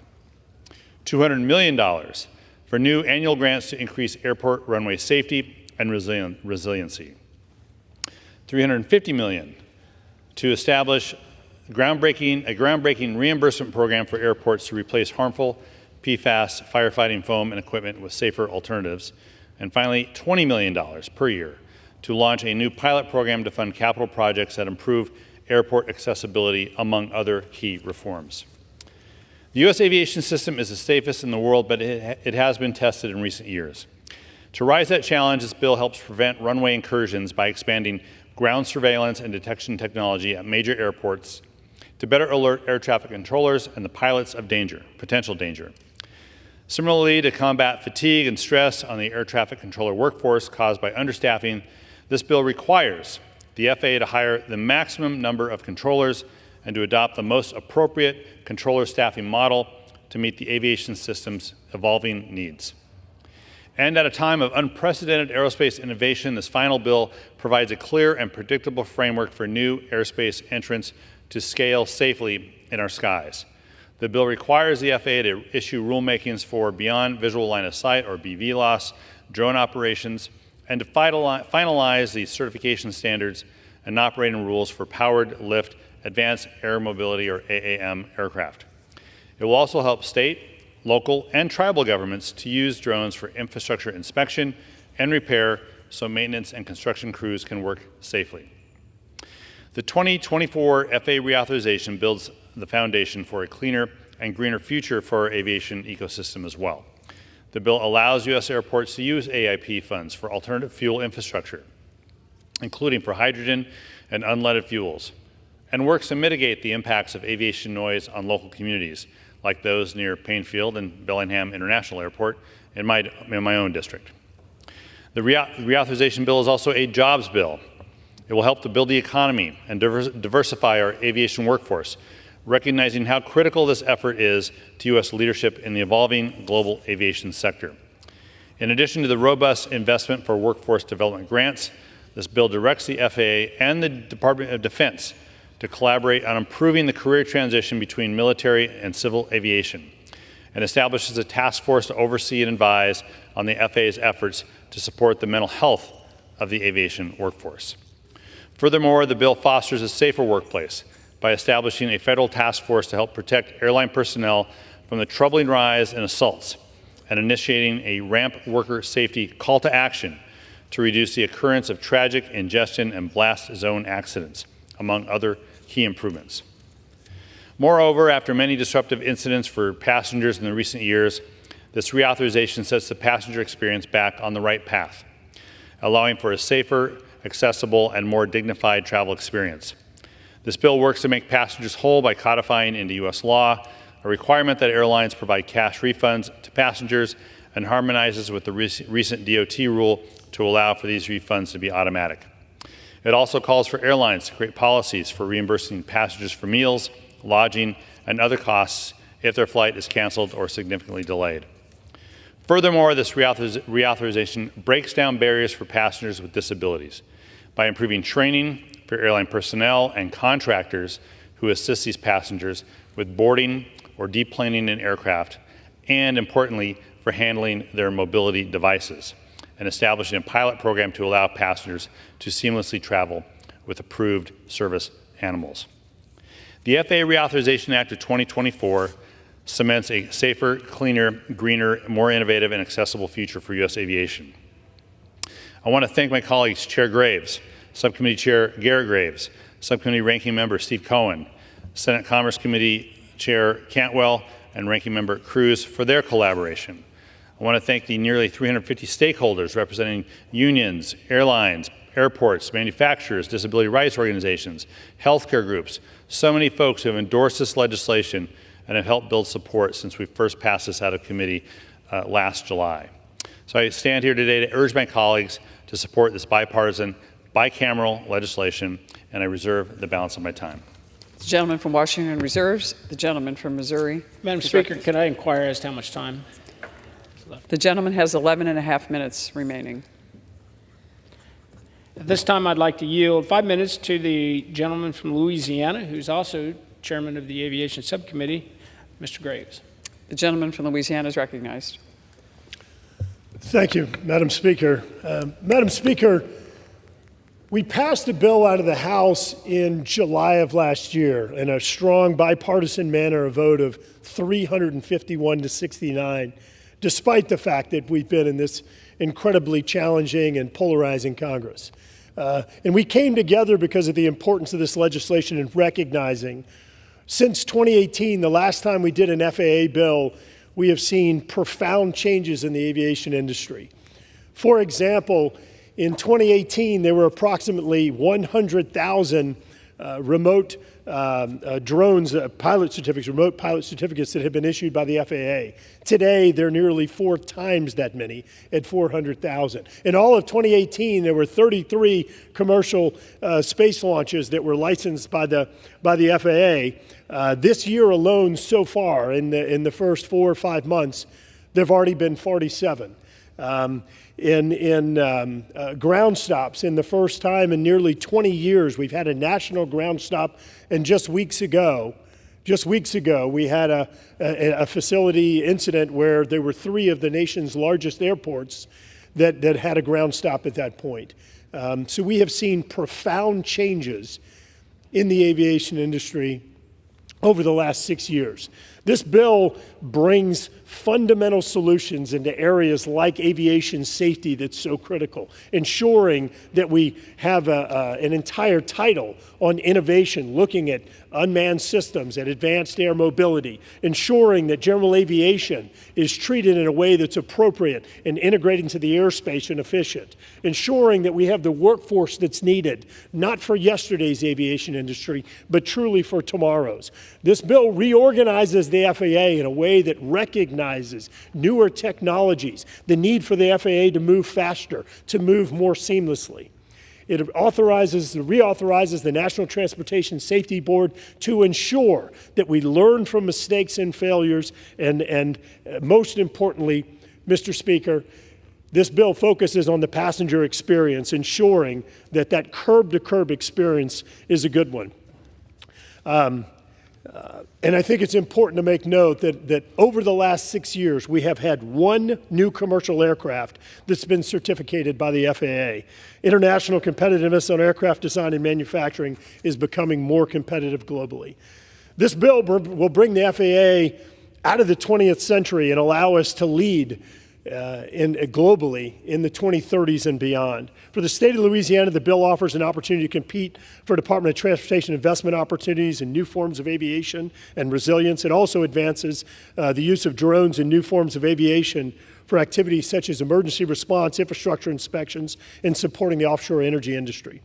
The bill takes each of the challenges facing the aviation in the U.S. and provides forward-looking paths for the FAA to better serve the public today and into the next decade. We took a deep dive into the authorities and processes of the FAA to reorganize and streamline them, breaking down the silos that prevent the FAA from utilizing its own internal expertise to make decisions. We included the first ever standalone title for aviation technologies and to provide certainty to industry, prodding the FAA to allow drones and advanced air mobility to move beyond research projects into commercially scaled up programs. We build upon the NEPA reforms in the Fiscal Responsibility Act and include the most extensive airport environmental streamlining reforms of the past 2 decades and deliver on our promise, as noted, to improve upon the passenger experience. Mr. Speaker, nearly 28% of adults have never stepped foot on a plane. We've got to make sure that that experience is a positive experience, and especially, Mr. Speaker, for those young families traveling with kids, everything from parking in the parking lots all the way through security, checking in bags, concessions, loading planes, getting off planes, and recollecting their bags. That entire experience, and this bill focuses on that entire experience. Mr. Speaker, I talked about how we've been dealing with this for nearly a year, and all of the legwork that went into it probably took about another 18 months before that. There were a number of people who have put a lot of blood, sweat, and tears and countless hours into this legislation. I want to thank the people that make the bill happen, including Hunter Presti, Lanley Copeland, Julie Devine, Andrew Giancini, Will Moore, Corey Seitz, our friend Chris, and our own aviation staffer, Maggie Airy. I also want to thank the Democrat staff, Brian Bell, Adam Weiss, Liz Foro, Alex Minardi, and Michael Hudspeth, staff directors Jack Reddy and Kathy Dietrich, and also this couldn't have happened without our good friends Steve Larson and, Steve Cohen and Rick Larson. And Mr. Speaker, no one has more expertise in this Congress than the aviation guru, our full committee chairman, Sam Graves. This bill is truly transformational. Yield back. The gentleman yields back. Without objection, the gentleman from Tennessee, Mr. Cohen, is recognized to control the time. Thank you. I yield myself such time as I may consume. The gentleman's recognized. Thank you very much. I rise in support of Senate Amendment to H.R. 3935, which reauthorizes the FAA and its related authorities through fiscal year 2028. At long last, after the House passed our bill almost a year ago, the Senate caught up with the House, and it passed a bill Thursday night, making critical investments in key policy reforms in the aviation system to deliver for the American people and the American economy. From air traffic controller staffing challenges to the modernization of the FAA's legacy safety and technology infrastructure to the integration of new entrants in the U.S. skies, there's no shortage of problems facing the aviation sector. This FAA reauthorization bill takes significant steps toward addressing these issues and ensuring the U.S. aviation system remains the safest and most efficient in the world. It will bolster aviation safety, strengthen consumer protections and accessibility, and make landmark investments in sustainability, enhance and diversify our aviation workforce, and advance American leadership in aerospace. I'm pleased that many of my priorities have made it into this bill. For too long, airlines have made passengers jump through countless hoops to get refunds for flights that have been canceled or significantly delayed or changed. I work with Senator Markey on this on the Senate side. Airlines will now be required to provide full cash refunds to those situations if a passenger does not accept alternative compensation. I'm also glad to see the inclusion of my proposals that provide transparency into complaints from passengers with disabilities and that help passengers who use mobility aids such as wheelchairs. Too many times we've seen wheelchairs be tossed like some type of rubber baggage and damaging people's wheelchairs, and they have disabilities and they have trouble even leaving the airport. But this will protect those people and have them have access to the skies equal to everybody. This bill additionally directs the FAA to consider real-life conditions in its evacuation standards and initiating rulemaking on seat sizes. We've worked on rulemaking on seat sizes since Schuster was the chair of the committee, my friend and a great chairman, and we got it into the bill, but we still haven't got the FAA to get a test where they had real situations that were like it is when you fly to see how long it takes to evacuate a plane and to have seat sizes that are safe for the American public. Finally, long overdue requirements for aircraft cockpit voice recorders to record the most recent 25 hours of audio and for critical flight data to be recoverable without underwater retrieval to be included. This was included and was a part of the bill that I received from suggestions of the former NTSB chair, Jim Hall, a great Tennessean and a former NTSB chair who championed this when it was a plane that went down leaving South America, and it took forever for them to find the recorder. He's been a tireless champion of these requirements, and this will provide greater clarity for accident investigations. The challenges facing the U.S. aviation system make it clear that we must pass this long-term comprehensive reauthorization. I want to thank my friends and colleagues, Chairman Graves, Sam Graves, who did a great job in bringing this bill together, bringing everybody together, giving everybody opportunities to be included, and to make sure it was successful. And Garrett Graves, who's a big fan of Steve Larson's, and Ranking Member Rick Larson. Our partnership is so this body can come together and pass meaningful and transformative legislation. It is bipartisan, it is bicameral, it is bicoastal, it's not bisexual. I support the Senate amendment to H.R. 3935 and urge my colleagues to do the same. I yield back the balance of my time. I reserve the balance of my time. The reserves. The gentleman from Missouri is recognized. Can I inquire as to the time on both sides, Mr. Speaker? The gentleman from Missouri has 6.5 minutes. The gentleman from Tennessee has 9.5 minutes. Thank you, Mr. Speaker. At this time, I'd yield 1 minute to the gentleman from Oklahoma, Mr. Lucas, who's chairman of the full committee on science and technology. The gentleman from Oklahoma is recognized for 1 minute. Thank you, Mr. Speaker. I rise today in support of the Senate's amendment to FAA reauthorization bill. As chairman of the Space, Science, and Technology Committee, I've worked with my colleagues for over a year on this bill, and I'm proud of the agreement that we've come to with our Senate counterparts. I want to give a special thanks to Ranking Member Loughran for working with me throughout this process. The research and development title of the bill provides a comprehensive, safe framework and integration of emerging technologies into air travel. By preserving, protecting the House's provisions of this bill, we've ensured that this is the most robust research and development title we've seen in an FAA bill. This bill includes essential support for the Air Traffic Control Academy located at the Mike Monroney Aeronautical Center in Oklahoma City. The center is named after former Oklahoma U.S. Senator Mike Monroney, who wrote the Federal Aviation Act that created the FAA. Senator Monroney's legacy is realized every day through the more than 6,000 employees at the center that serve the FAA's mission of training, research, and operations for the flying public. The Air Traffic Control Academy in the center is responsible for the first few months of training for all air traffic controllers. Centralized training at the Academy ensures that operating in the national airspace is seamless from one end of the country to the other. I'm proud to represent and support the interest of this institution, which gives us the safest flying in the world. I yield back. Yields back.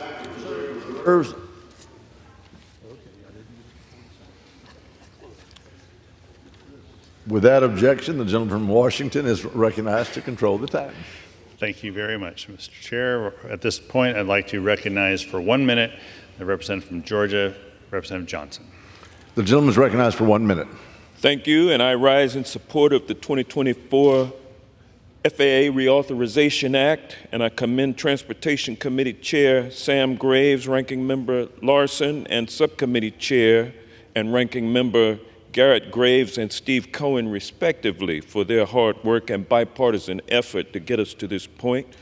One key provision that I championed in this bill promises a more diverse aviation industry through the Willa Brown Grant Aviation Education Program, named in honor of the first African-American woman to receive her pilot's license on American soil. This program will provide opportunities for underrepresented individuals to access jobs in the aviation industry, and the legislation takes bold steps towards combating aircraft noise while promoting environmental resilience and sustainability. It will prioritize accountability and accessibility for consumers through provisions ensuring timely departures, fair treatment, and compensation.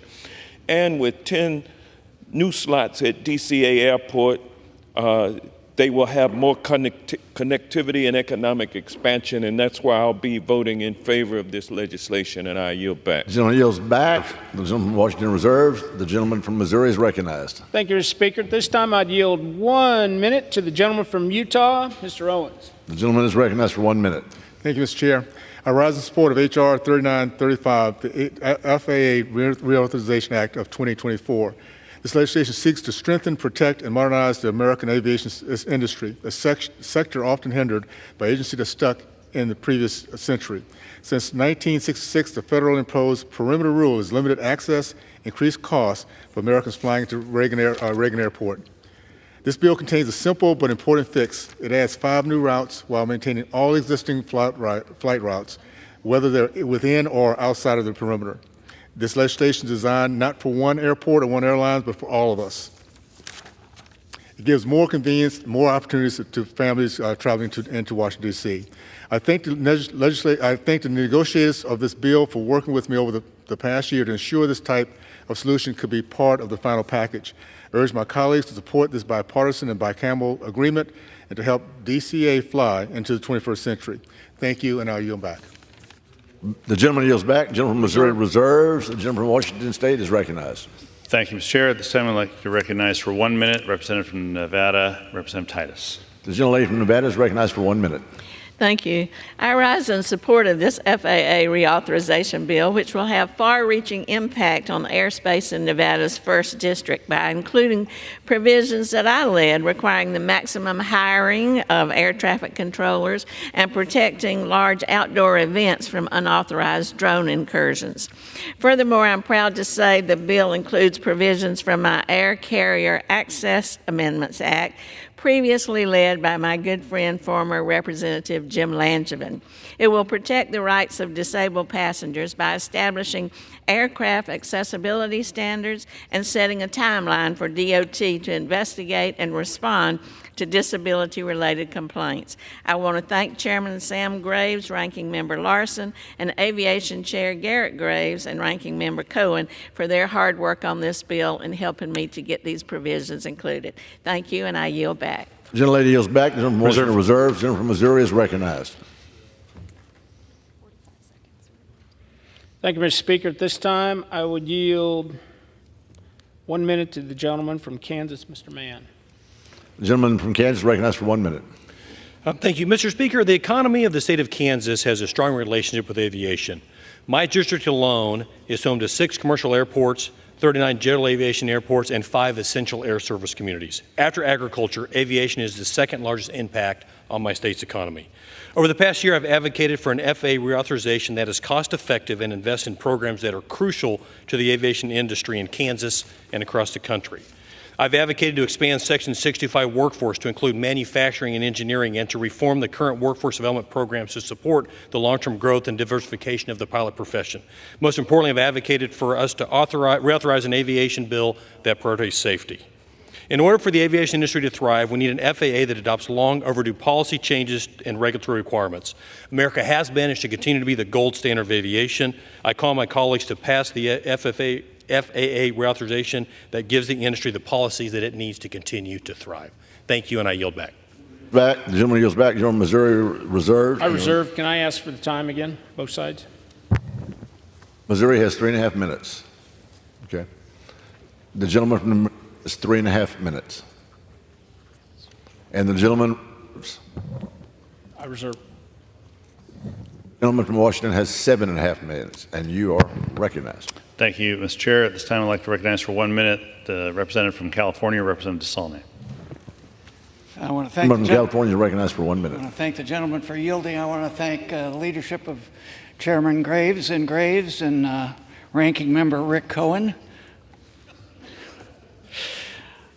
I'm very happy that many of the priorities that I've worked for over the last few years made it into this reauthorization, including several provisions made from our Safe Landings Act, like addressing near misses and expanding airport surface surveillance and safety systems. I'm also excited to see the creation of the Task Force on Human Factors for Aviation Safety, an effort that I've worked on after a near miss of could have been the largest aviation disaster in the history of the country at San Francisco International in 2017. We learned a lot from that experience, and this piece of legislation helps correct some of the things that almost created that disaster. This task force will help to keep our aviation system safe by better understanding the ways pilots operate and make decisions, and help to improve training and outcomes. I appreciate the Senate working with us to ensure that important provisions for safety, supporting the workforce, and protections for every passenger are included. I yield back. The gentleman from California yields back. The gentleman from Washington reserves. The gentleman from Missouri is recognized. Thank you, Mr. Speaker. At this time, I'd yield 1 minute to the gentleman from New Jersey, Mr. Van Drew. The gentleman from New Jersey is recognized for 1 minute. Thank you, Chairman. I thank our chairman. I thank all the chairs and vice chairs.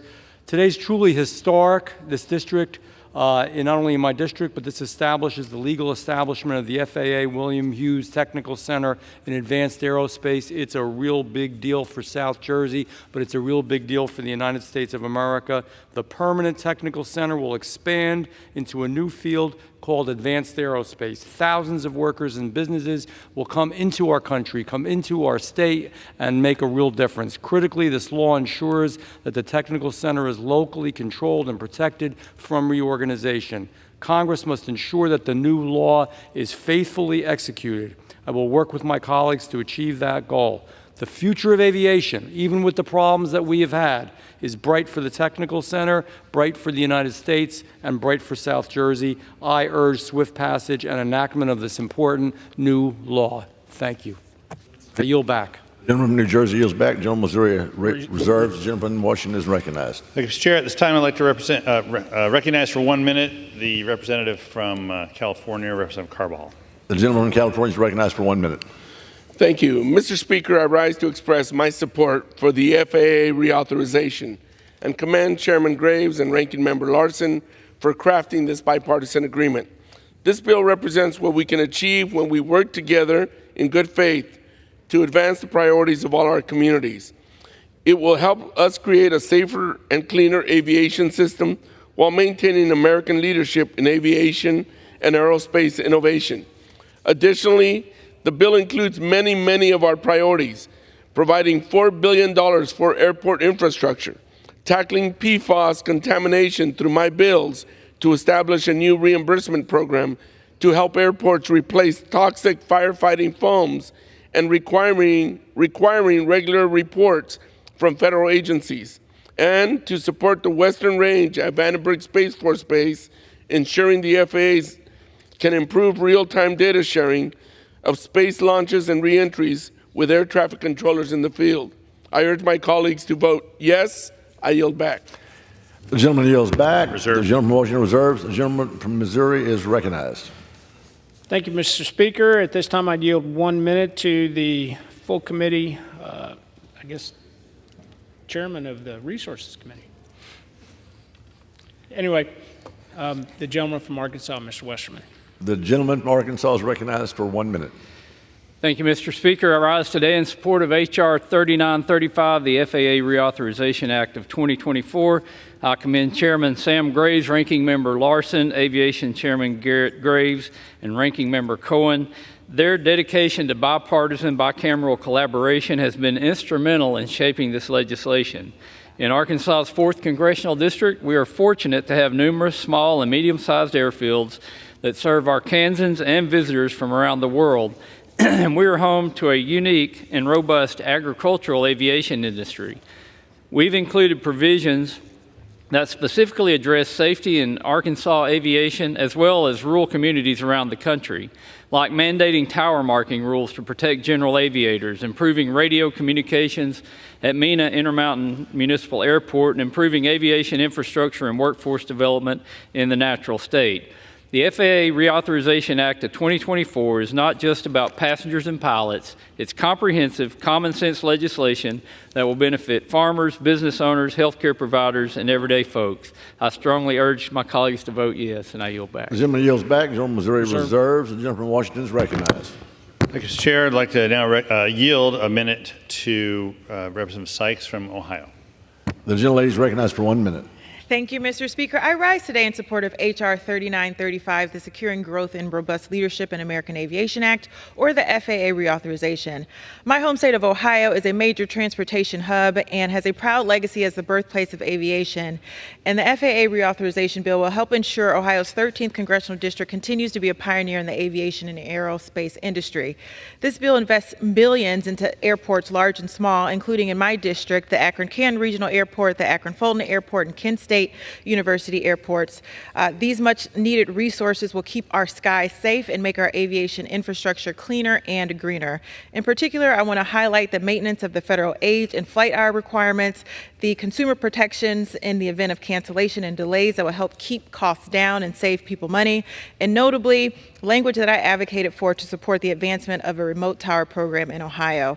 This program will improve traffic air traffic control for aircrafts that utilize smaller airports, generating economic development and safer airspaces. This legislation is a major victory for Americans' aviation workforce as it improves the safety and health and well-being of aviation standards, both on the ground and in the air. Thank you, Mr. Speaker. I yield back. The gentleman from Washington Reserve, the gentleman from Missouri is recognized. Could I ask for the time, Mr. Speaker? The gentleman has 1.5 minutes. Would it be appropriate if I ask unanimous consent that both sides get 2 extra minutes?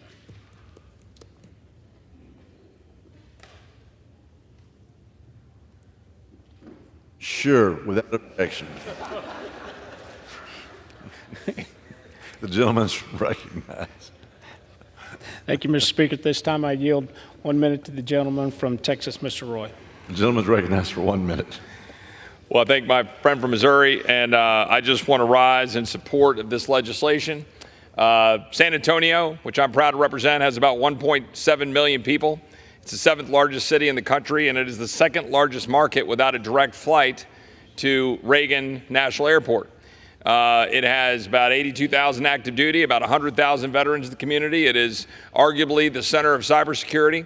It's something that the delegation has been working on for a long time.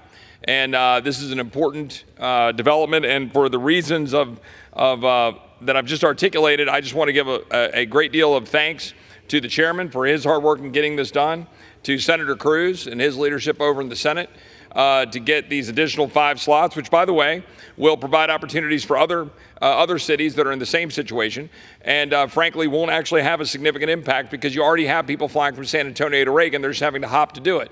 This will provide that direct access, and for that, I'm grateful for their support, and for that, I will support the bill. Yield back.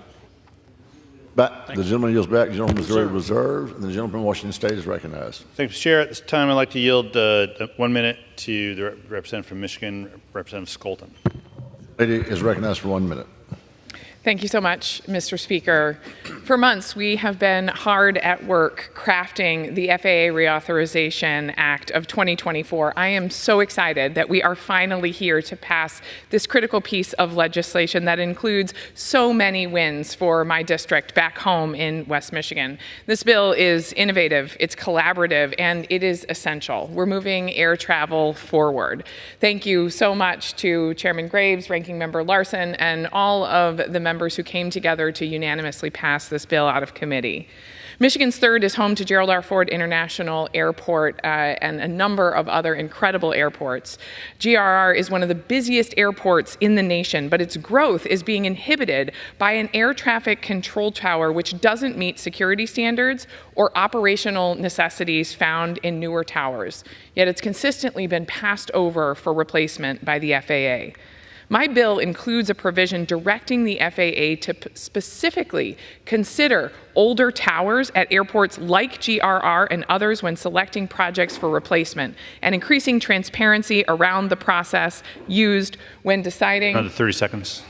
The gentlelady is recognized for 30 seconds. I got a lot to say about this airport. When deciding which towers need to be upgraded, this will help GRR and other airports forge a path forward to meet the needs of the region. I thank the chair and ranking member again for working with me, and I urge passage of this bill. For my local airport, our workers and travelers, I yield back. The gentlelady yields back. The gentleman from Washington Reserve, the gentleman from Missouri is recognized. Speaker, I don't have any more speakers, so I am prepared to close. I'll reserve. Reserves, and Washington is recognized. Thank you, Mr. Chair. At this time, I'd like to recognize a representative from Virginia, Representative Beyer, for 1 minute. From Virginia is recognized for 1 minute. Mr. Speaker, thank you. Mr. Speaker, I rise in firm opposition to H.R. 3935. I'm deeply concerned about the provisions that would aggravate dangerous conditions at National Airport. Section 502 would add new flights at National already dramatically over capacity. Last month, there was a near miss where 2 airplanes almost collided at DCA on the busiest runway in America. Today, over 1/5 of all flights at DCA are delayed, an average for over an hour. We've heard from Secretary Buttigieg, the FAA, and the Airport Authority. They have serious concerns about safety and increased delays if more flights are added. Importantly, the House has already spoken and rejected this. I'm grateful for the leadership of Chairman Graves and Ranking Member Larson, but we should not accept a backroom deal between senators to reflect special interests. The Senate refused to consider floor amendments that would restore the House language because those who crafted this bill knew they would lose that vote. It's painful that this measure is still in the bill despite widespread bipartisan opposition. I cannot support a bill that hurts my constituents, that disrespects all the elected leaders from Virginia, Maryland, and D.C., and directly harms our airport and the passengers who use it. I yield back. The gentleman yields back. The gentleman from Washington reserves. The gentleman from Missouri is recognized. I reserve. The gentleman reserves. The gentleman from Washington is recognized. Excuse me. We have a number of speakers, so I'm ready to close. From Washington is recognized. How much time do I have, Mr. Speaker? The gentleman from Washington has 4 minutes. 4 minutes. Okay, thank you. So I just want to close by saying that the FAA Reauthorization Act of 2024 would not have been possible without the staff here in the House of Representatives that has spent more than a year negotiating and drafting this legislation. So I do want to thank some folks in closing. And I won't go through the titles. They know who they are. But by name, Brian Bell, Adam Weiss, Alexander Minardi, Liz Foro, Alex Schnelly. That's on the Aviation Subcommittee staff. On the full committee, Kathy Dedrick, Helena Ziblakevich, Stanton Johnson, Ryan Lehman, Peter True, Hale Diamond, Paul Sandberg, Michael Hudspeth, and Zane Tolchinsky.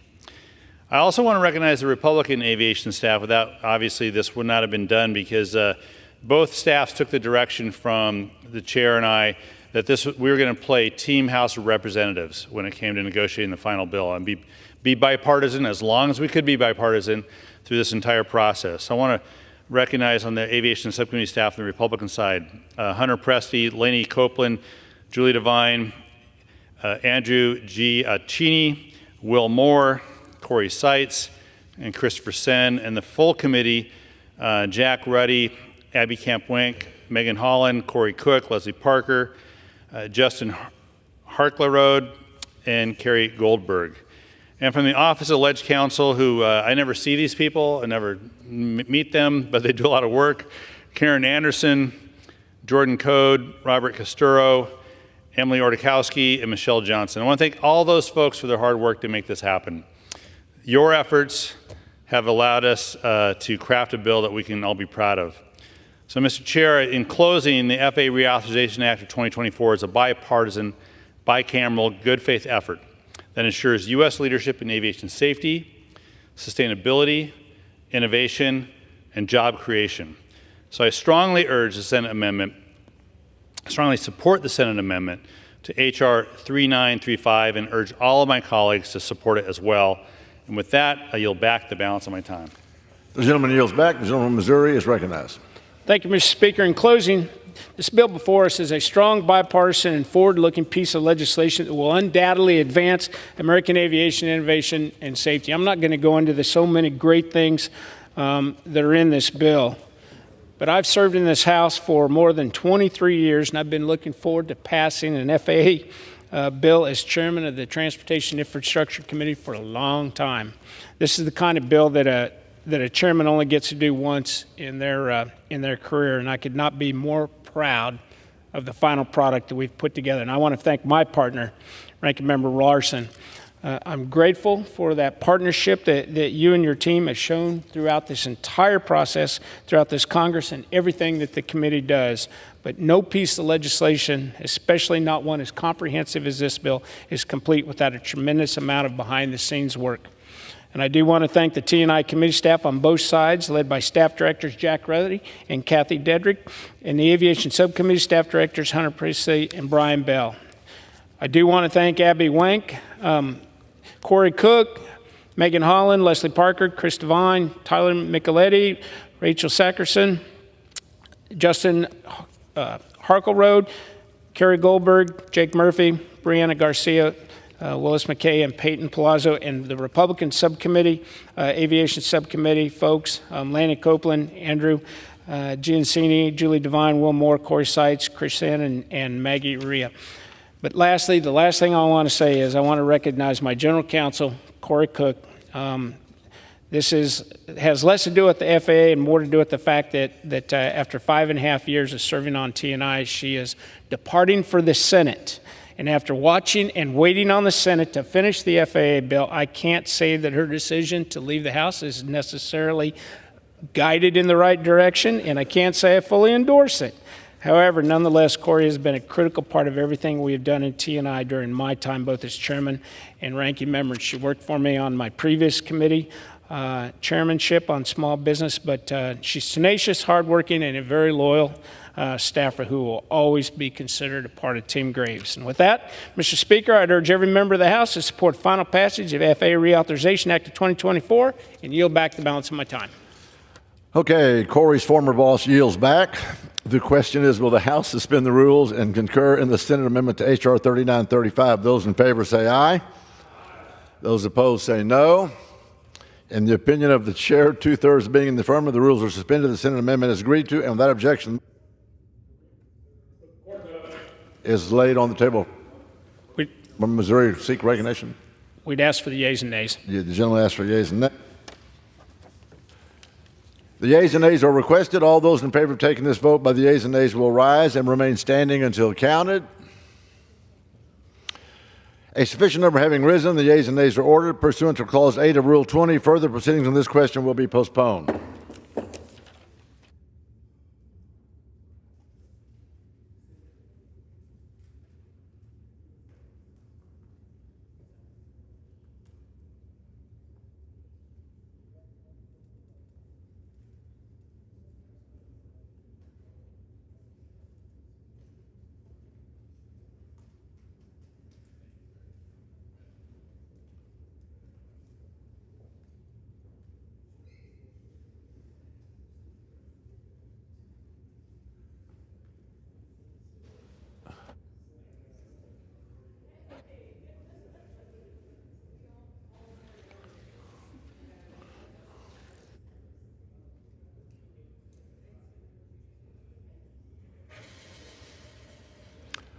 For what purpose does the gentleman from Missouri seek recognition? Mr. Speaker, I'd move to suspend the rules and pass H.R. 7659 as amended. The clerk will report the title of the bill. H.R. 7659, a bill to authorize and amend authorities, programs, and statutes administered by the Coast Guard. Pursuant to the rule of the gentleman from Missouri, Mr. Graves, and the gentleman from California, Mr. Carbajal, each will control 20 minutes. The chair now recognizes the gentleman from Missouri. Thank you, Mr. Speaker. I ask unanimous consent that members have 5 legislative days in which to revise and extend the remarks and insert extraneous material into the record on H.R. 7659. Without objection, so ordered. Thank you, Mr. Speaker. I yield myself such time as I may consume. The gentleman is recognized. Thank you, Mr. Speaker. I rise in support of H.R. 7659, the Coast Guard Reauthorization Act of 2024. This bipartisan measure authorizes funding for the Coast Guard, one of 6 armed services for the next 2 fiscal years. The men and women of the Coast Guard deserve the support of this Congress in their efforts to meet the challenges of their ever-growing mission. Those missions are wide-ranging and include ensuring the safety of maritime trade, including our vital supply chain, enforcing United States laws at sea, protecting our nation's borders, helping counter undue Chinese influence in the Pacific, helping to develop the United States' redefined role in the rapidly changing Arctic, and countering human trafficking and the influx of illicit drugs into this country. This bill provides the Coast Guard with the authorities and resources it needs to carry out its mission. And I commend Ranking Member Larson, Subcommittee Chair Webster, and Subcommittee Ranking Member Carbajal for working to reach a bipartisan agreement on this bill. With that, Mr. Speaker, I would urge support of this legislation and reserve the balance of my time. The gentleman reserves. The gentleman from California is recognized. Thank you, Mr. Chair. Mr. Speaker, I rise and to yield myself such time as I may consume. Is recognized. I rise in support of the Coast Guard's Reauthorization Act of 2024. I am proud to have played a part in this development and passage out of committee, and I appreciate the bipartisan leadership of Chairman Sam Graves, Ranking Member Larson, and Subcommittee Chair Webster. This legislation is an example of how working together in a bipartisan way can result in good legislation. As one of the 6 branches of the armed services, the U.S. Coast Guard protects our national security and is an essential asset to DoD missions overseas, often facilitating diplomatic relations, resulting from unique authorities. The Coast Guard fosters partnerships with other countries not easily achieved by other branches. This bill will renew and enhance support for critical missions of the U.S. Coast Guard. Every day, Coasties work to safeguard our economic interests and ensure the fluidity of the marine transportation system.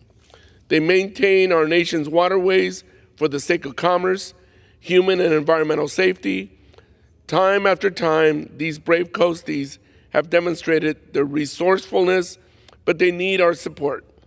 The increased funding in today's bill signals our confidence in the Coast Guard and begins down the road to providing the resources Coasties need to successfully complete their missions. The Coast Guard is facing a precarious future with an aging fleet, crumbling infrastructure, and a recruiting shortfall. In order to grow the service, we must ensure service members are safe from harm, trust their leadership, and receive the benefits they have earned. That is why H.R. 7659 includes the Coast Guard Protection and Accountability Act of 2024, which will hold the Coast Guard accountable and ensure in the wake of Operation Fouled Anchor and the efforts by the service to hide decades worth of sexual assault and sexual harassment. This legislation begins to address the worsening mariner shortage by authorizing the modernization of the mariner credentialing system and modernizing mariner eligibility. This bill will provide long-term sustainable jobs and for American mariners. I am proud to have worked with my colleagues on this important legislation, and I look forward to seeing it passed into law. Thank you, and I urge support for this passage. From California yields. The gentleman reserve? Yep. Okay. The gentleman from Missouri is recognized. Thank you, Mr. Speaker. At this time, I'd yield 5 minutes to the gentleman from Louisiana, Mr. Graves. The gentleman from Louisiana is recognized for 5 minutes. Thank you, Mr. Speaker. Mr. Speaker, this year in August, we're going to hit the 234th birthday of the United States Coast Guard. We have seen profound changes in the Coast Guard's mission. They perform the jobs of probably a dozen federal agencies over water. They do a remarkable job, everything from drug and alien interdiction to maritime security to maritime safety. They do absolutely everything, I'll say it again, that a dozen agencies do on land, the Coast Guard's responsible for over water.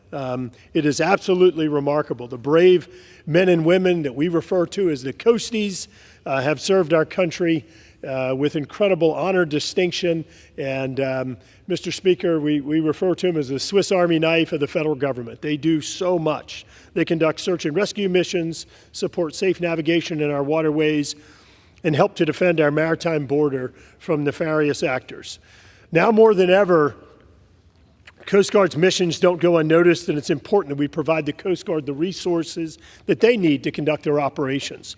China's maneuvering to overtake the United States maritime supremacy. Today, China has the capacity to manufacture 234 times the shipbuilding capacity of the United States. Let me say that again. Today, China has 234 times the shipbuilding capacity of the United States.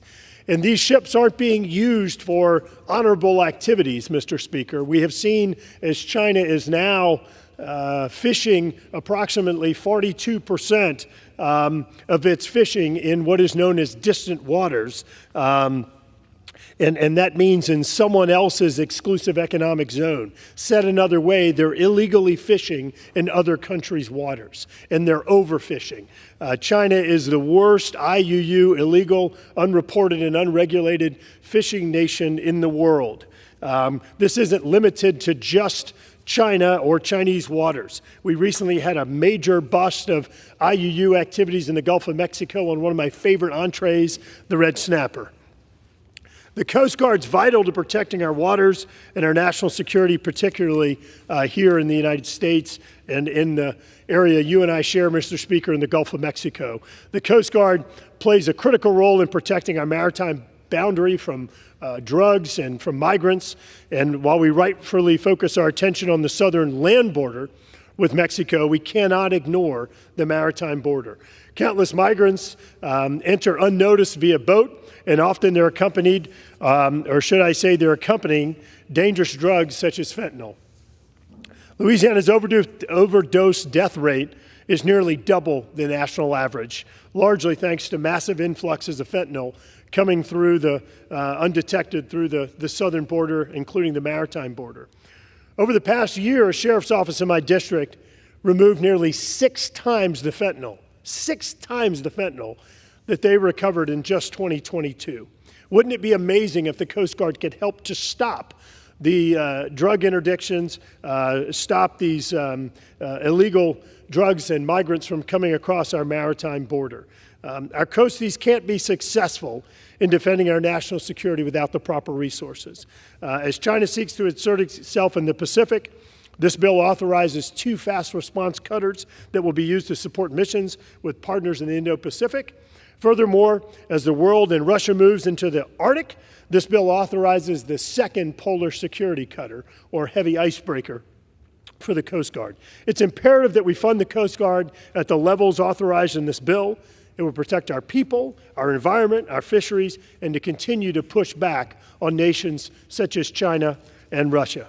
I'm proud to have contributed to and supported this bill in committee, and I look forward to voting for it favorably on the House floor. I do want to thank all of the members that have been involved, especially our ranking member Webster, and again, the leadership of our fearless chairman, Sam Graves, as well as the ranking members that have worked on this bill for months and months. I urge support of the bill and yield back.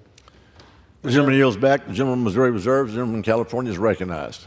Thank you, Mr. Speaker. I yield 2 minutes to the gentleman from Virginia, Mr. Don Beyer. The gentleman from Virginia is recognized for 2 minutes. Thank you, Mr. Speaker. Mr. Speaker, I rise to flag an issue on the Coast Guard reauthorization. One particular provision in the bill can negatively impact offshore wind.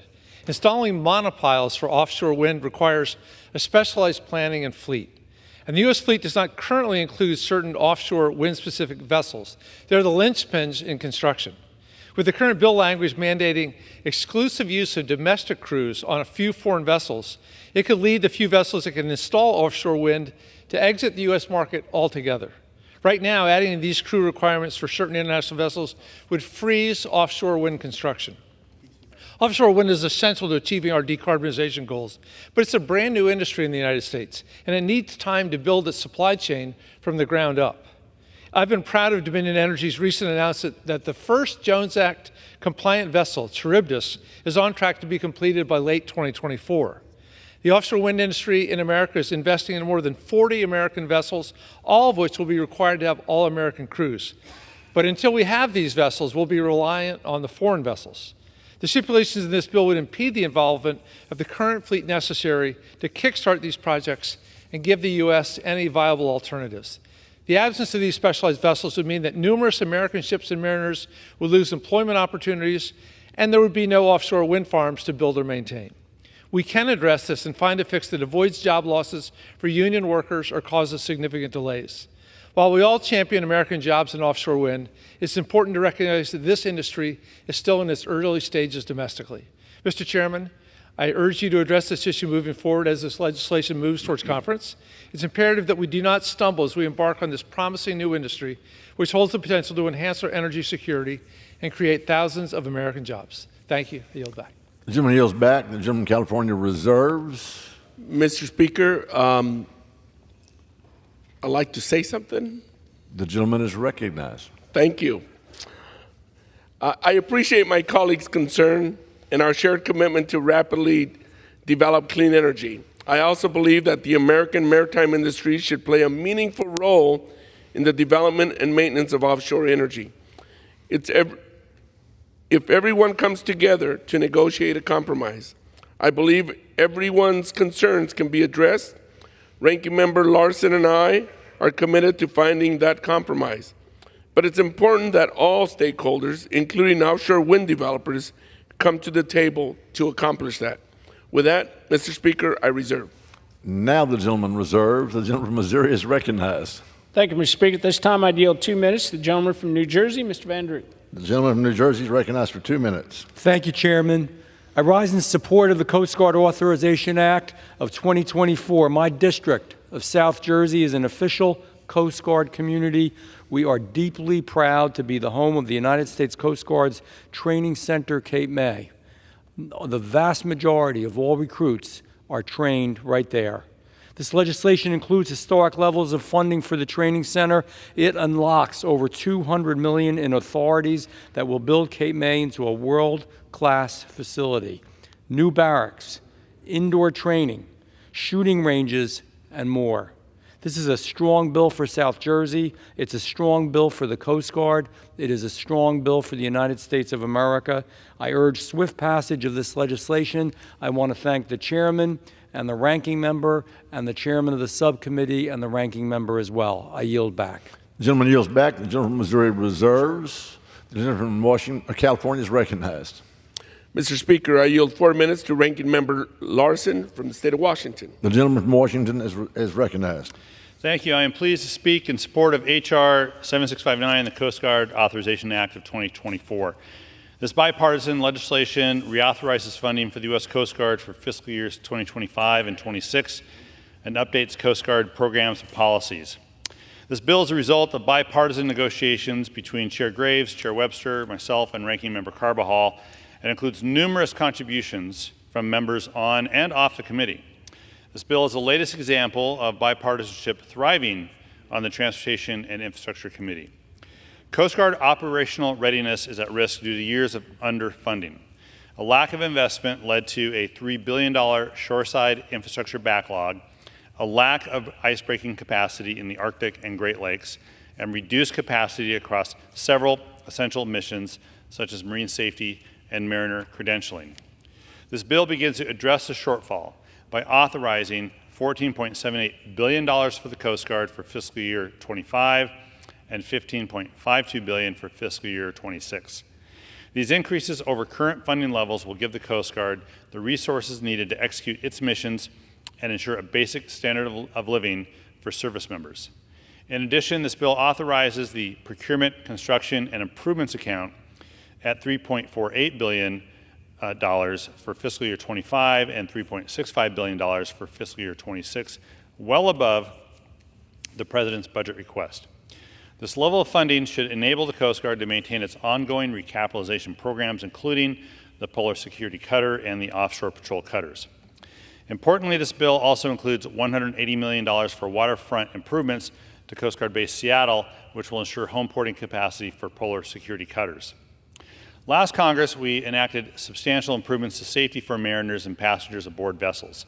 This legislation builds upon that work by addressing additional safety risks on vessels and increasing the penalties for bad actors. In 2022, the Aleutian Isle fishing vessel began taking on water after running aground in Puget Sound off the coast of the San Juan Island, off of San Juan Island in my district. What should have been a salvaging firefighting operation turned into an oil spill response operation.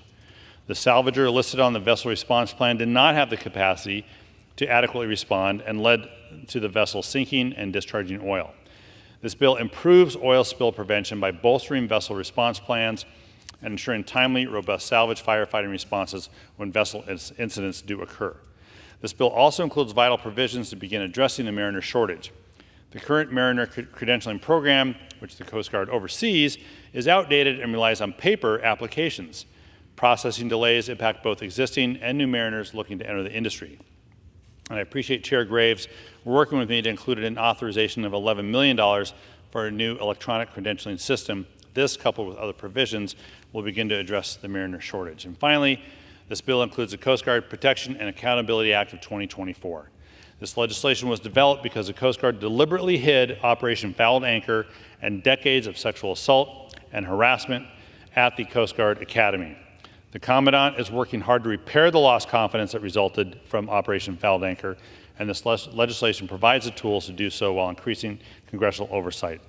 I want to thank Chair Graves, Coast Guard Subcommittee Chair Webster, and Ranking Member Carbajal for their cooperation in crafting this important legislation. I look forward to our continued collaboration as the legislation moves forward. I urge all members to support the bill, and with that, I yield back the balance of my time. The gentleman from Washington yields back. The gentleman from California reserves. I'd like to respond again. The gentleman is recognized. In closing, I want to again thank Chairman Graves, Ranking Member Larson, Subcommittee Chair Webster, including our bipartisan staff on the Republican side, John Rayfield, Reed Linsk, Cameron Humphrey, Nicole Bredrorio, Ian Orr. On the Democrat side, Matt Dwyer, Cheryl Dixon, and Joanna Montiel, my staff. With that, I reserve. The gentleman reserves. The gentleman from Missouri is recognized. Thank you, Mr. Speaker. This time I yield 2 minutes to the gentleman from Texas, Mr. Hunt. The gentleman from Texas is recognized for 2 minutes. Thank you, Mr. Speaker. I rise today in opposition not to H.R. 7659 or the United States Coast Guard, but to a provision inside this bill that will decimate offshore oil and gas production in the United States as we know it. Section 346 of this bill will impose such burdensome regulations on crews and foreign flagged vessels that they will cease drilling in the Gulf of Mexico. Within 90 days of enactment, offshore oil and gas production will come to an abrupt halt. Let me repeat that. Within 90 days of this provision's enactment, American oil and gas production will cease in the Gulf of Mexico. The vessels and crews used in this industry are highly specialized and complex and require foreign workers. As it stands, there are not enough American mariners sufficiently trained to conduct such complex offshore work. The systems used on these vessels take years of training and experience to operate and maintain. Anything short of precision could result in catastrophic outcomes. Many of you know that I am America First through and through. I'm a veteran through and through, but I'm also realistic. Foreign flagged vessels and crews are used because the United States simply lacks the U.S. flagged vessels or trained crews to work in this specialized area. This mandate and crewing provision will put an end to the United States as a competitive disadvantage and will drive up prices for American families. I said it before, and I'll say it again. American offshore oil and gas operators produce the world's cleanest barrels of oil and gas. We should be producing more oil and gas in the Gulf of Mexico, not less. This provision will cause the U.S. to produce less energy, allowing other countries to step into that void. Let's not cede the advantages that America possesses in other nations that will produce dirtier barrels of oil and natural gas, increase the financial burden on Americans, and use the proceeds to undermine our national security and our way of life. Thank you, Speaker, and I yield back. The gentleman yields back. The gentleman from Missouri reserves. Reserve. The gentleman from Washington from California is recognized. Mr. Speaker, I'd like to yield 2 minutes to Mr. Menendez. The gentleman is recognized for 2 minutes. Thank you, Mr. Speaker. I rise in support of the Coast Guard Authorization Act of 2024, which includes my bill, H.R. 7702, to prevent tragedies like the Port Newark fire. The bill is personal to me and to our district. In July of last year, a fire broke out aboard a vessel docked at Port Newark. 2 firefighters paid the ultimate sacrifice while responding, Augusto Augie Acabao and Wayne Bear Brooks, Jr. Newark and the entire state of New Jersey will always remember these heroes for their bravery on that day. They were beloved by their families, communities, and the Newark Fire Department. And while we can't bring them back, we can work to prevent tragic accidents like this one from happening again. Responding to vessel fires is incredibly difficult. Each vessel is unique, and the presence of smoke in extremely tight, unfamiliar spaces makes them even more difficult to navigate and that much more dangerous for our firefighters. Our bill tasks the GAO to study vessel fires, examine non-federal collaboration to address vessel fire risk, and make recommendations on preparedness, responses, and training for fires of this nature. I am proud this bill was included in the Coast Guard Reauthorization Act in honor of Augie and Bear. I urge my colleagues to vote for this important bill, and I yield back. The gentleman yields back. The gentleman from California reserved. The gentleman from Missouri is recognized. Thank you, Mr. Speaker. This time I'd yield 1 minute to the gentleman from Louisiana, Mr. Graves. The gentleman from Louisiana is recognized for 1 minute. Thank you, Mr. Speaker. Mr. Speaker, I just want to quickly respond to my friend from Texas and the comments about the offshore energy industry. I represent South Louisiana. You have 6 states that produce offshore energy: Alaska, California, Texas, Louisiana, Mississippi, and Alabama. You can add up the offshore federal production in those 5 states combined, And you'd have to multiply it times 4 to meet the amount of offshore energy production in federal waters off the coast of Louisiana. Yet, our entire delegation, House, Senate, Republican, Democrat, are fully supportive of the crewing and manning provision in this bill because it does improve the safety and the security of operations in the Gulf of Mexico. And of course, Mr. Speaker, it would not cause the shutdown of oil and gas or energy operations in the Gulf of Mexico. Let me say it again. To the contrary, it would actually improve the safety and security. There are waivers and exceptions for foreign vessels that ensures that these vessels operate in a way that is safe and secure for our country. I urge adoption of this legislation. Yield back.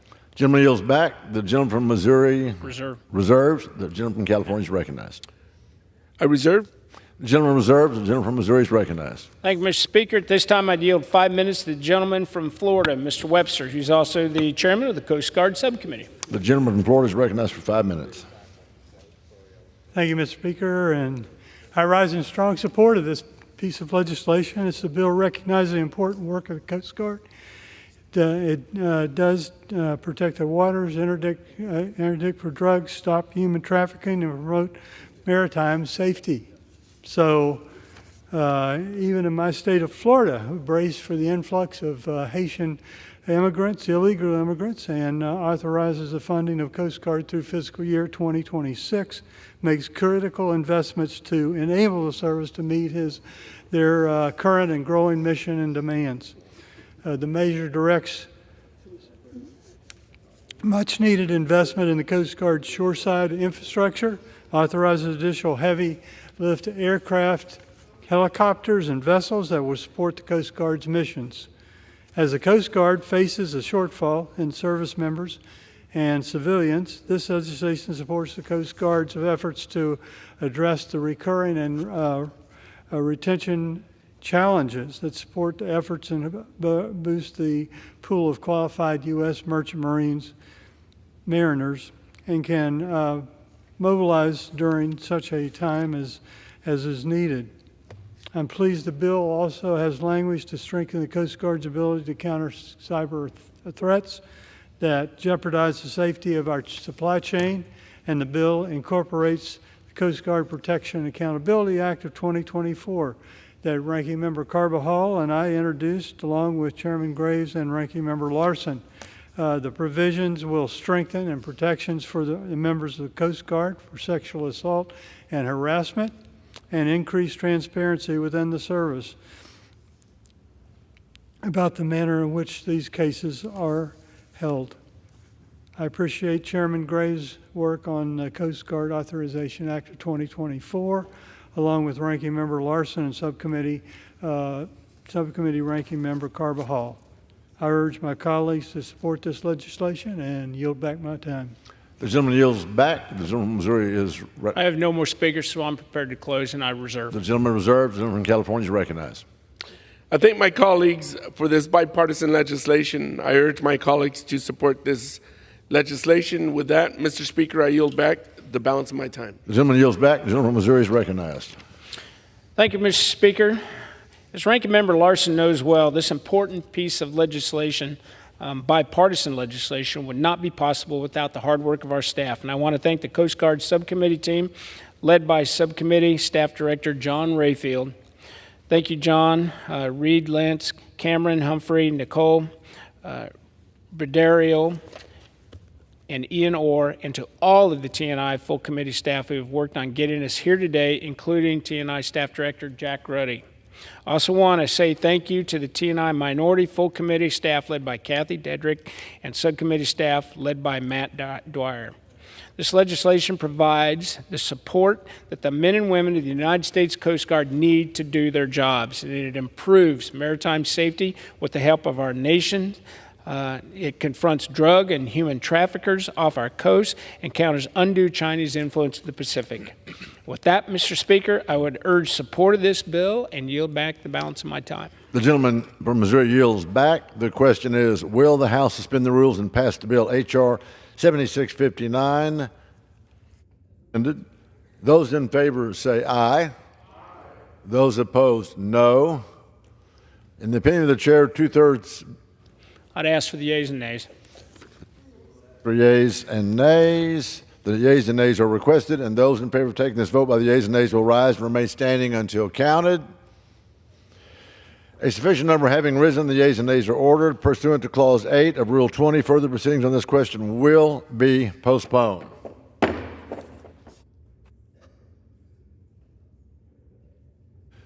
The chair lays before the House a message. To the Congress of the United States, Section 202D of the National Emergency Act, 50 U.S.C. 1622D, provides for the automatic termination of a national emergency unless, within 90 days prior to the anniversary date of its declaration, the President publishes in the Federal Register and transmits to the Congress a notice stating that the emergency is to continue in effect beyond the anniversary date. In accordance with this provision, I have sent to the Federal Register for publication the enclosed notice stating that the national emergency with respect to Yemen declared in Executive Order 13611 of May 16, 2012 is to continue in effect beyond May 16, 2024. The actions and policies of certain former members of the government of Yemen and others in threatening Yemen's peace, security, and stability continue to pose an unusual and extraordinary threat to the national security and foreign policy of the United States.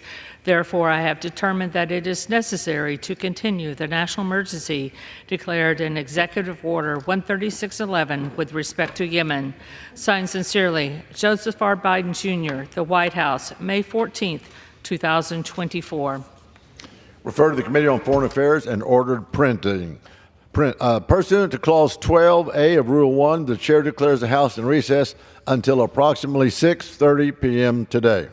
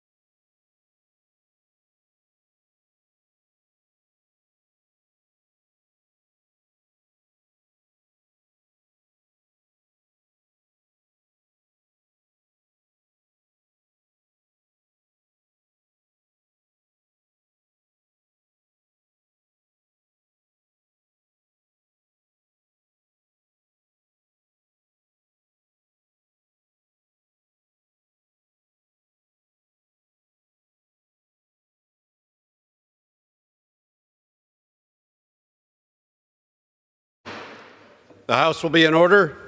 Proceedings will resume on questions previously postponed. Votes will be taken in the following order. Motion to suspend the rules and pass Senate Bill 546 and House Resolution 7659. I said House Resolution. H.R. 7659.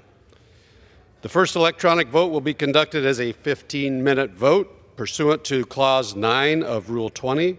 Remaining electronic votes will be conducted as 5-minute votes. Pursuant to Clause 8 of Rule 20, the unfinished business is the vote on the motion of the gentleman from Texas, Mr. Hunt, to suspend the rules and pass Senate Bill 546, on which the yeas and nays are ordered. The clerk will report the title. Senate 546, an act to amend the Omnibus Crime Control and Safe Streets Act of 1968 to authorize law enforcement agencies to use COPS grants for recruitment activities and for other purposes. The question is, will the House suspend the rules and pass the bill? Members will record their votes by electronic device. This is a 15-minute vote.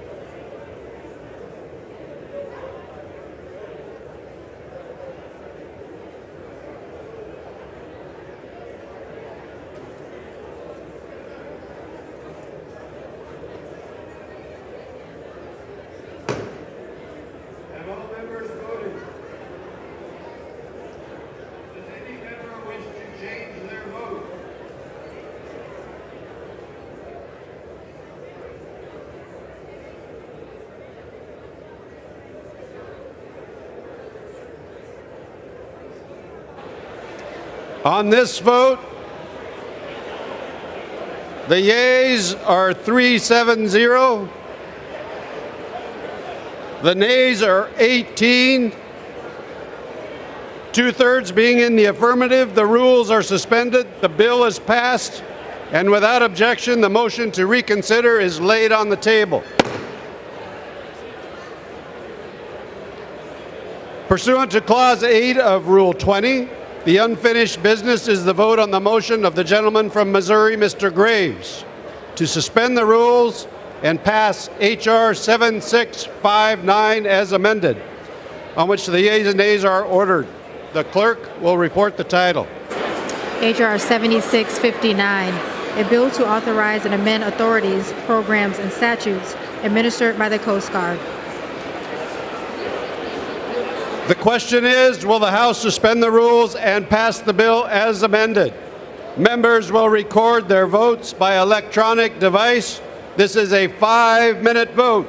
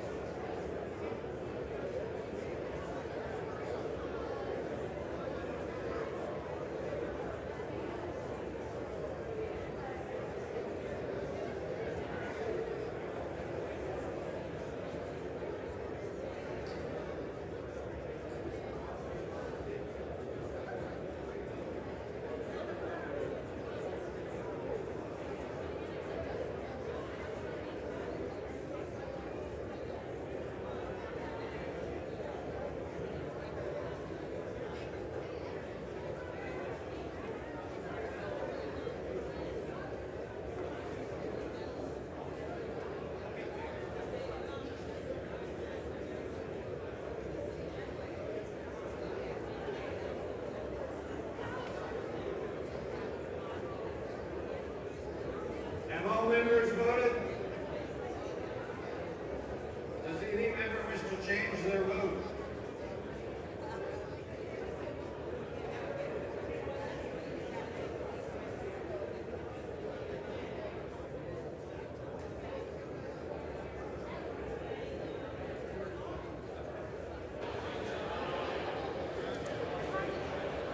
On this vote, the yeas.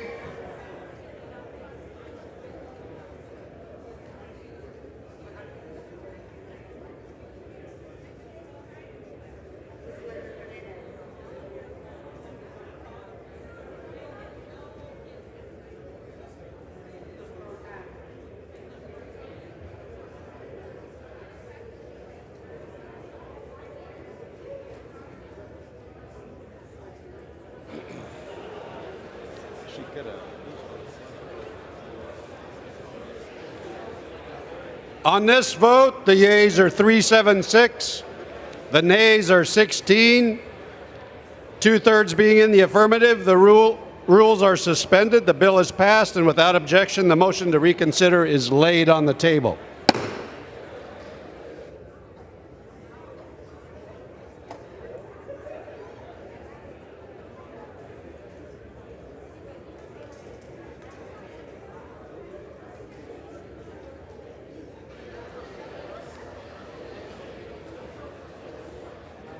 Are there 1 minute?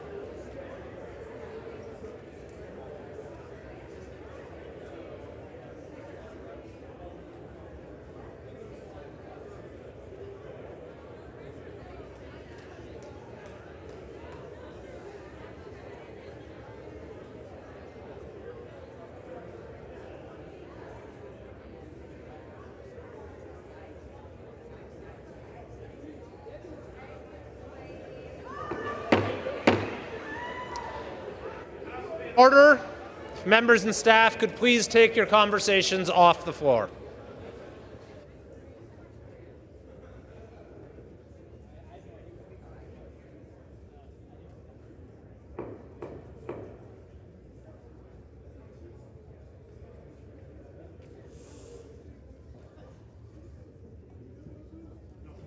The chair will now entertain requests for 1-minute speeches. For what purpose does the gentleman from Tennessee seek recognition?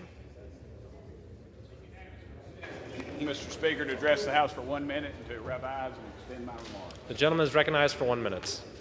Mr. Speaker, the House is not in order. The gentleman is correct. The House is not in order. Please take your conversations off the floor. Thank you, Mr. Speaker. I rise to honor my dear friend, Colonel Richard Julian, who passed away on May 1st. He served this country in the Tennessee Air National Guard, 134th Aerial Refueling Wing, and served for... Can y'all hold it down? The House will be in order. Thank you. Can I start over? The gentleman is recognized for 1 minute. Thank you, Mr. Chairman. Mr. Speaker, I rise to honor Colonel Richard Julian, Mr. Speaker, who passed away on May the 1st. He served his country in the Tennessee Air National Guard, 134th Aerial Refueling Wing, and served for over 38 years before he retired in 2004. He then worked with me when I was Knox County Mayor and was a dear friend to me. We met at Powell Auction, and dadgummit, it was a mistake because he was talking to Jack Huddleston, and Jack invited me over. We were having a campaign bologna cutting of all things, and we became dear friends shortly after that. He had a big heart. When my daughter Isabel was singing down at the Veterans Home, she had her biological father's Navy insignia on her lapel, and Colonel Julian saw that, and he got choked up. The last conversation I had with him, he told me he was going to be waiting for me in heaven and be there waiting for me with my mama and daddy when I got there. And I want to offer my deepest condolences to his wife, Linda, and his family, his daughter, Bronwyn, and her husband, Denny, Ashley, Valissa and Warren, Charlie and Tina, his little grandson, Brady, Logan and Griffin. He and many other friends and family loved him dearly, and I know he was right with the Lord because we prayed shortly before his death, and he will be missed, but Mr. Speaker, he will not be forgotten. Thank you, Colonel Julian, for giving me a very good life, and I thank you, Mr. Speaker, and I yield the remainder of my time. For what purpose does the gentlewoman from Delaware seek recognition? To address the House for 1 minute. Without objection, the gentlewoman is recognized for 1 minute.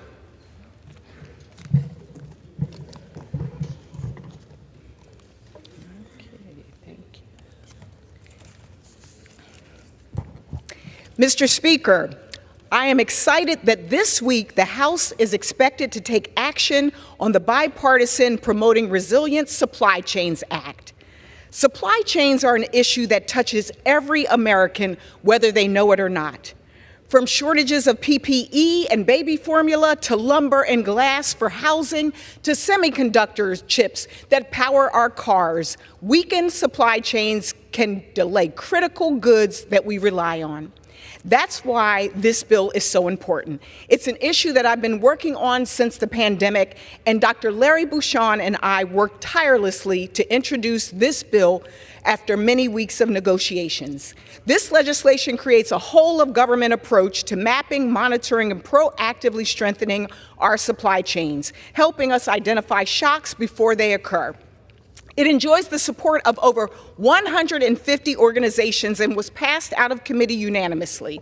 Making our supply chains more resilient will help us create good-paying jobs, lower costs for consumers, grow our economy, and strengthen our national security. I ask our colleagues to vote yes on this legislation, and I look forward to President Biden signing it. Thank you, Mr. Speaker, and I yield back.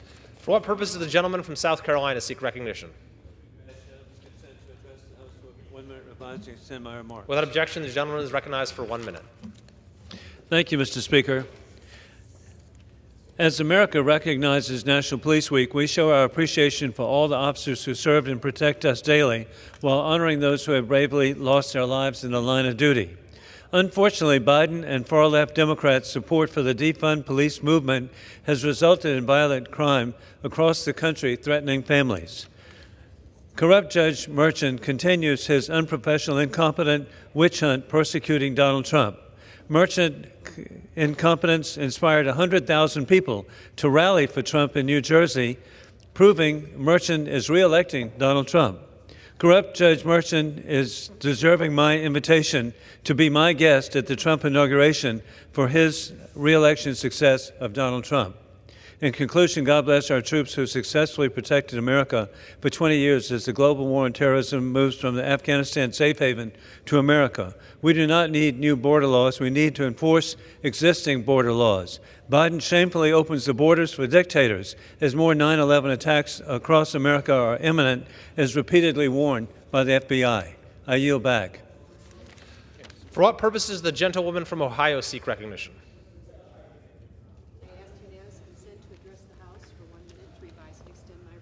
The gentlewoman is recognized for 1 minute. Mr. Speaker, I rise to celebrate National Police Week. This week comes at a time where Republicans have spent the past year trying to cut local law enforcement budgets to the bone.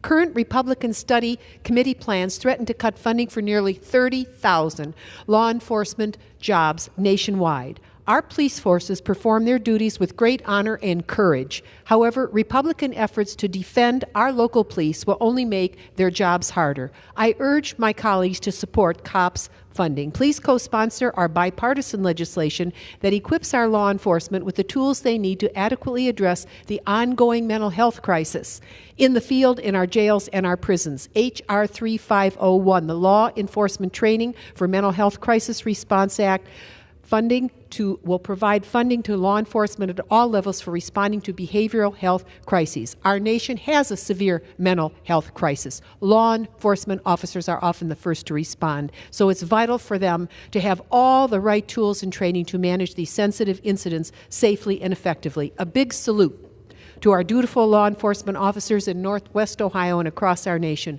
We value you. Thank you, Mr. Speaker. I yield back. For what purpose does the gentleman from Georgia seek recognition? Ask unanimous consent to address the House for 1 minute and to revise and extend my remarks. Without objection, the gentleman is recognized for 1 minute. Mr. Speaker, I rise today to recognize National Fentanyl Awareness Day, which was celebrated last week on May 7th. In 2023, a record number of our sons and daughters' lives were taken by opioid overdoses, the majority of which were caused by illicit fentanyl poisoning. Fentanyl poisoning is the leading cause of death for Americans aged 18 to 45 and is predominantly sourced from our southwest border. This is unacceptable. We must close that southern border, but there are additional steps we can take to ensure everyone, especially our youth, are protected. I've been a long-time advocate for naloxone, an overdose reversal drug, to be available over the counter, and I'm so glad the FDA finally took this step so that more people can access this life-saving medication. As a pharmacist, I understand just how important access to naloxone is. I carry it around me in my backpack everywhere I go. I've never had to use it, and I hope I don't have to use it, but it's there in case of an emergency. I've introduced legislation, the Saving Lives in Schools Act, which would require schools to carry naloxone. Wherever you see a defibrillator, you should see naloxone. It's safe, effective, easy to use, and could save a life. The Fentanyl Awareness Day, we must band together and commit to ending the fentanyl poisoning epidemic for time has good. expired. Thank you, Mr. Speaker, and I yield back. For what purpose does the gentlewoman from Michigan seek recognition?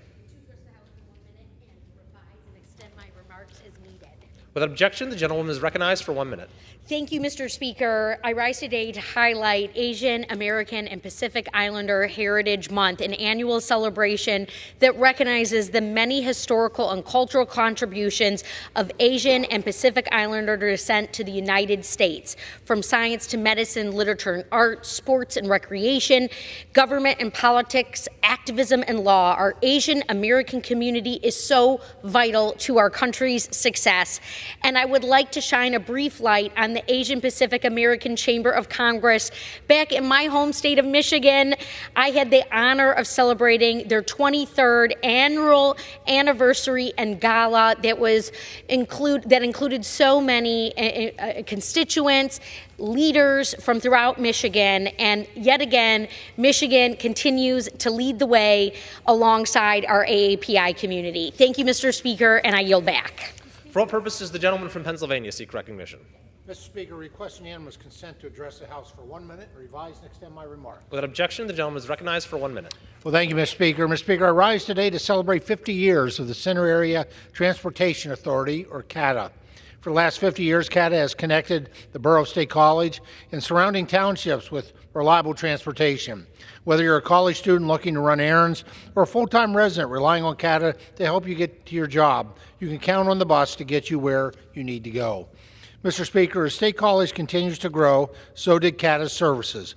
Originally starting out as the Nittany Transit Company and growing to CATA in 1974. Today, CATA continues to develop and provide for residents. CATA remains a premier small transit system and is continually recognized for their growth, service, and ingenuity. I congratulate CATA on 50 years of dedicated service to the community. Thank you, Mr. Speaker, and I yield back the balance of my time. For what purpose does the gentleman from Indiana seek recognition? Mr. Speaker, I ask unanimous consent to address the House for 1 minute. Without objection, the gentleman is recognized for 1 minute. Mr. Speaker, it is with great respect that I rise today in recognition of National Police Week. Every day, our brave law enforcement officers respond at a moment's notice to keep our community safe and secure. We have the responsibility to make sure they have the support and financial resources that they need to protect themselves and to perform their duties to the best of their abilities. That is why, throughout my time as a member of Congress, I have been proud to successfully secure community project funding requests in appropriation measures for police departments throughout Northwest Indiana, including most recently for Gary, Hammond, Maryville, Michigan City, and Munster. Let us continue to build this success and support our law enforcement officers and their families, not just during Police Week, but every day throughout the year.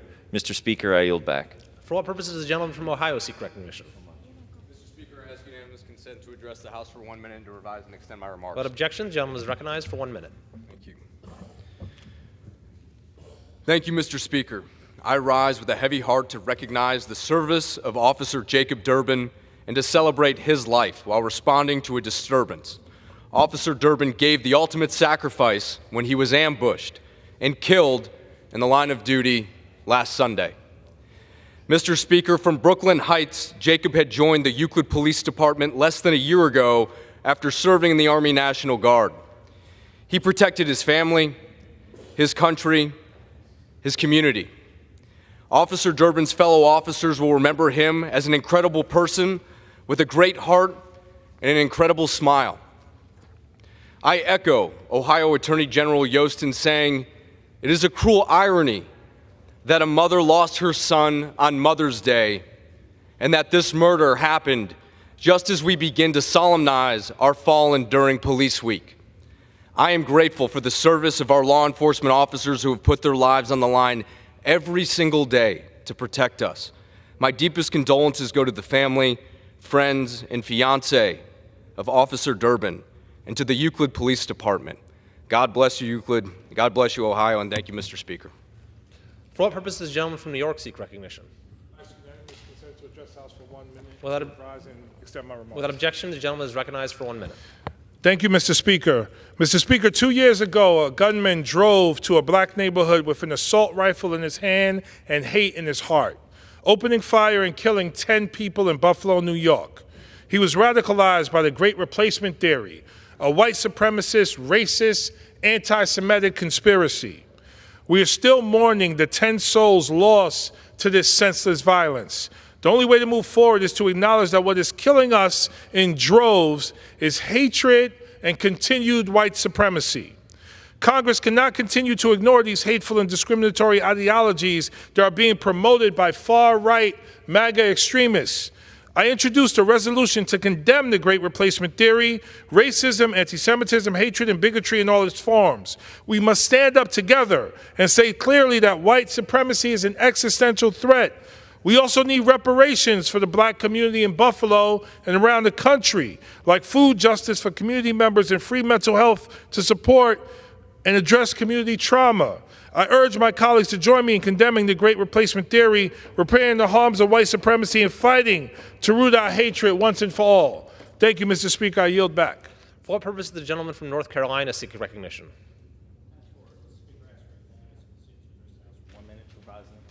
Without objection, the gentleman is recognized for 1 minute.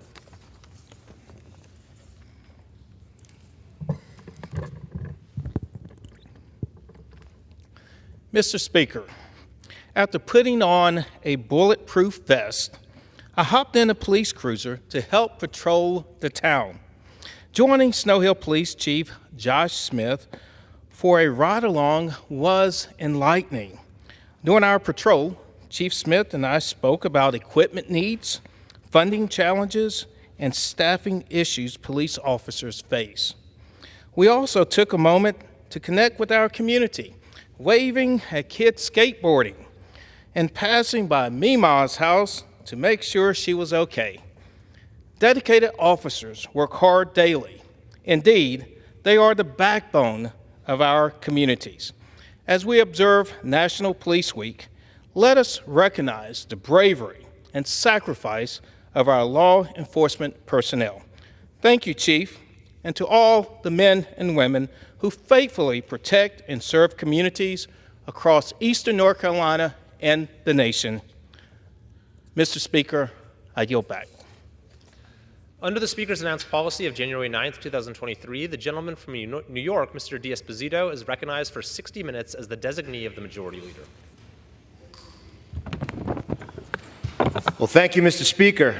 I ask unanimous consent that all members may have 5 legislative days in which to revise and extend their remarks and include extraneous material on the topic of this special order.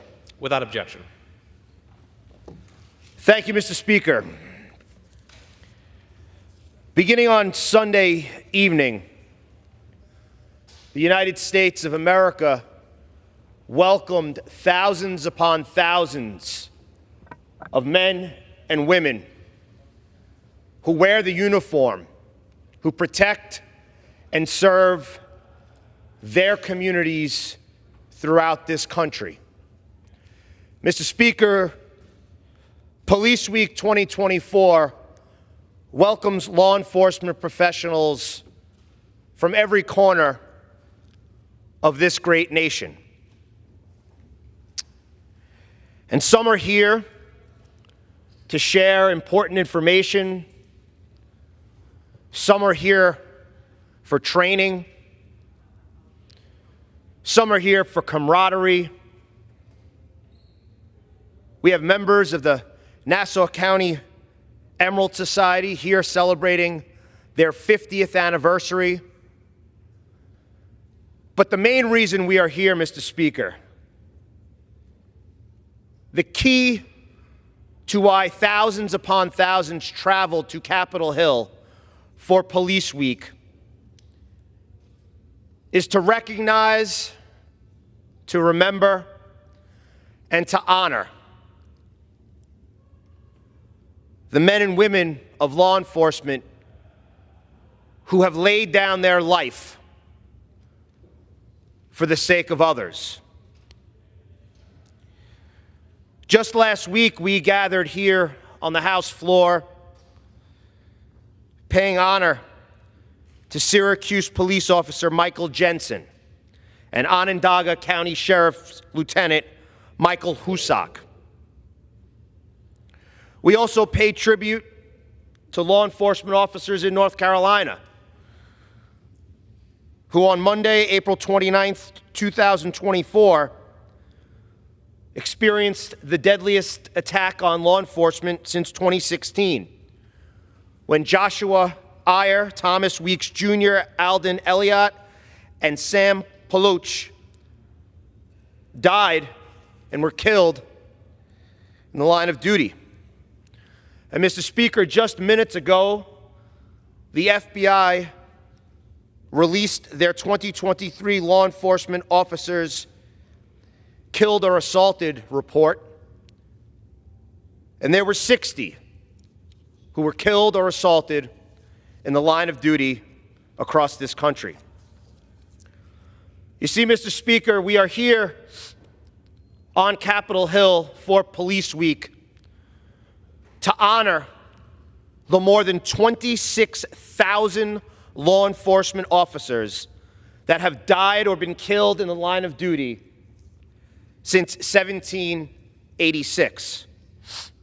Mr. Speaker, 136 law enforcement officers died in the line of duty in 2023, and their names forever etched on the wall at the Law Enforcement Officers Memorial just blocks from here.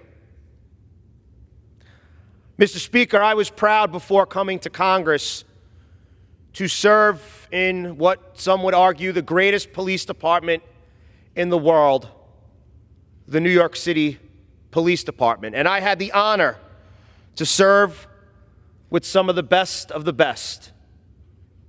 the greatest detectives as an NYPD detective. But Mr. Speaker, last year, 5,363 of my brothers and sisters from the NYPD were injured on the job. The NYPD PBA president, Patrick Hendry, has been quoted as calling assaults on the NYPD a, quote, full-blown epidemic. The 5,363 of my brothers and sisters that were assaulted or attacked in 23 was 13% higher than the previous year. Mr. Speaker, there are many reasons as to why we could argue that that number continues to rise.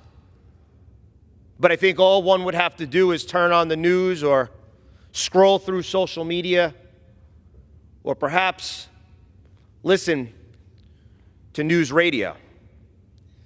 You see, radical protests, an influx of criminal migrants at the hands of the Biden border crisis, cashless bail and criminal justice reform, which has been a complete failed policy of Democrats in the New York State legislature, starting with our governor and working its way down through the Senate and the Assembly. It has failed New Yorkers. And it failed in places just like here in Washington, D.C. And what do these places have in common where we see criminals having more rights than law-abiding citizens? What is the common denominator in communities and cities and counties throughout this country that have emboldened criminals, that have legitimately taken the handcuffs that are on the gun belt of law enforcement officers, and those handcuffs are now being utilized against police, not allowing them to do their job, not allowing them to go out there and live out the oath to protect and serve. And Mr. Speaker, what do those places have in common? They are governed by Democrats, radical Democrats who continue each and every day to put criminals ahead of law-abiding citizens. You see, we've seen the increase in police assaults. We've seen the increase in police officers being killed. Why? Because of radical protests, an influx of criminal migrants, bail reform, cashless bail, criminal justice reform, anti-cop rhetoric, and soft-on-crime rogue district attorneys like Alvin Bragg in Manhattan. 1,287 of my brothers and sisters throughout this country died from suicide between 2016 and 2022. Mr. Speaker, that number is startling. And there are many reasons as to why we see law enforcement officers struggle. And it's one of the reasons as to why I'm working with my colleagues to erase that stigma and to make law enforcement officers realize that there is help available and that their mental health is so critically important. But we cannot put our head in the sand. We cannot ignore the fact that law enforcement officers are seeing even more stress because of the failed policies of so many so-called leaders throughout this country. Law enforcement work is challenging and dangerous. And very often we hear a police officer responded to a routine 911 call. Mr. Speaker, and to those listening at home, no 911 call is routine. No car stop is routine. Mr. Speaker, just months ago, police officer Jonathan Diller of the NYPD was out doing what he does best, taking illegal firearms off the street. And him and his team stopped a car, which for most would probably seem like a routine car stop. Someone sitting at a bus stop, police officer Diller exited, approached the car, and was met with bullets from an illegal firearm carried by an individual who was arrested 21 times prior. Mr. Speaker, the individual who murdered police officer Jonathan Diller was arrested over 20 times and let back out on the street to commit more crimes. That individual should have rotted in a cell. And I pray that prosecutors give him that destiny. Because Jonathan Diller went to work that morning, put on his bulletproof vest, and went out to the streets of the city of New York to reduce crime, to make life safer for everyday New Yorkers. And he was murdered by a career criminal who should have been behind bars. And in a split second, a family was destroyed. And Jonathan Diller's son will wake up every single day for the rest of his life without his father. Jonathan's widow, Stephanie, will wake up every single day without her husband. And Mr. Speaker, we are gathered here in Washington, D.C. for Police Week to remember people, heroes, just like Jonathan Diller. And at Jonathan's funeral, when he was posthumously promoted to detective first grade, his wife spoke from the altar and said that 2 years earlier she listened in on the funeral of 2 other NYPD officers who were murdered and thought to herself, something needs to change. The laws in New York need to change. And she stood on that altar, eulogizing her hero husband, pleading with elected officials in New York State to rethink their justice reform and cashless bail. But unfortunately, it's not going to change because Democrats in New York have doubled down. You see, I made a promise when I was sworn into the New York City Police Department. I put my hand up and took an oath. I took an oath to protect and serve the Constitution. I took an oath to protect and serve the city of New York, but I also made a promise. I made a promise in my heart to never, ever forget the men and women who I had the honor to serve with, who made the ultimate sacrifice. And that day at that funeral, I made that same promise to Detective First Grade Jonathan Diller that I would make sure we never forget him, and we won't. And I am thankful that I have colleagues on both sides of the aisle here tonight to pay tribute to law enforcement officers throughout this country. And I urge all of you to visit the memorial just blocks away and read a quote below the statue of the lion when you enter that memorial. It says, "It is not how they died that made them heroes, it's how they lived." Mr. Speaker, it is not how Jonathan Diller died that made him a hero. It's how he lived. It is not how Officers Ramos and Liu, it's not how they died that made them heroes. It's how they lived. Over 30 years ago, police officer Stephen McDonald from my congressional district was shot at point-blank range in Central Park by a group of teenage thugs.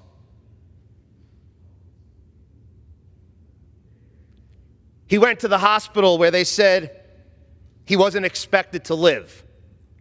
But Stephen McDonald fought back every single day. His wife Patty Ann prayed by his bedside. His son Connor, my good friend, was baptized at his hospital bed. And Stephen McDonald spent his life advocating for the New York City Police Department and for law enforcement officers throughout this country. And he talked about peace and forgiveness and forgave his near assassins.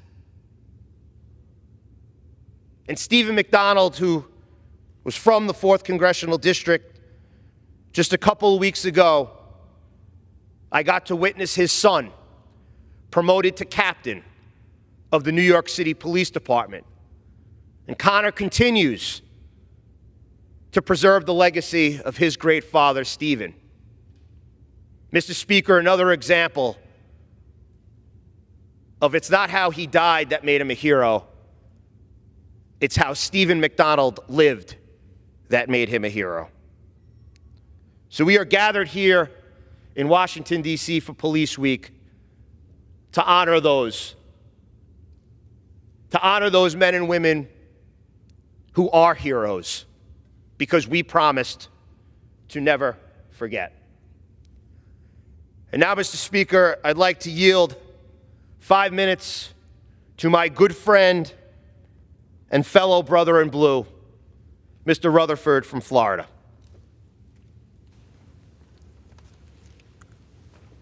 Thank the gentleman for yielding.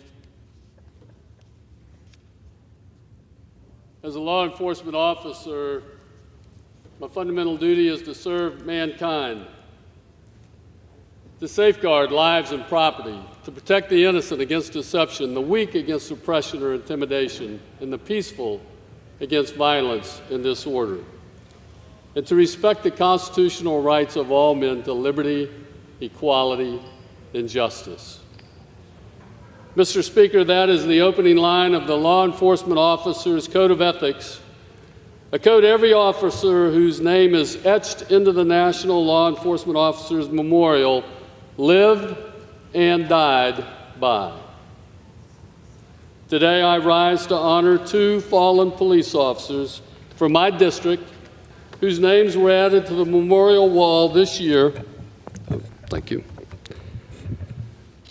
Sergeant Michael Paul Kunovich and Deputy Sheriff Peter Thomas Johnson. Mr. Speaker, on Friday, May 19, 2023, following an arrest of a combative suspect armed with a knife, Sergeant Michael Paul Kunovich suffered a fatal heart attack from the physical exertion and stress caused while apprehending this fleeing suspect. Sergeant Kunovich served 26 years in the St. Johns County Sheriff's Office, receiving numerous awards, including a meritorious award and service award in 2023 and 2013, and an exceptional service award in 2010, and many letters of commendation. He also served on a SWAT team for 5 years while earning his bachelor's degree in public administration from Flagler College. Through and through, Sergeant Kunovich was a servant leader, dedicated to protecting his community until the end of his watch. He will be greatly missed by the whole Northeast Florida law enforcement community. My thoughts and prayers are with his family, including his 2 sons, Michael Jr. and Max, his friends, and the men and women of the St. Johns County Sheriff's Office. I also rise today to honor the life and service of Deputy Sheriff Peter Thomas Johnson, who was shot and killed while investigating reports of a firearms discharge on December 21st, 1913. That's right, 1913. You see, Mr. Speaker, Deputy Johnson served with the Duval County Sheriff's Office for 11 months before his end of watch over 110 years ago. But until this year, he had never been recognized. We are forever grateful for his service and the heroic legacy that he left behind. You know, we promise our officers every day, as has been said so eloquently by my colleague here, that we will never forget. And this is evidence tonight that we will never forget if an officer is called upon to lay down that full measure of devotion. Ralph Waldo Emerson once said, "The purpose of life is not to be happy. It's to be useful. It's to be honorable, to be compassionate, to have it make some difference that you lived and lived well." Mr. Speaker, these 2 men that we honor tonight lived well. May these heroes never be forgotten.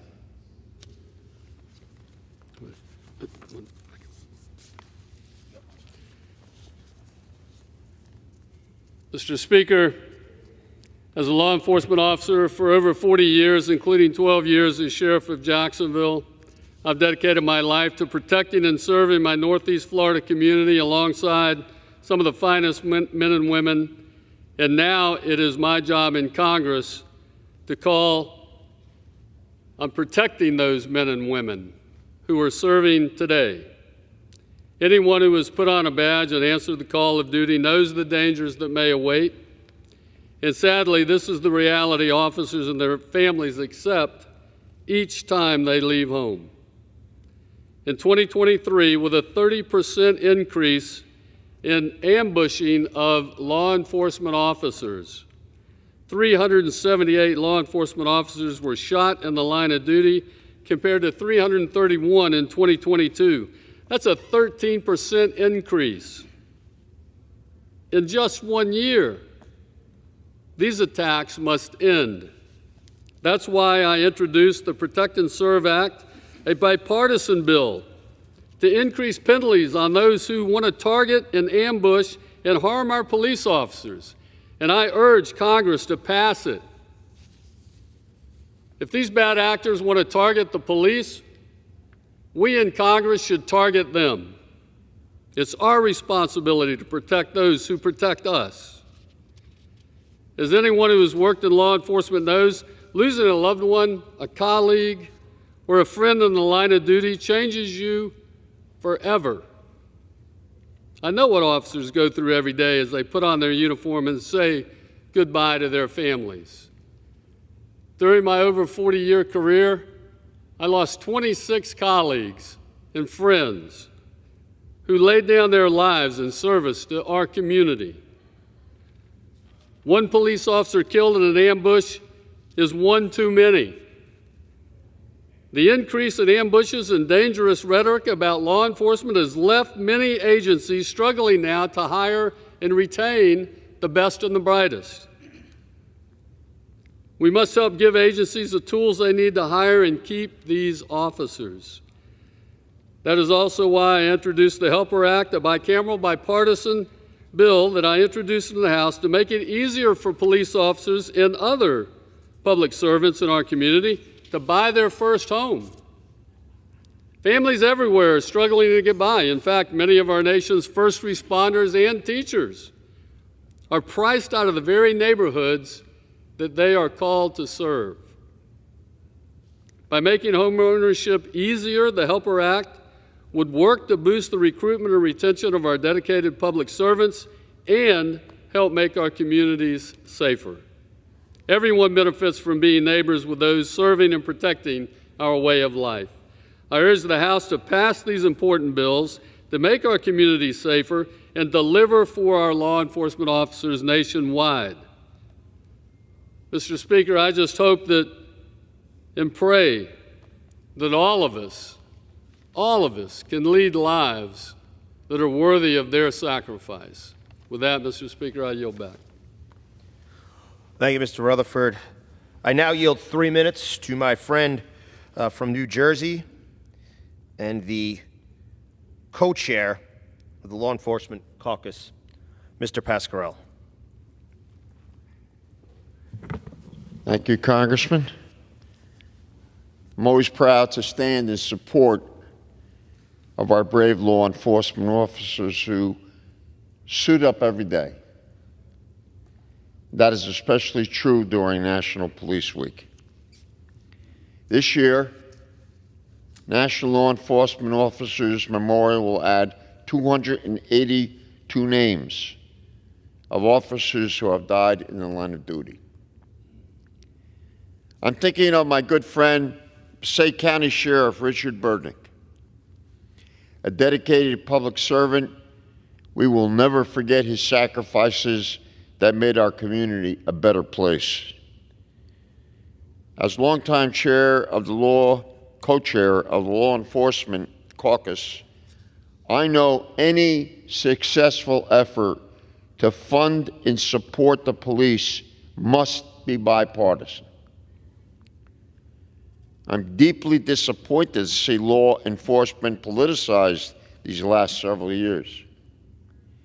We must stand united against all attacks on police, not just certain attacks, all attacks.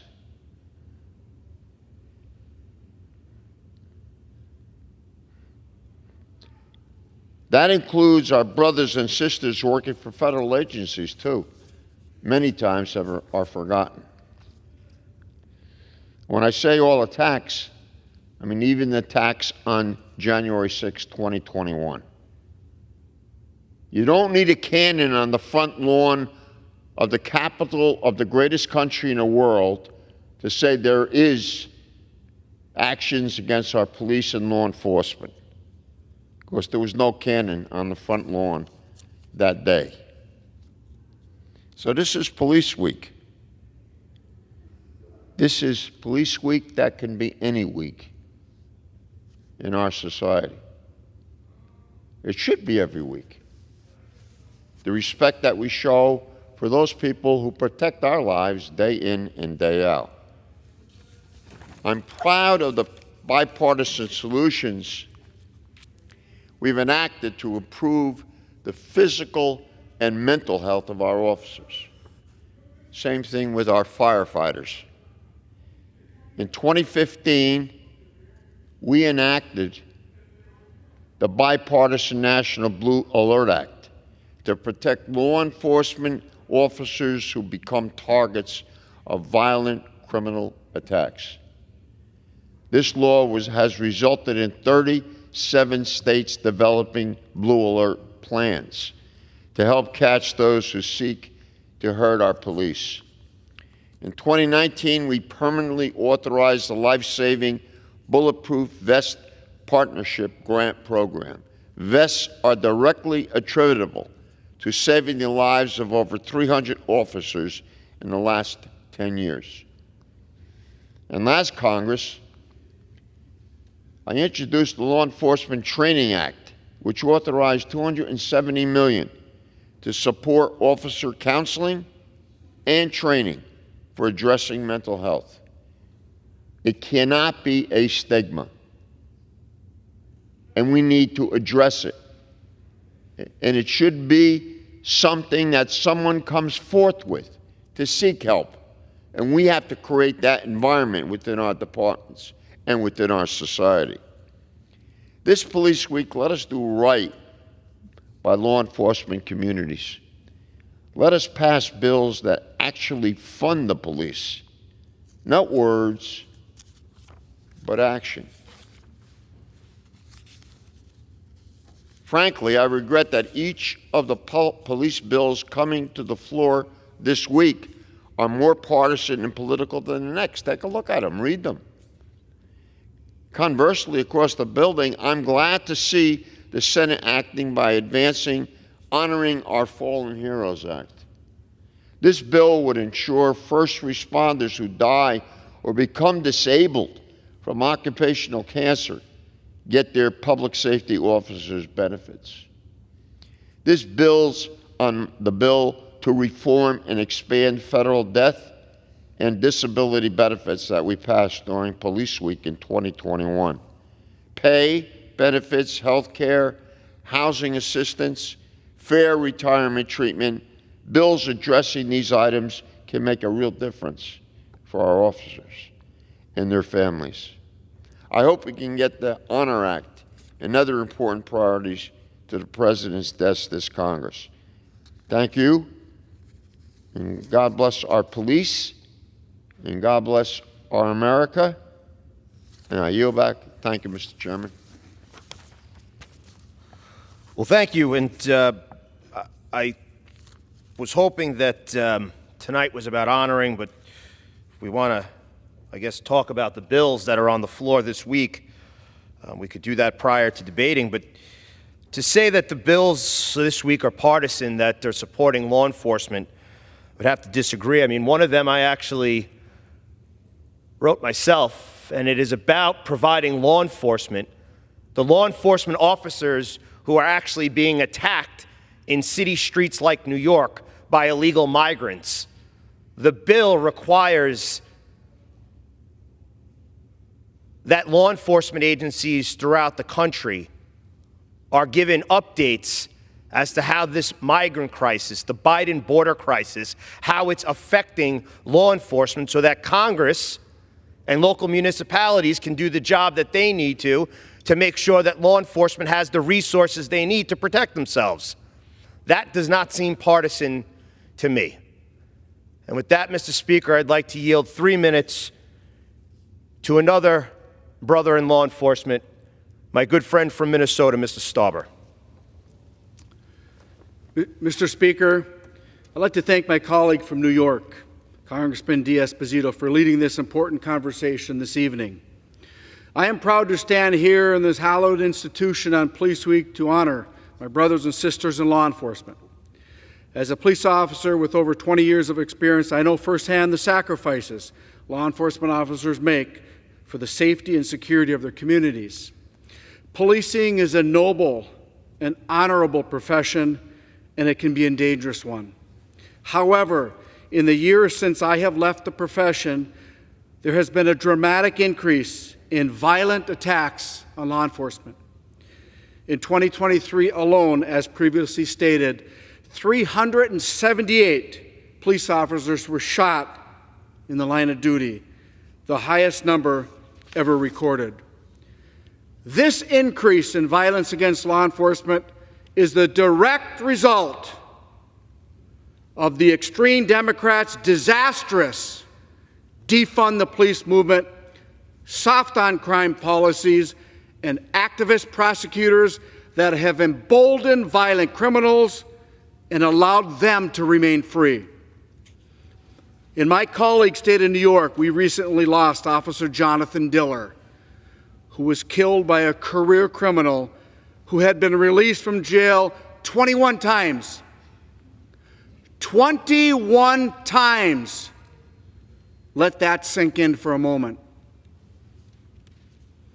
I watched the eulogy given by Officer Diller's widow, Stephanie, in which she asked a heartbreaking and a very powerful question.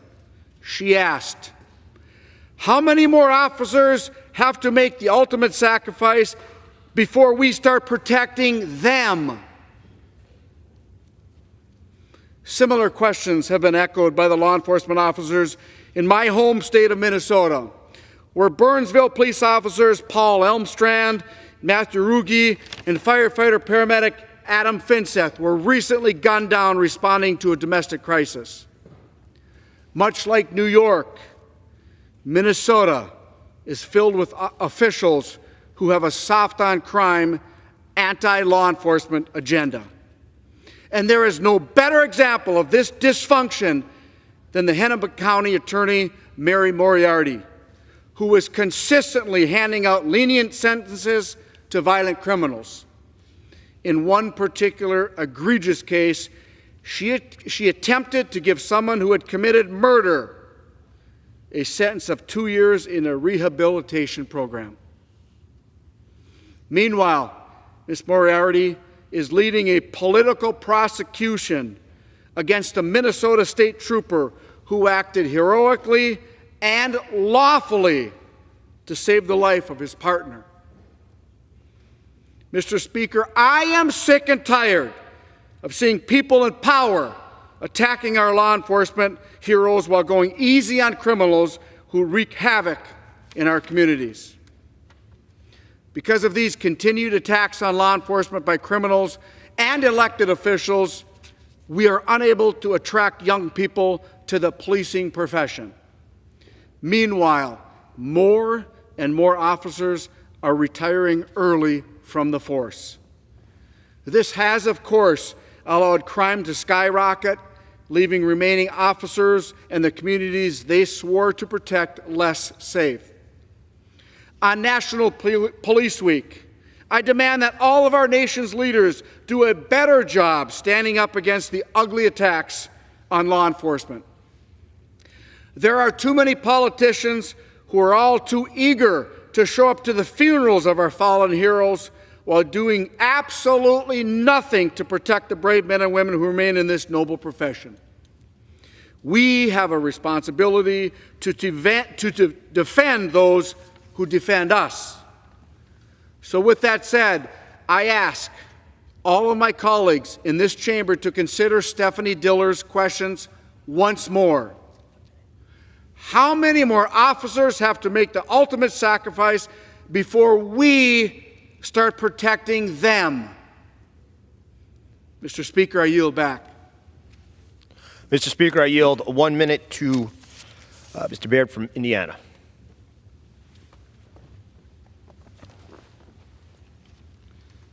I thank my colleague for yielding me this time. And Mr. Speaker, every day our men and women in blue, they leave their homes and their families and not knowing whether they'll return. This is a heartbreaking reality that we do not give enough credit to. These heroes selflessly go out into our communities every day to ensure the safety of their families, their friends, and strangers that they do not know, and ask for nothing in return. Mr. Speaker, this year alone, 98 officers were killed in the line of duty. That's 98 too many.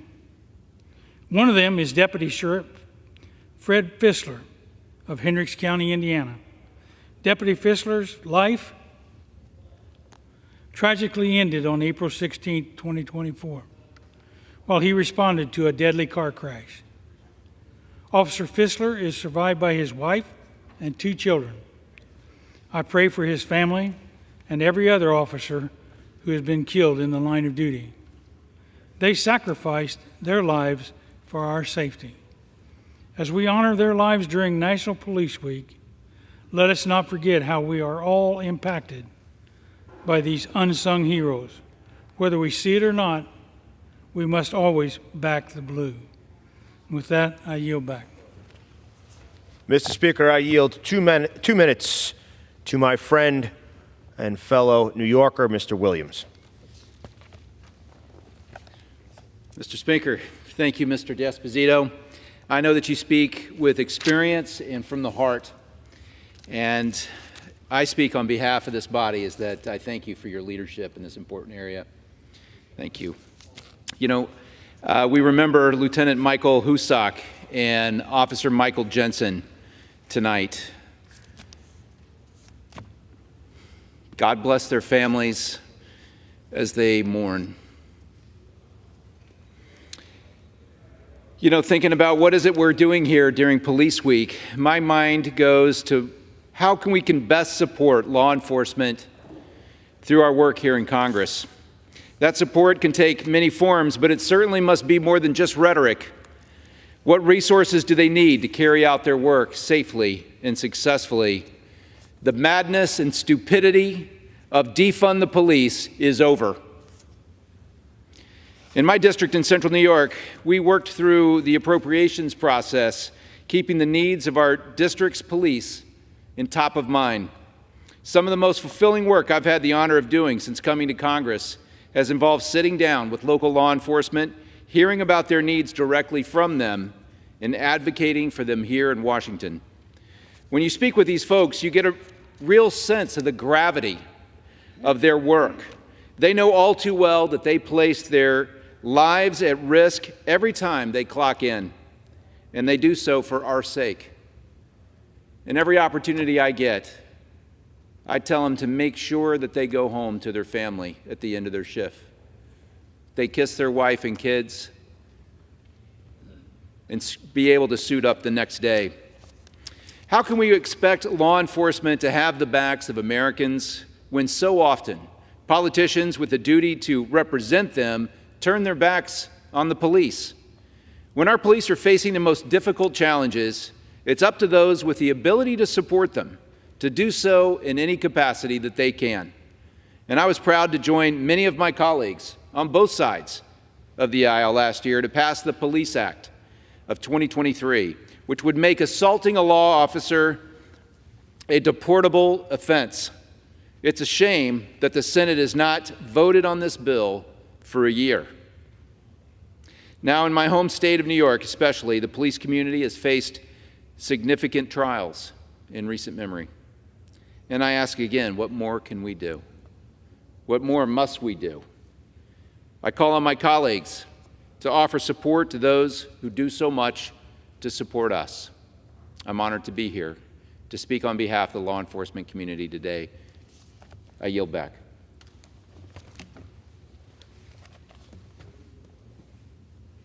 I now yield 2 minutes to my friend, Mr. Guest.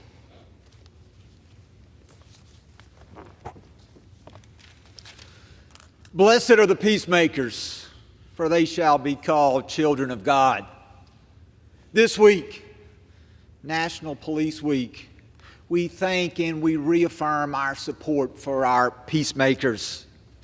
This week we honor those men and women who lost their lives in the line of duty, the brave men and women who serve and protect, who dedicate their lives to defending innocent citizens from those who seek to do evil, and who routinely place themselves in harm's way. They are the heroes we call in our time of need. President Ronald Reagan once said, "There can be no more noble vocation than the protection of one's fellow citizens. No single group is more fully committed to the well-being of their fellow Americans and to the faithful discharge of duty than our law enforcement personnel. In the performance of their duties, danger is a routine part of their job, and we on occasion lose some valiant men and women. Mr. Speaker, let us never forget those that have paid the ultimate sacrifice in service to their fellow man. And let the families of our fallen officers be comforted by the words in the Gospel of John, John 15:13. Greater love has no man than this, to lay down his life for another. May we never forget our heroes and their sacrifice. I yield back.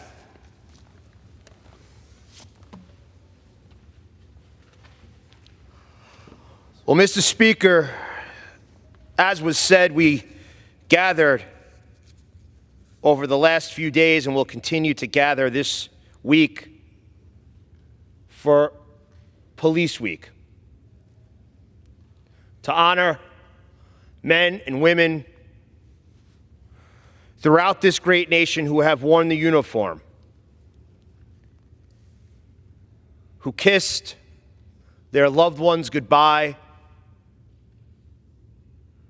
and never came home. People like Detective Jonathan Diller, heroes like Patrick Rafferty, like Paul Tuzzolo. I actually met with Eileen Rafferty and Lisa Tuzzolo today. Two women who didn't know each other, but have now formed a beautiful bond. Not a bond out of happiness, but a bond from losing their husband. Losing their husbands on the streets of New York City. Both to illegal firearms. Murdered and taken from this world because they wore the uniform. Lisa and Eileen made their trip to Washington, D.C. this week from New York, not by train, not by bus, not by air, but by bike. They pedaled from Ground Zero in Lower Manhattan. They pedaled their way here to Washington, D.C. and arrived at the Law Enforcement Officers Memorial. And they did it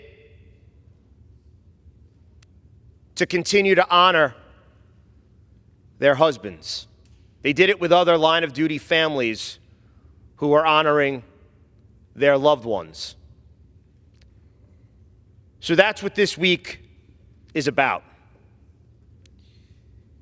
It's about raising awareness to the dangers that members of law enforcement face each and every day. It's about raising awareness to the fact that in places like New York, Democrats have made the jobs and the lives of law enforcement less safe. We heard it from the widow of Jonathan Diller, who was pleading during her eulogy for elected officials to do something. Mr. Speaker, I am thankful, truly thankful, to my colleagues who came this evening to not just pay tribute to individuals from their district, but to pay tribute to law enforcement throughout this country. And I have to disagree with my friend on the other side of the aisle who talked about the bills this week being partisan, because I look at them as a way to keep this community safe, this country safe. Mr. Van Drew's Detain and Deport Illegal Aliens Who Assault Cops Act. Well, we've seen it on the streets of New York City, cops being assaulted in broad daylight by illegal migrants from the Biden border crisis. Or how about the Police Our Border Act, my piece of legislation that will authorize the Justice Department to provide information to law enforcement agencies throughout this country about the migrant crisis so that law enforcement has the resources they need to be safe. Or legislation from Don Bacon that broadens the ability of qualified, trained, active and retired law enforcement officers to carry firearms. That is not partisan. That is giving trained law enforcement professionals the right to carry and broaden their right to carry firearms. The D.C. Crimes Act of 2024, from my good friend Byron Donalds, allows Congress to exert their oversight power over the D.C. Council and promote safety in Washington, D.C. The common denominator again in D.C. is it's led by radical Democrats who have made this nation's capital less safe. That's not partisan. It's actually common sense. Or Mr. Bishop's Improving Law Enforcement Officer Safety and Wellness Through Data Act, which requires the Attorney General to assemble reports on violence against law enforcement officers. Requires the Attorney General to assemble reports on violence against law enforcement officers. Mr. Speaker, I don't see how that's partisan. It's about keeping law enforcement safe. That's not a Republican issue. It's not a Democrat issue. It's a United States of America issue. Or my brother in blue, Clay Higgins, which condemns President Biden's border crisis and the burdens it has created for America's law enforcement officers. That's not partisan. The facts and the data tell the story. Joe Biden and Secretary Mayorkas have allowed millions of illegal migrants into this country. They have been arrested for assaulting and attacking law enforcement. Again, not partisan. Attacking law enforcement is not a Republican concern or a Democrat concern. It's an American people concern. Or the resolution by Mr. Stauber regarding violence against law enforcement officers. 374 officers killed since 2021. Record-breaking 378 officers shot in the line of duty in 2023, a 60% increase since 2018. The NYPD estimates record number of assaults on officers for 2023. So that doesn't seem partisan either. So, Mr. Speaker, we gather here this week to recognize and remember men and women who have made the ultimate sacrifice. We also gather to raise awareness that law enforcement in this country is under attack. And they are under attack because there are reckless policies and laws being put in place promoting a far-left agenda that emboldens criminals and restricts law enforcement from doing the job they took the oath to do. That's what Police Week is about. And as I just read down that line of legislation that Speaker Johnson and Leader Scalise and Whip Emmer and our conference chair Elise Stefanik have put on the agenda for this week, I find my colleagues' comment that they are partisan even more ridiculous. Because as I read through each piece of that legislation right now, it's a common sense approach. It's about standing with law enforcement. It's about giving them the tools and the resources that they need to give their job. And Mr. Speaker, that is not a partisan issue. Every piece of legislation on the floor this week should have every vote of every member of this chamber.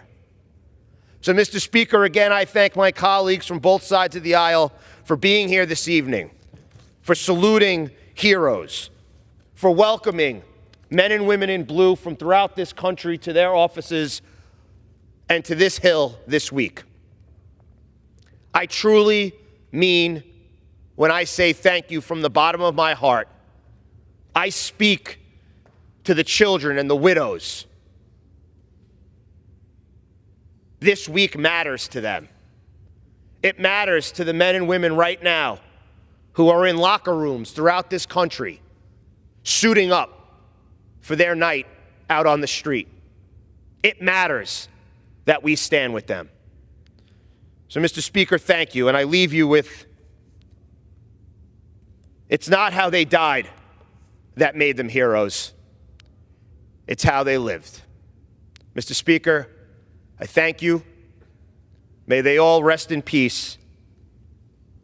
And they remain the motto of the New York City Police Department, Fidelis ad mortem, faithful unto death. Mr. Speaker, I yield back. Under the Speaker's announced policy of January 9th, 2023, the gentlewoman from Florida, Ms. Sherfilis McCormick, is recognized for 60 minutes as the designee of the Minority Leader.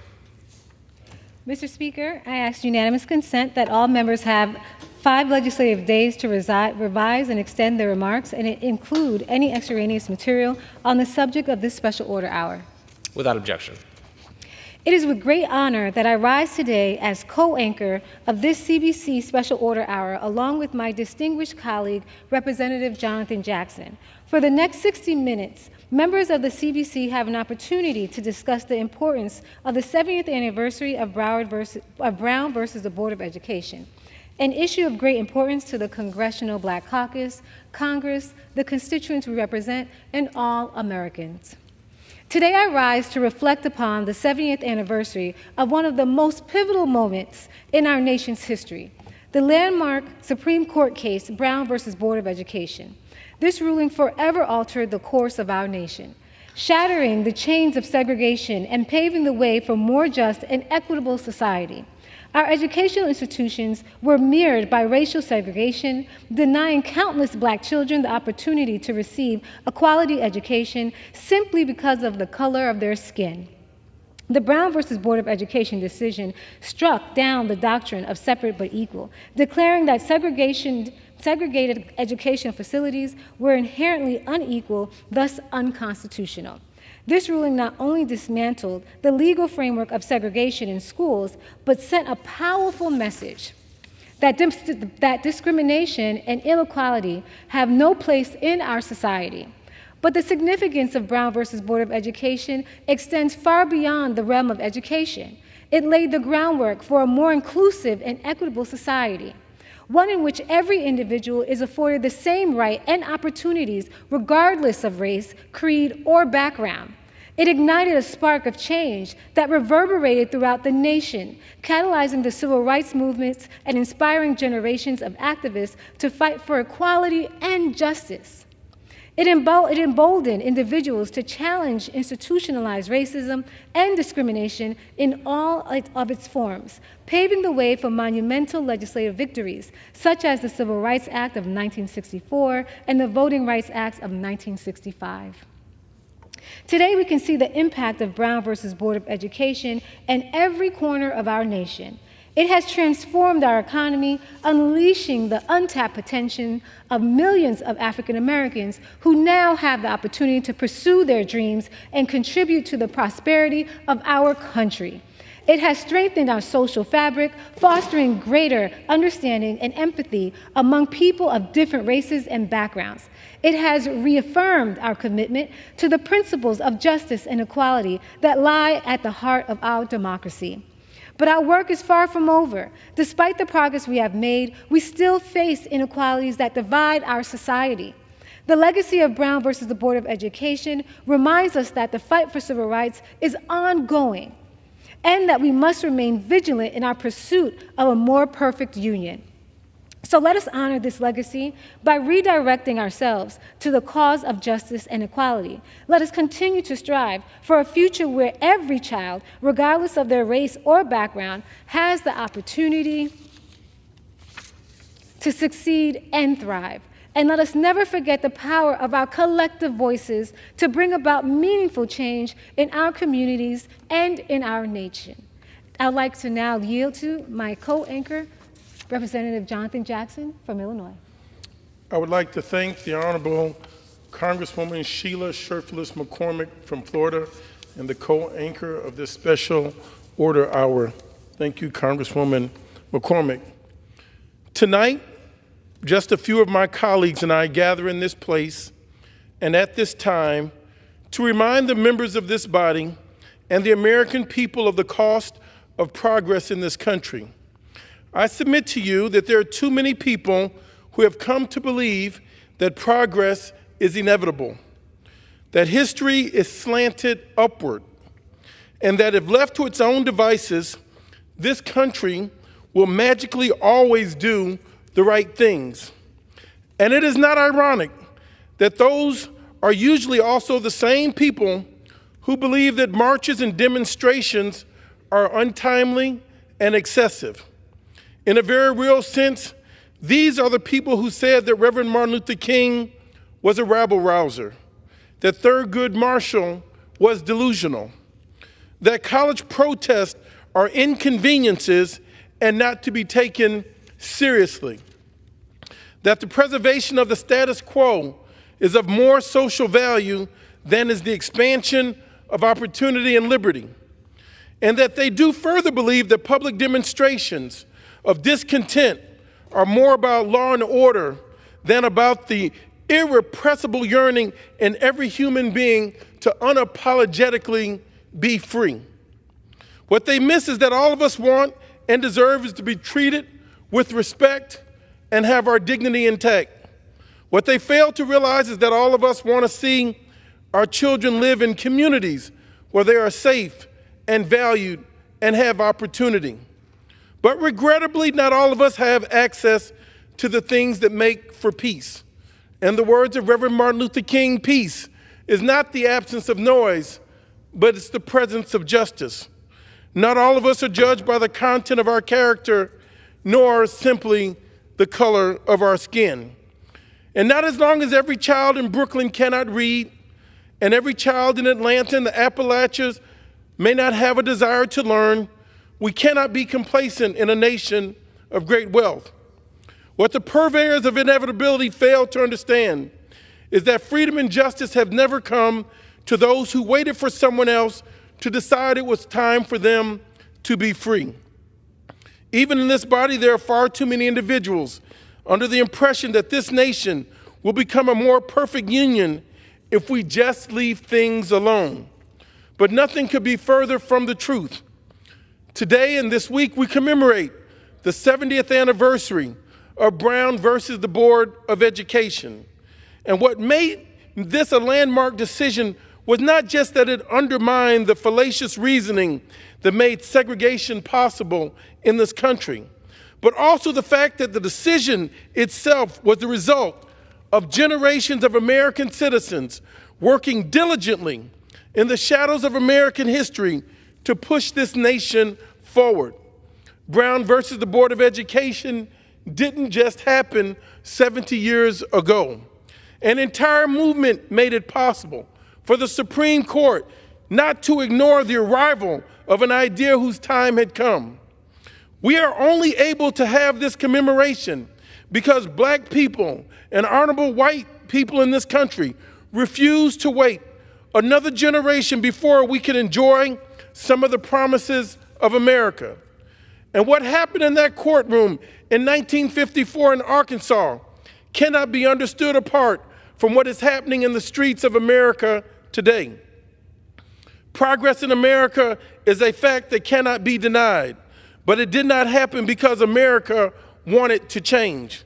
This nation is not a better place to live in because Southern segregationists changed their minds. Change happened in America because though the wheels of God grind slow, they grind exceedingly small but forward. That is to say, it was nothing but the righteous indignations of ordinary people doing extraordinary things that made justice roll down like waters and righteousness like a mighty stream. Just the other day, not far from here in the Capitol, in Statuary Hall, we celebrated the statue of Daisy Bates, taking her rightful place in Statuary Hall. As a child, I grew up in Chicago, and Mrs. Bates oftentimes came and shared the holidays with my family. It was indeed an honor to be a member of the 118th Congress and to see the unveiling of her statue. An African-American woman who at the age of 8 had lost her mother to men that had raped her and killed her and put her in a mill pond in Arkansas, never having faced justice. But to see President Bill Clinton and Governor Mike Huckabee unveil a statue and a highway, a road in her honor, was truly an honor in 1998. As we celebrate the valorization and veneration of her likeness, I would remind us of how many different kinds of people it takes to move a nation forward in this direction for its principles on paper. Daisy Bates was a publisher and an activist who gave counsel to the Little Rock Nine, 9 children that were denied access to a public education under the Governor Orville Faubus of Arkansas. The Little Rock name she was someone instrumental in the effort to undermine the nation's separate but legal law, a Jim Crow era law that still remained. She didn't come out of her mother's womb wanting to be an activist, but she lived in a country where activism was as much as a necessity as breathing. When our young children are gathering up on the campuses today, they yearn for freedom. So she did what she had to do for herself and her progeny. This nation owes her our deepest gratitude for laying such a costly sacrifice upon the altars of equity and equality in America. To teach and all of the remarkable trailblazers who dedicated their lives to the possibilities of unbridled opportunity in this country. We owe you, Miss Daisy Bates, our devotion, and we owe our children common sense. But do not be deceived, my friends. We still need people who are willing to do extraordinary things in the case of freedom and justice. Because when a black United States airman can be murdered in his house for expressing his Second Amendment right to bear arms, while Kyle Rittenhouse can shoot 3 people and walk down the streets with an AR-15 in his hands, and nobody even asked him a question. Clearly, there is work that still needs to be done in our country. Be not deceived, my friends. As long as women do not get equal pay for equal work, we have work to do. As long as anti-Semitism is taking on a life of its own, while anti-blackness has never truly subsided, there is still work that must be done. And we are the ones to do it. So let us continue the work. Let us continue to fight for what is right. Let us challenge our friends to do more, our enemies to do better, and ourselves to never give up. God bless the memory of all of those that kept America strong and make America better. We commemorate this day for Miss Daisy Bates and the children of Little Rock and those that brought in a new era of desegregation. I yield back to the Honorable Congresswoman Sheila Sherfless McCormick. Thank you so much for those eloquent words. The landmark ruling in Brown versus Board of Education not only shattered the doctrine of separate but equal, but firmly established that racial segregation is adherent to the principles enshrined in our Constitution. It affirmed unequivocally that every child in America, regardless of race, deserves equal protections and opportunity under law. Today, as we reflect on the pivotal moment, we are reminded of its profound impact on our journey towards civil rights and educational equality. Yet, despite the progress we have made, we must confront the realities that still persist. Inequalities that continue to hold back our youth from reaching their full potential, especially in marginalized communities. Innovation in education has been monumental, but not uniformly felt. As we grapple with the challenges of economic disparities and systemic barriers, we are called upon to what Dr. Martin Luther King Jr. described as the fierce urgency of now. The fight for education opportunity and the quest for civil rights are inextricably intertwined. Focusing on education as a civil rights issue changes the cadence of our conversation. We must ensure that the promise of Brown versus Board of Education extends beyond our history and into our lives, our lived experiences of every student. Let us champion policies that foster innovation and collaboration across all sectors to create holistic solutions that uplift every child. We must secure the necessary investments to revitalize our educational system and affirm our unwavering commitment to the next generation. This is not just an educational mandate, it is a moral imperative. In addition, the economic significance of Brown versus Board of Education cannot be overstated. By dismantling the legal framework of segregation in education, it opened up doors that had long been closed to Black Americans.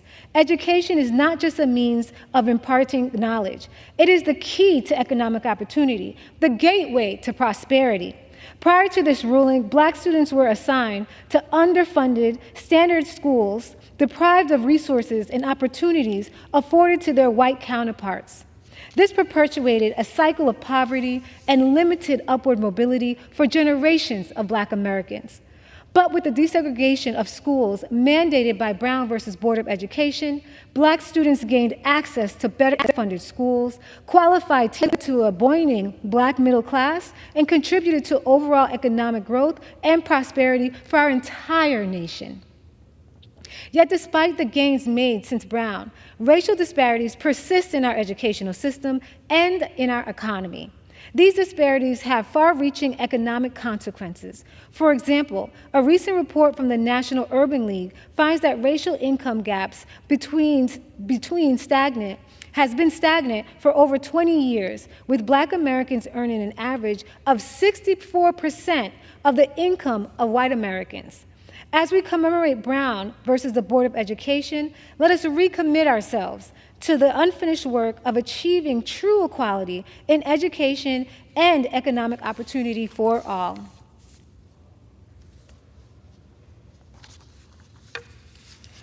Mr. Speaker, you've heard from my distinguished colleagues about the 70th anniversary of Brown versus Board of Education, all issues of great importance to the Congressional Black Caucus, our constituents, Congress, and all Americans tonight. With that, Mr. Speaker, I yield back.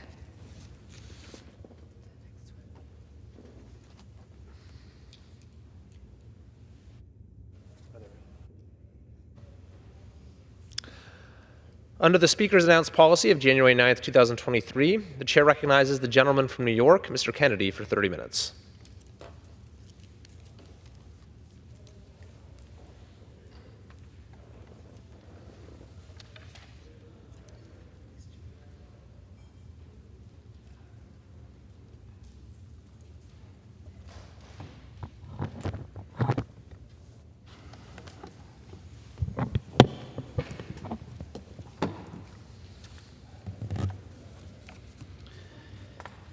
Mr. Speaker, I ask for unanimous consent that all members may have 5 legislative days in which to revise and extend their remarks and to submit extraneous material into the record. Without objection. I rise this evening to mark the solemn anniversary of the racist mass shooting in Buffalo, New York. On this day, 2 years ago, good people who simply made an afternoon stop at a grocery store were gunned down in broad daylight.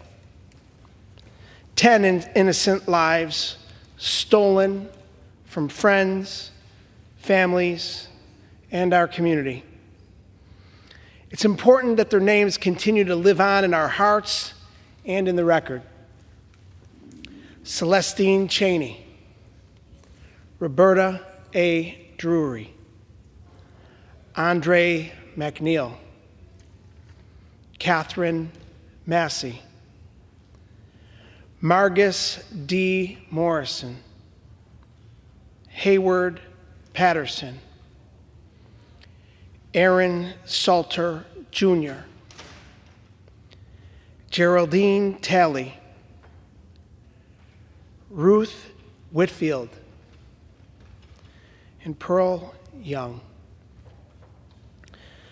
The perpetrator was not from the city of good neighbors.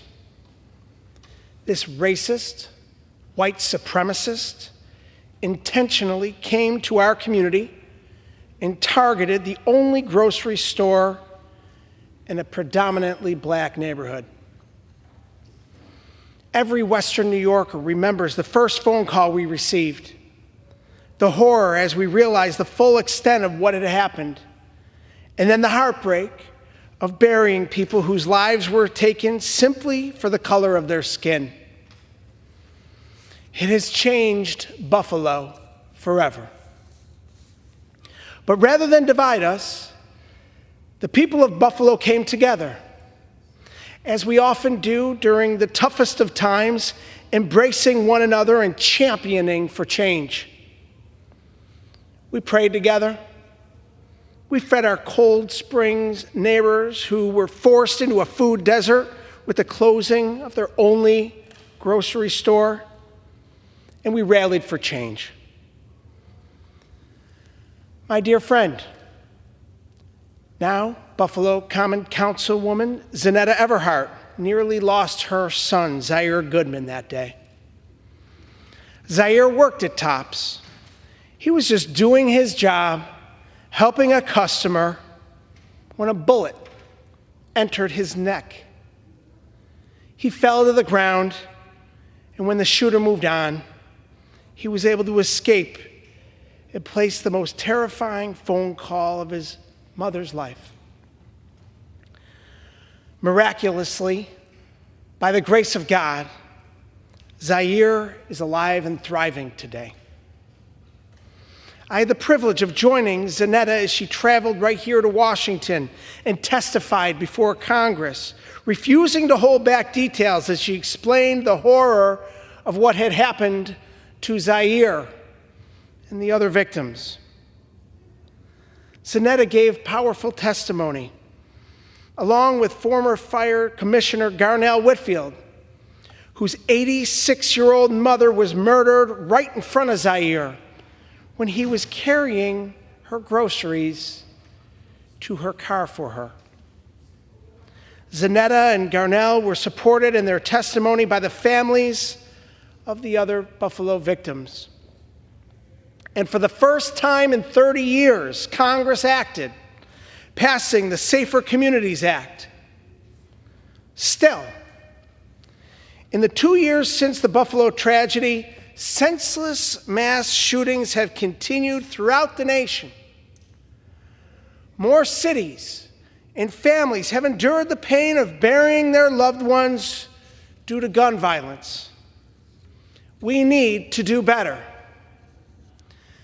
That means passing Representative Macbeth's assault weapons ban of 2023, Representative Clyburn's Enhanced Background Checks Act of 2023, Representative Fitzpatrick's Bipartisan Background Checks Act of 2023, Representative Mang's Aaron Salter Jr.'s Responsible Body Armor Possession Act, Representative Krishnamurthy's Hate Crimes Commissions Act, Representative Bowman's resolution condemning the Great Replacement Theory, and Representative Schiff's Equal Access to Justice for Victims of Gun Violence Act of 2023, just to name a few.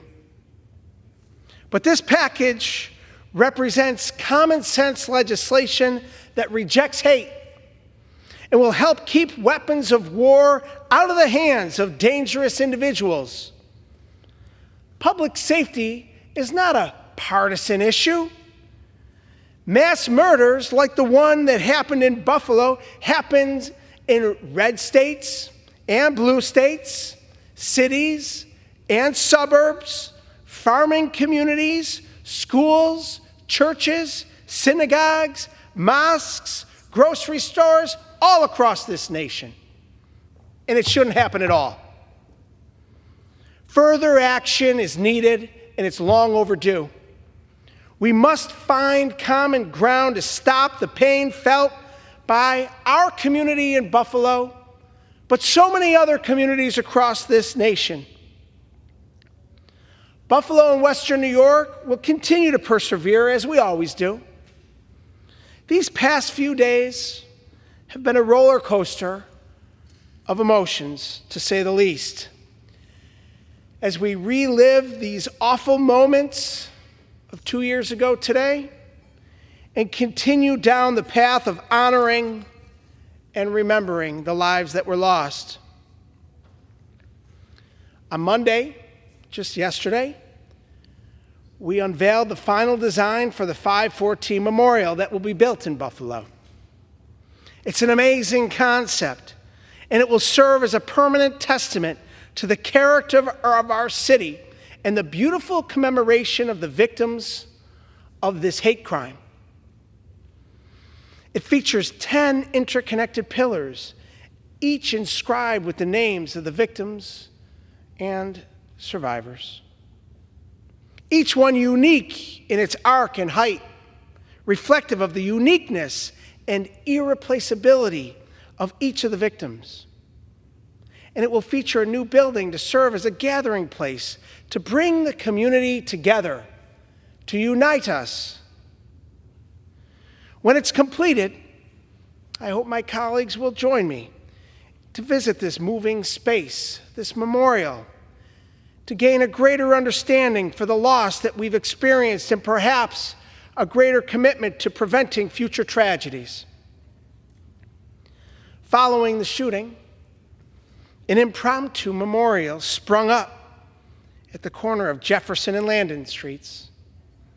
The corner was filled with flowers, toys, photos, candles, cards, and much more. Much of that was archived at the Buffalo History Museum to make way for a permanent honor space. Today, that space at the Tops on Jefferson was dedicated, permanently commemorating the lives that were lost at that location, ensuring that the supermarket, already a neighborhood landmark, becomes a living memorial. And as we honor these beautiful souls, it's important that we take a moment to thank the brave first responders who got there almost immediately that day to secure the scene, tend to the wounded, and prevent more bloodshed. The Buffalo Police Department had the suspect in custody within 6 minutes of the first 911 call. But because of the weapons of war that this terrorist had, he was able to inflict horrible damage in a very short amount of time. These 10 people taken from us 2 years ago today aren't just statistics. They were mothers, fathers, brothers, sisters, friends, leaders in our community. I'd like to take a moment to talk about each of them. Pearl Young, Pearl Young was 77 years old. Pearl was a native of Fayette, Alabama, coming to Buffalo following her marriage to Oliver Young Jr. in 1967. She was a substitute teacher, a Sunday school teacher, and an active member of the Church of God in Christ, where she helped to run the food pantry for a quarter of a century. She was the loving mother of James, Pamela, and Damon, sister of Annie Ruth Winston and Jean Craig, grandmother to 10, great-grandmother to 7, and beloved by countless nieces and nephews. Ruth Whitfield. Ruth Whitfield was 86 years old. She was a longtime parishioner at Durham Memorial AME Zion Church, where she sang in the choir. She was a devoted wife, caring for her husband and soulmate, Garnell Whitfield, of 68 years nearly every day, for 8 years in a nursing home. Everything from clipping his nails to doing his laundry, and of course, visiting him on a daily basis. She left behind her husband, Garnell Whitfield Sr., her children, Robin Harris, former Buffalo Fire Commissioner Garnell Whitfield Jr., Angela Crawley, and Raymond Whitfield. 9 grandchildren, 8 great-grandchildren, 5 great-great-grandchildren, and numerous extended family. Margus D. Morrison. Margus Morrison was 52 years old, one of 3 brothers, and graduated from Bennett High School in 1990. Margus was a bus aide for the Buffalo Public Schools Stanley Makowski Early Childhood Center. His colleagues remembered him as a punctual, reliable, and filled with a wonderful sense of humor. When he was killed, he was out buying Saturday evening dinner for his family.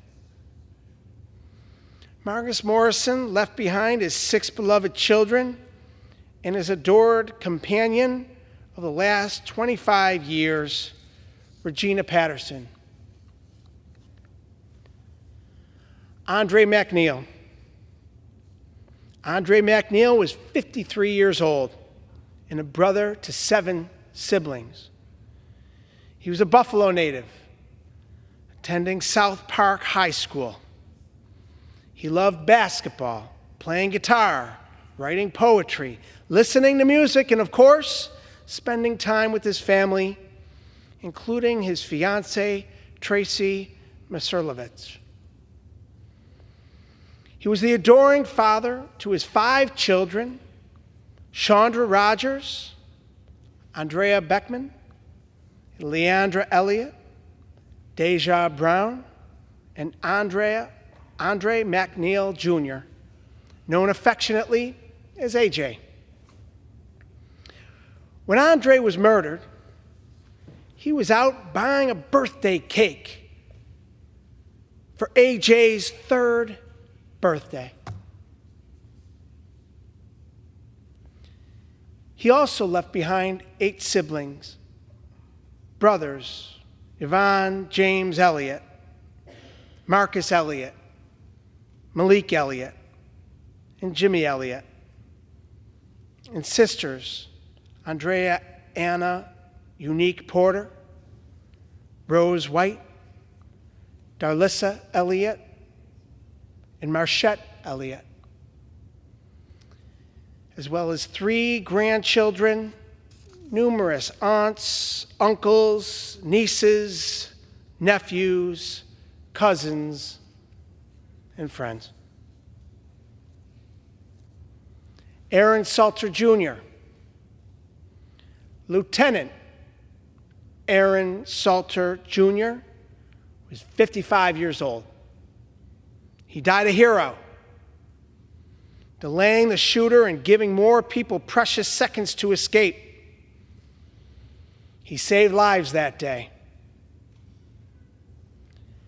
Lieutenant Salter was a retired Buffalo police officer working that day as an armed security guard.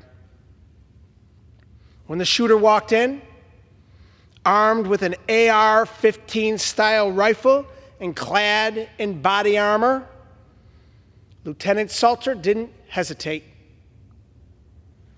He opened fire, hitting the target. But because of the shooter's body armor, he was unharmed and fired back, killing Lieutenant Salter. After Lieutenant Salter retired from the Buffalo Police Department in 2018, he began working as a security guard at Tops, where he'd engage with customers and employees, making everyone feel safe, seen, and appreciated.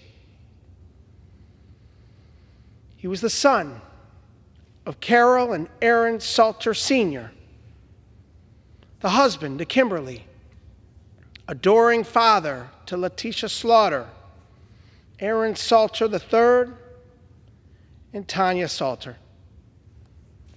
Lieutenant Salter also leaves behind a sister, Cashel Durham, nieces, nephews, cousins, friends, and his beloved pets.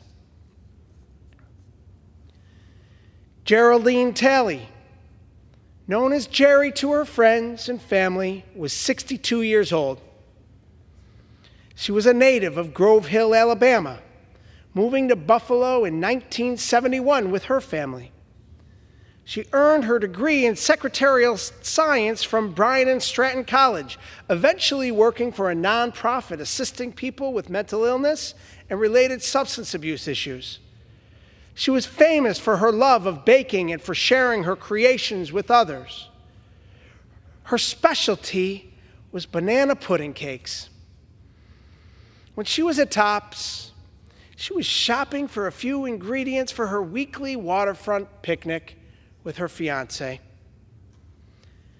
She left behind her children, Genesia Smith and Mark Talley Jr., stepdaughter, Marquise Jacobs, 3 sisters and 1 brother, her beloved fiancé, Gregory Allen, and numerous family and friends. Catherine Massey. Catherine Massey, known to many simply as Cat, was 72 years old. Cat worked for 40 years for Blue Cross Blue Shield and was always committed to the betterment of our community. She worked to educate kids on healthy diets, to rid our nation of gun violence, and to beautify her neighborhood.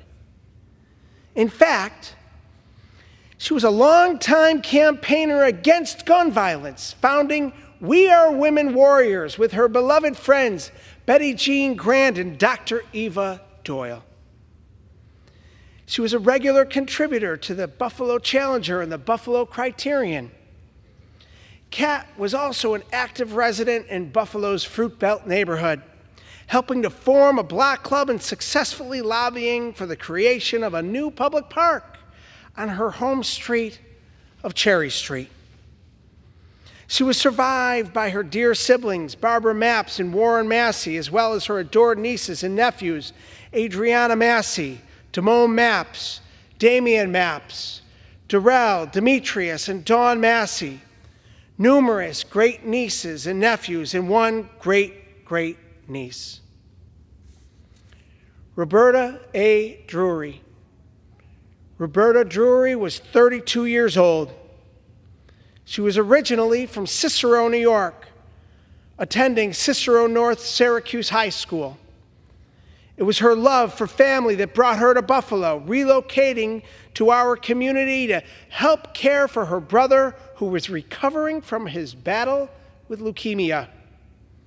Her greatest passion was family, highlighted by their annual trips to Wildwood, New Jersey. She was survived by her dear mother, Leslie Van Giesen, Father, Philip Drury, grandfather, John Traeger, her beloved siblings, Christopher Moyer, Daniel Moyer, Amanda Drury, Nicole Van Giesen, and Brett Van Giesen, as well as numerous aunts, uncles, nephews, cousins, and friends. Hayward Patterson. Hayward Patterson was 67 years old. He was in his truck, waiting for a friend. He drove to Tops to pick up groceries, something he did often. He was a deacon at the State Tabernacle Church of God in Christ in Buffalo, located on Glenwood Avenue, reflecting his devotion and faith in God. According to his fellow churchgoers, Deacon Patterson was often the first one to arrive and the last to leave. He helped open and close the church, clean, shovel. He volunteered in every capacity, including in the church's soup kitchen, Plate of Love ministry. He is survived by his 3 children, Deanna, Sharita, and Jake, his beloved wife, Terza, as well as his parents, siblings, grandchildren, and great-grandchildren, and many more. Celestine Cheney. Celestine Cheney was 65 years old. When she was killed, she was out purchasing ingredients for strawberry shortcake for her family. And she was a fighter, surviving 3 aneurysms and breast cancer. Celestine was a graduate of Fosdick Maston Girls Vocational High School, where she learned to sew, later attending Bryant Stratton College for Business Administration. She worked at several large manufacturers, including M. Weil and New Era Cap. She attended Elim Christian Fellowship Church in Buffalo. And she was survived by her beloved partner and fiancé, Raymond Johnson, her only son, Wayne Donnell Jones, 9 grandchildren, Wayne Donnell Jones Jr., Kayla Jones, Sharon Reed, Shayna Jones, Donnell Jones, Nasir Jones, Dominique Brown, Latifah Johnson, and Latoya Bao. 9 great-grandchildren, 1 sister, Joanne Daniel, and a host of nieces and nephews. To conclude my remarks, Mr. Speaker, I would ask that my colleagues and those in the gallery join me in a moment of silence on behalf of the beautiful souls who were stolen from the city of Buffalo 2 years ago today, on May 14th, 2022.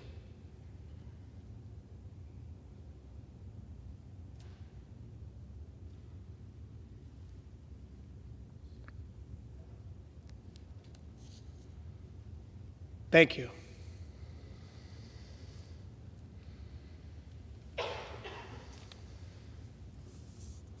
Does the gentleman yield back?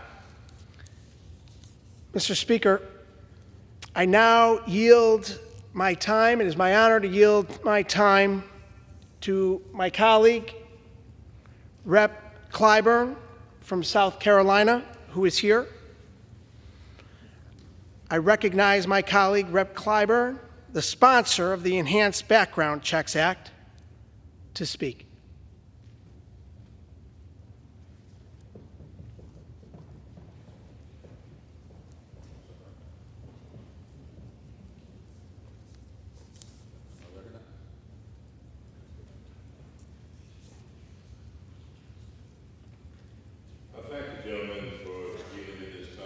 Speaker, as we mark the second anniversary of the tragic events that unfolded on May 14th, 2022, at the Tops supermarket in Buffalo, New York, is a solemn reminder of the devastating impact of hate-fueled violence. This was not just an attack on innocent individuals, but an assault on the very fabric of the Buffalo community. A self-professed white supremacist targeted the Tops supermarket and drove more than 200 miles to get there. Because of its location in a predominantly black community, his actions took 10 precious lives. There were sons, daughters, parents, and friends whose absences continued to be felt deeply. The pain New Yorkers feel is known all too well by us down in South Carolina. In 2015, a white supremacist walked into the Mother Emanuel, the oldest African-American Methodist church in the South. Dylann Roof targeted that church because of its historical significance. He worshiped with them.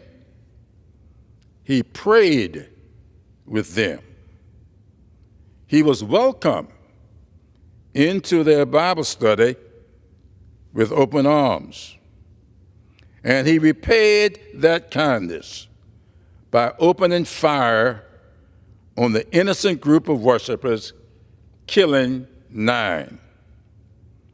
These horrific acts must serve as a stark reminder of the dangerous consequences of online radicalization, racism, and the all too easy access to weapons of war.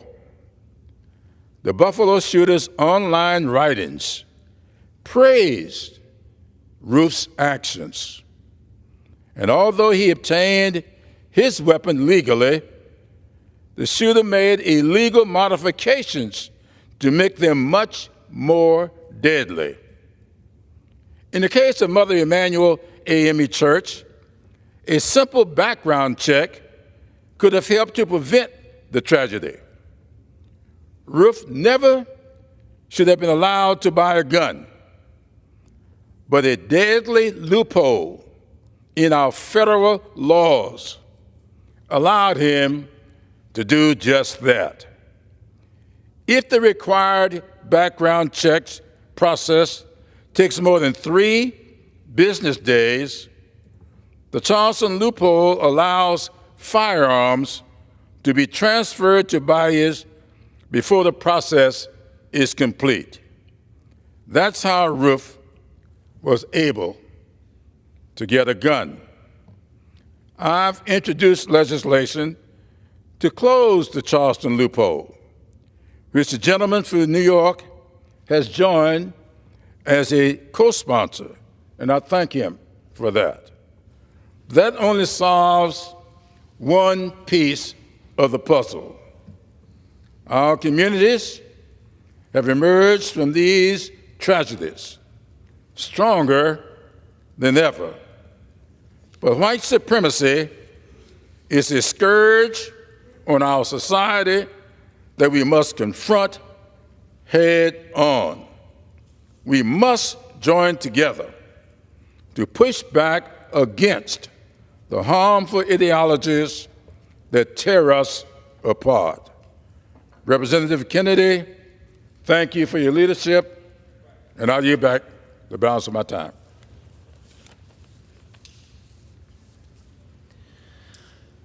Mr. Speaker, I yield back the balance of my time. I move now that the House do now adjourn. The question is on the motion to adjourn. Those in favor say aye. Those opposed, no. The ayes have it, and the motion is adopted. Accordingly, the House stands adjourned until 10 a.m. tomorrow for morning hour debate.